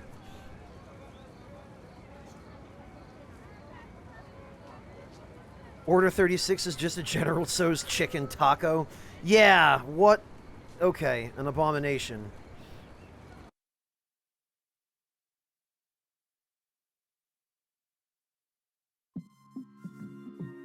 Wait, so do we not get any more story? Have we finished everything there is?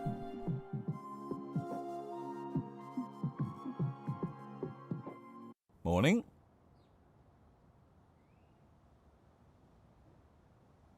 Because we haven't gotten any story scenes in quite a while. Take it easy. Is that just all there is now?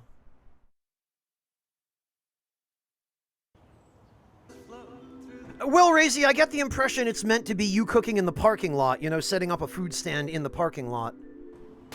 I always knew you were a good chef, but watching you here is really something. I've got to be good if I'm going to get 3 stars in the Couteau d'Or. Yeah, I mean, even 1 star would be genuinely life-changing. 1 star, 1 star. I'm going for 3, just like Chef Rhubarb. Right, but she's literally the only chef in history to get 3 stars. Rigged. The only chef so far. You're ambitious, Norikaga. I'll give you that.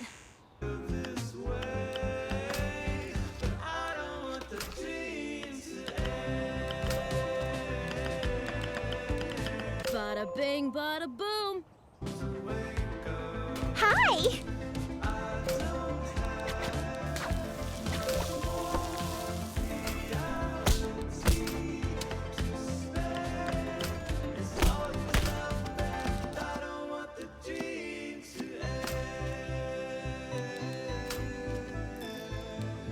Hollandaise! No. Hello. Ah.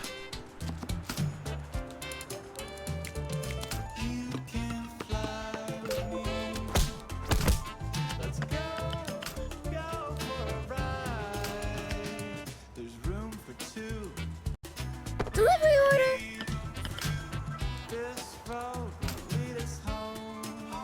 That was easy. Hi there! Ah.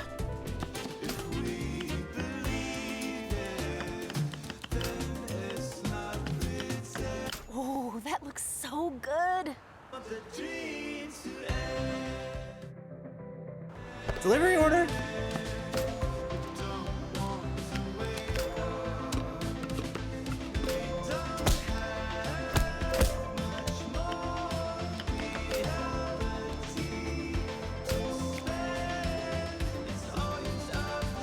Delivery order!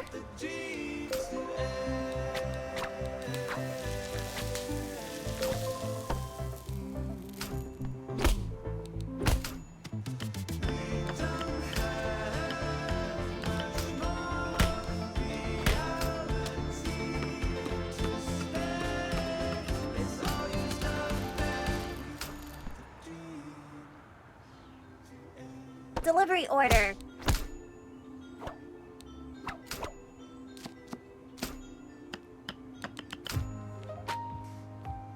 Okay, they're definitely making the prompts more complicated now.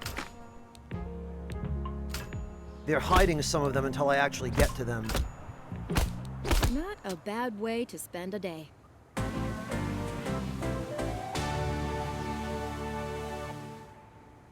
Hollandaise, Yami? Hollandaise is a sauce made from milk and a cooked roux.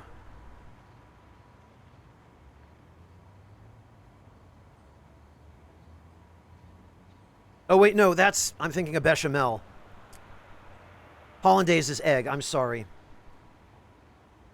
Too many things going on at once. Yeah, sorry, Hollandaise is egg yolks, butter, and lemon juice generally. And I think sometimes it can have white pepper in it as well. I'm mixing it up with bechamel. No, yeah. Egg yolk, Yami. That's why it has a yellow color.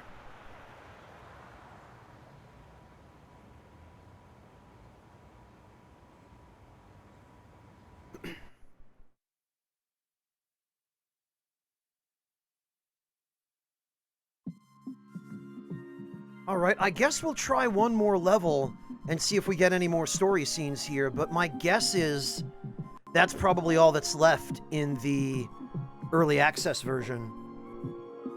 Because it's been a disproportionately long time since we got any story scenes.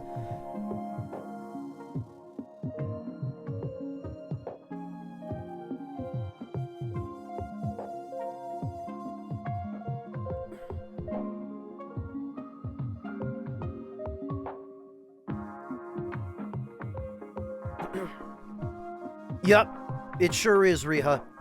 My culinary arts teacher liked to call things like bechamel heart attack on a plate. What's crack-a-lackin'? And he wasn't wrong.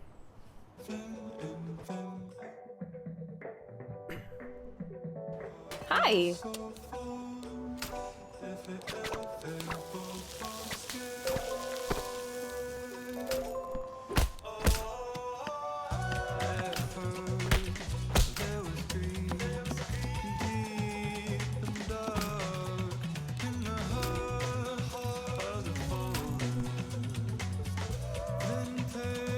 Hey. Wow, no pain, no grain?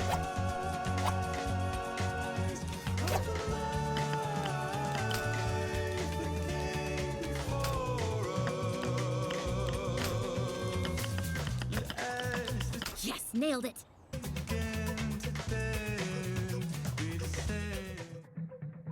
Hey!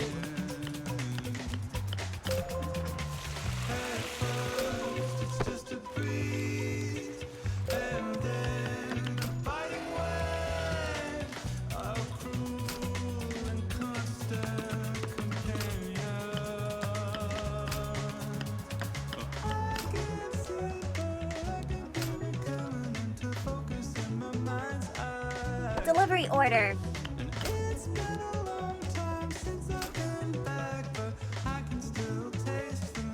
Delivery order?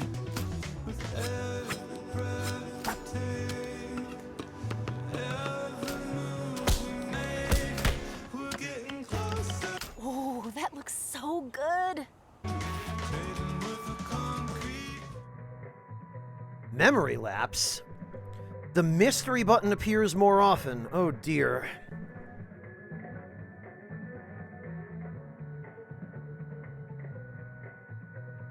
Spiritual successor to this game? What game is that, Wonderland? No, nobody's even mentioned it, Riha. In fact, I don't think I've even heard of it. Least streamable game in history? Which game are we talking about, Clint? Delivery order.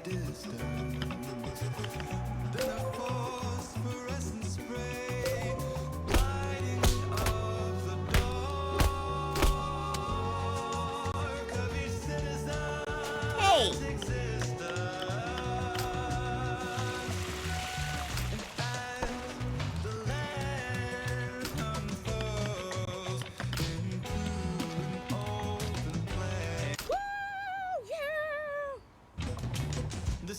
Sheer sound?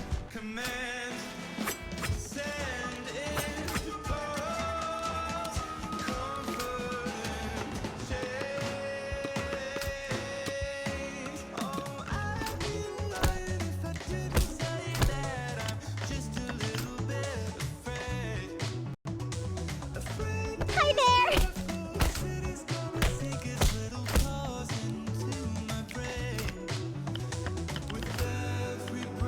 And that is how you do it. All right. Terror and starvation? Can't compensate for something? Fear and hunger. It has a content warning for everything? Ah, that's what you meant by unstreamable. I see. Only play Fear and Hunger if you want to die and see a lot of dicks? Okay. Maybe I'll pass then. I'm not really into dicks.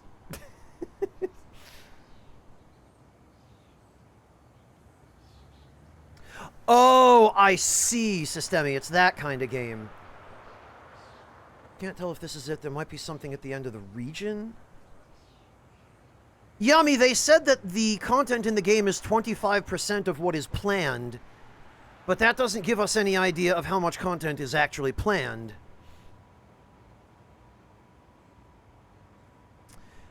I guess it must have a blood feud against streaming if it has that kind of content, Clint. Made by exactly one guy on RPG Maker. It's been trendy for the last month. Oh, okay. iPatchWolf did a video on it. I got it. Cock Serve Forever, Wonderland. That sounds like the game that everyone else is talking about here. Fear and Starvation or whatever it is. Sworn you link. I didn't see it in there, Clint. No. Interesting game mechanics, but very not TOS compliant. Yeah, the more you guys tell me, the more it sounds very, very not safe for Twitch.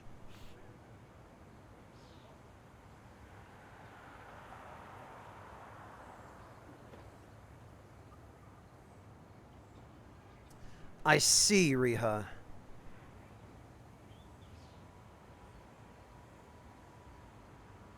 Oh, Yami, of course. Of course, that's where you went. Oh, Terror and Starvation is the hard mode? Yeah, no, I appreciate that, Clint. Thank you. There's a masochist mode where it won't let you save. Dear God. Denim, is that actually what the masochist mode is called? iPatchWolf streams it with a mod that censors it. I see.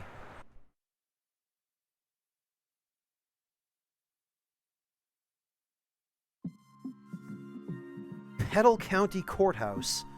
All rise. The Honorable Chef Norikaga has been invited to cook at the Petal County Courthouse.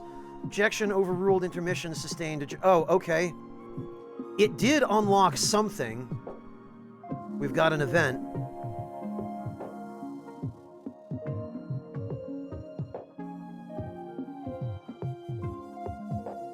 Riha, I'm pretty sure it would be TOS on Discord too. They do have rules against that kind of content.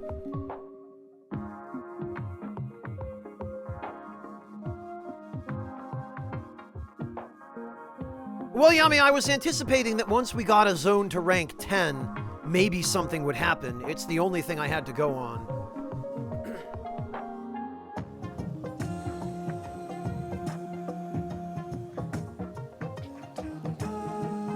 Wow, Clint.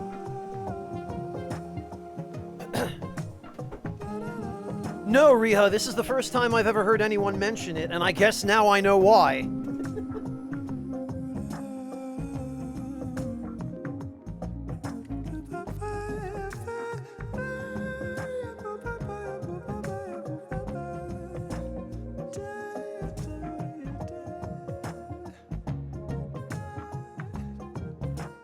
All right. Here we are, the Petal County Courthouse. Wow, I wonder what's going on inside. Oh, just imagine all the justice being dished out in there right now. Oh, God. You think there's any murder cases going on? I mean, Helianthus is a pretty safe place, but yes, absolutely. Crazy. Oh, dear. Well, as long as Bree doesn't eat any more tranquilizer tomatoes, we'll be fine. I was thinking, you know all the heinous criminals in there? Oh, like the dentist on trial for replacing gold teeth with fool's gold? Nice, yeah. But did you think about the fact that we're feeding them? We are? There's a solid chance the dish you're working on right now is going into the mouth of a psychotic monster. Oh. Oh, sorry, did I make it not fun? That is so cool. I wonder who this next one is for. Oh, maybe a woman who stole her twin sister's identity. But which one is on trial? Holy hell. This one's for the famed Alabama arson, responsible for numerous fires throughout the state, each one more blazing than the last. It was the perfect crime. He'd set a small fire, wait for the fire department to respond, then set the whole firehouse ablaze while nobody was around. When he'd have gotten away with it if it weren't for the Huntsville Hydro Head, known for his insatiable desire to see everything underwater. Oh, if only he'd stayed out of Huntsville. Of all the rotten luck. You know, I hear they're dating now. Oh, they complete each other. Wait, why aren't they being tried in Helianthus? Well, all the courthouses in Alabama were turned to ash. Oh, of course. Good to know Alabama still exists in this universe. All right, the suspense is killing me. I need to know what kinds of people we're feeding. I'm looking it up. Well, they're just people, Bree. Even if they're evil, soulless, high-profile criminals, they all started out as innocent kids like you and I. Hang on. Is this the Petal County Courthouse? Yeah, why? It's a small claims court. Small claims? Small claims? We may want to scale back our fantasy customers' crimes. Like, this one is going to a landlord who didn't refund her tenant's deposit. Oh, she was, just not good with money? And the next one is going to a man who improperly repaired a dishwasher, leading to a water-damaged floor. Please, just stop. I wish you hadn't told me. They were a bad repairman all along. You know, I kind of like it better as a small claims when we got court. here, I thought this was going to be the place that I wanted to come every day, but knowing what goes on behind those doors, I don't know. Forget it, Nori. It's small claims. They say that, but I'm aware of some horrible small claims cases that have been tried.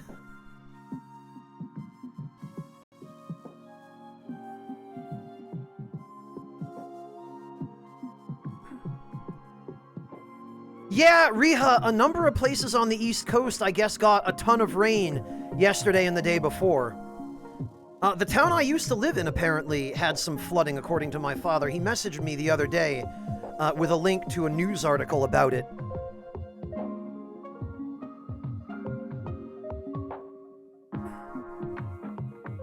Nor do I, Clint.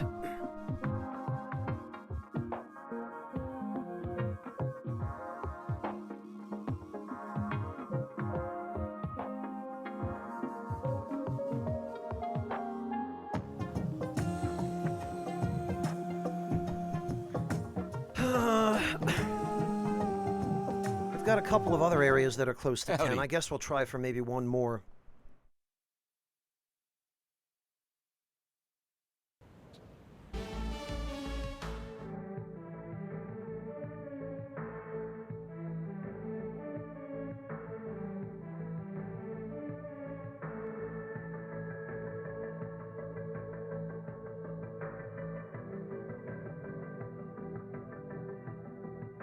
Delivery order.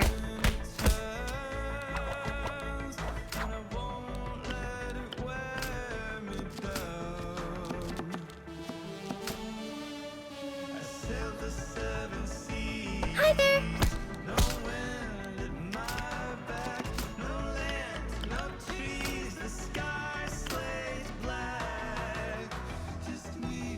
Delivery order.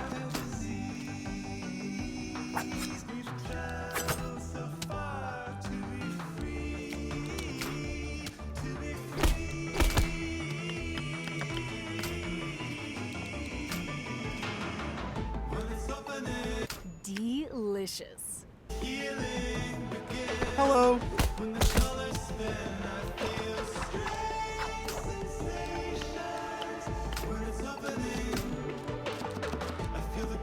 Oh, I could eat 1,000 of those.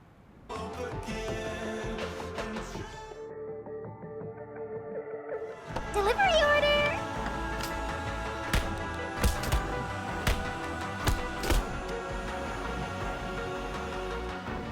Hey! That sounded like an angry hey. Like someone just stole some of our ingredients from the cart or something.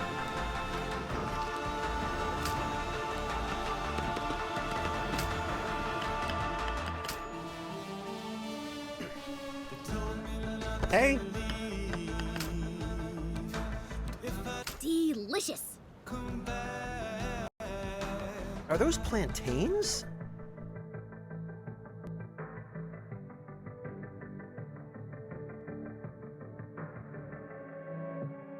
It's a valid question, Razy.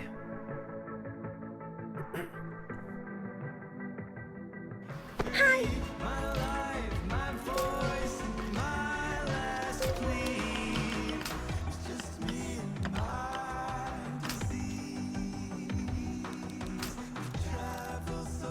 Easy as pie. Hello.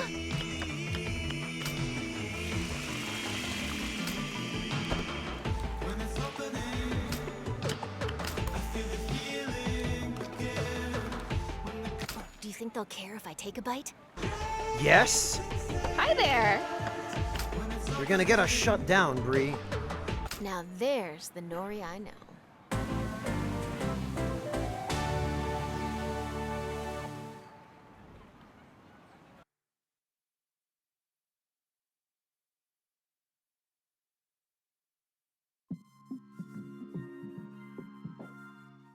What's cooking?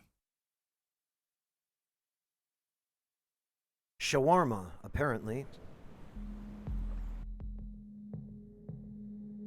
Hey! Jumping in the backseat with my friends.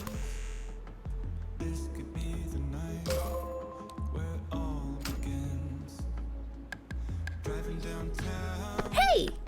In my old Chevette. But I don't even care. You can make fun of it. 'Cause I finally feel free. Hello.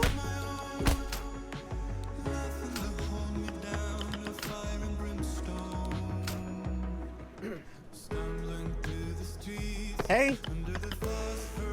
Blast it.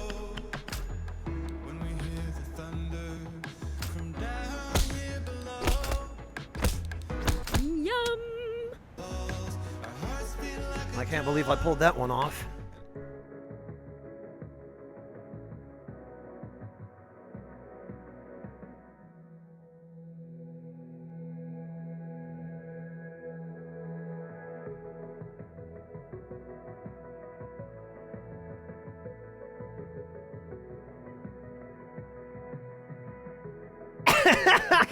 Right, exactly, Clint.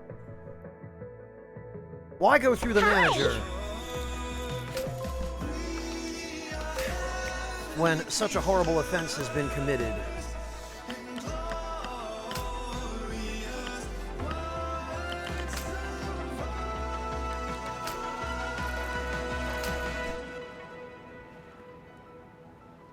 Yo!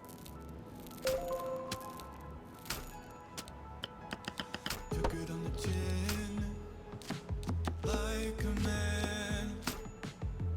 Those early years Delivery order! of the hell below. So I lost the light and everything that it could show. And now we're dancing. Hollandaise! Not on poutine, thanks. Excuse me? Ah.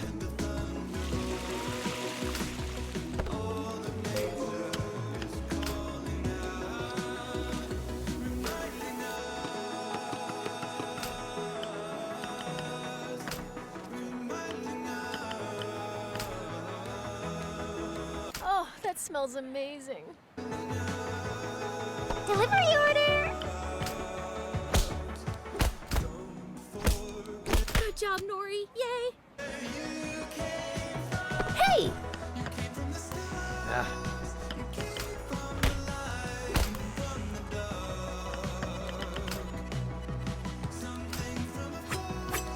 Now there's the Nori I know.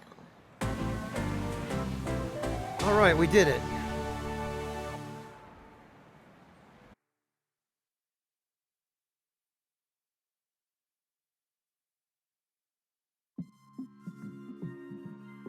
All right, we'll do the one more level here, and we'll see if we get another story event. I've got some primo ingredients here that I need to get rid of. Oh. Would you like to take them?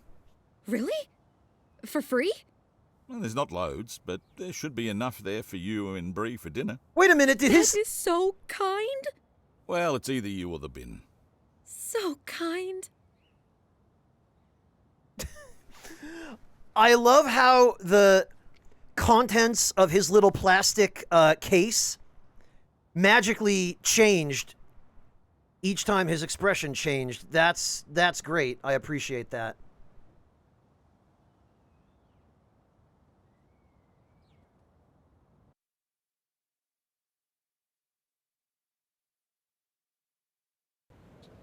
I love defending myself.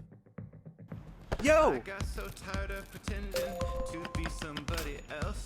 I got so tired of looking in the mirror and not liking what I saw there. I knew that something had to change. I had to get out of Delivery order! Now I got a mantra on repeat. It keeps me up and on my feet. Now I got a mantra on repeat. It keeps me up and on my feet. I'm happy with the Hi! happy with the way I dance. Happy with fatherhood. Happy with our strange romance. I'm happy Today is a good day. Hi! with the way we dream. Everything in gratitude.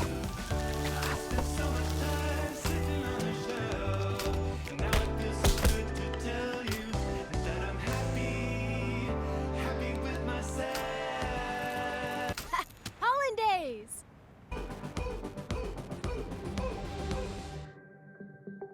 Pardon me.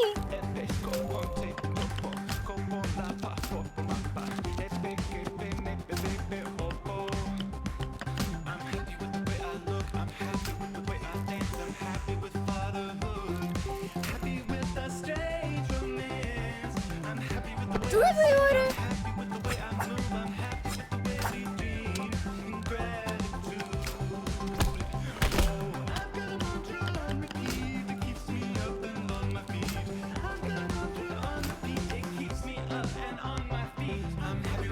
Hey!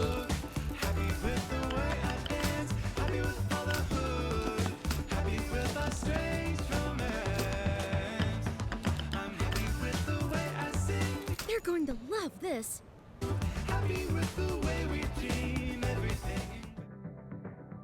All right. Almost there, there. I think. Oh yeah, it's nighttime now. We are almost there. Yeah.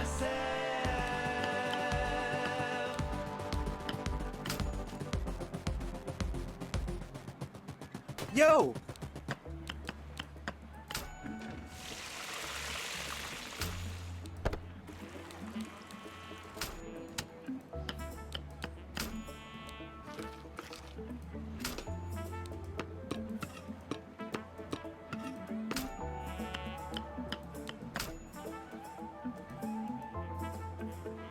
Hi!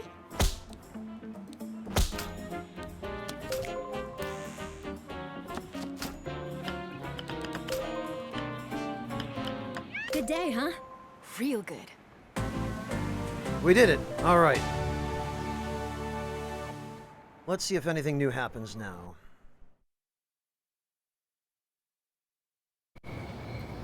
Something did happen.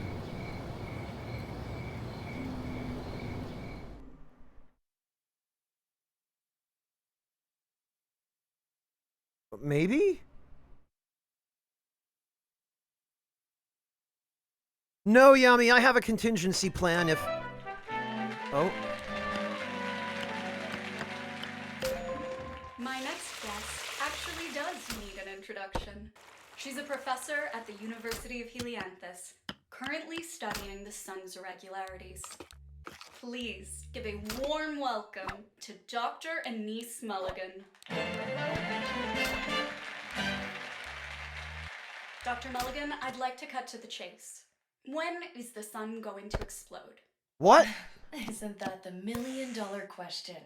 It could be in a millennia, it could be next year, or it could be by the time I finish this sentence.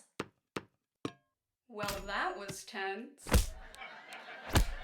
But it is likely to erupt much sooner than anticipated. Is that correct? Yes. Previously, it was thought that our sun was too small and too young to put it in layman's terms, explode. But over the past decade, we've seen plenty of evidence contradicting that. I understand this isn't the only thing that makes you think the sun is on its way out. That's correct. We've also observed irregularities in the sun's core, which has led us to believe that this could cause a runaway fusion reaction. So considering all this, what should we do? Oh, I'm a scientist, not a philosopher. I'm sure your viewers are better equipped to answer that question than I am. That escalated quickly.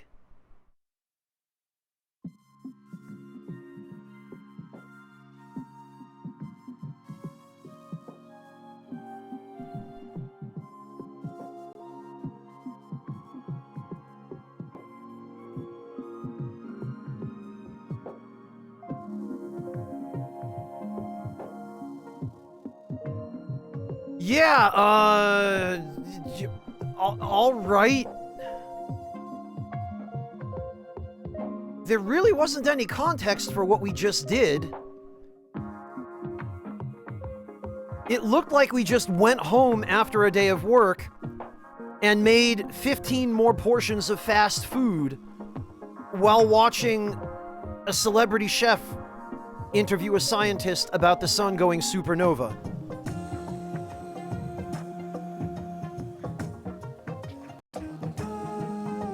SPF 750, right. Yeah, just slather that on the whole of planet Earth, Riha. We'll be fine.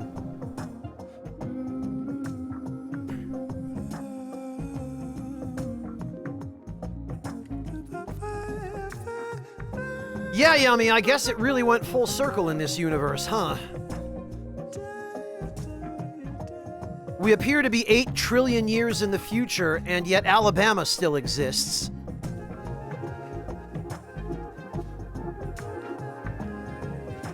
And everything looks pretty much the same.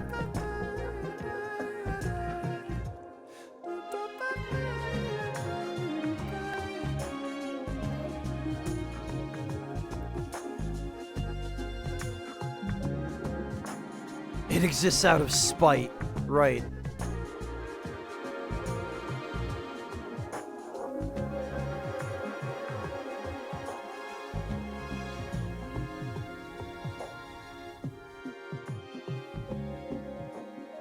Well, I feel like I've seen enough at this juncture to have a pretty good idea of what this game is.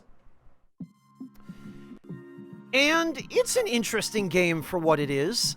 The gameplay is definitely very simplistic and lacks variety. The story scenes are cute. I just find myself wishing that they were a little bit more densely distributed, although I imagine there'll probably be more of them in the final version of the game. Yami, I don't know that this is a game I would revisit. For me personally, the gameplay is a little too monotonous. I am not generally a fan of gameplay that relies heavily on QTEs. That's purely personal choice. It's purely personal preference. I do like the story. I do find the story interesting. I just wish there were more variety to the gameplay. So far, it's been the same QTEs, the same button prompts every time, just with increasing amounts of obfuscation. I can confidently tell you, Yami, this genre is one that I have avoided for a reason, simply because it's just not one that I prefer. I need a little bit more substance to the gameplay. I feel like this is the kind of game that would appeal to someone who just wants a very simple, approachable experience, and one that doesn't require too much of the player. And that's fine. There's a place for those games. There's a niche for them. I just do not happen to be somebody who prefers that niche. Yeah, Razy, again, as you said earlier, and as several of us have said, I suspect it'll probably have a little bit more in the way of story added to it by the time it's finished. I looked at their roadmap on the Steam page, and they have some interesting plans for it, but I think this is the kind of game maybe that would appeal to somebody who is more into visual novels and more into that style of gameplay. That being said, as objectively as I can evaluate it, it is still a neat concept. And I think there are definitely people out there who would like it. I just don't happen to be one of them. Yeah, from the sounds of it, Yami, I probably would have liked some of their previous games a little bit more. It's interesting that they've decided to go from what you've described their previous games to be to this.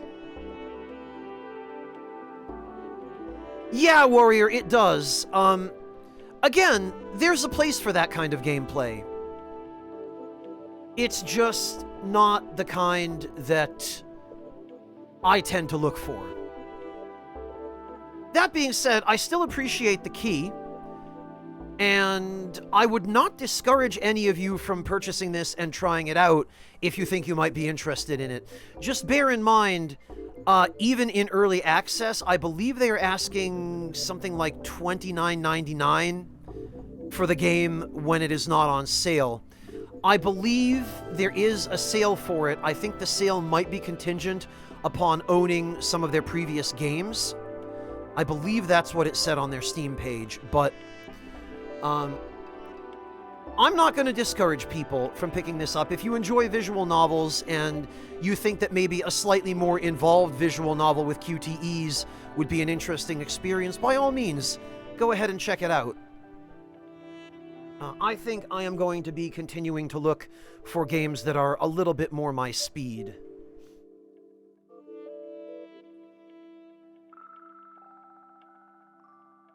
Oh, I didn't look at the reviews on Steam, Yami.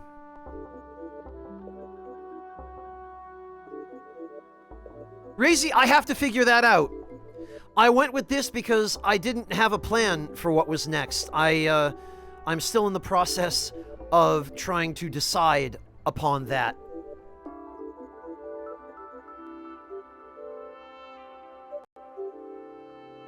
Cook Serve Delicious 3 is $5. Well,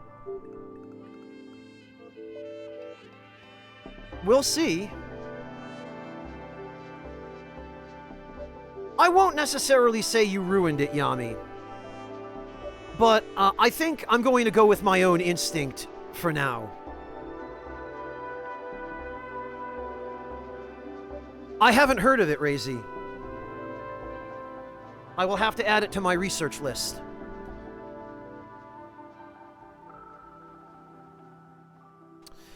Actually, though, I think the timing here worked out pretty well because I am getting kinda hungry, and I could certainly use a break to go get some lunch. So I think what we're gonna do...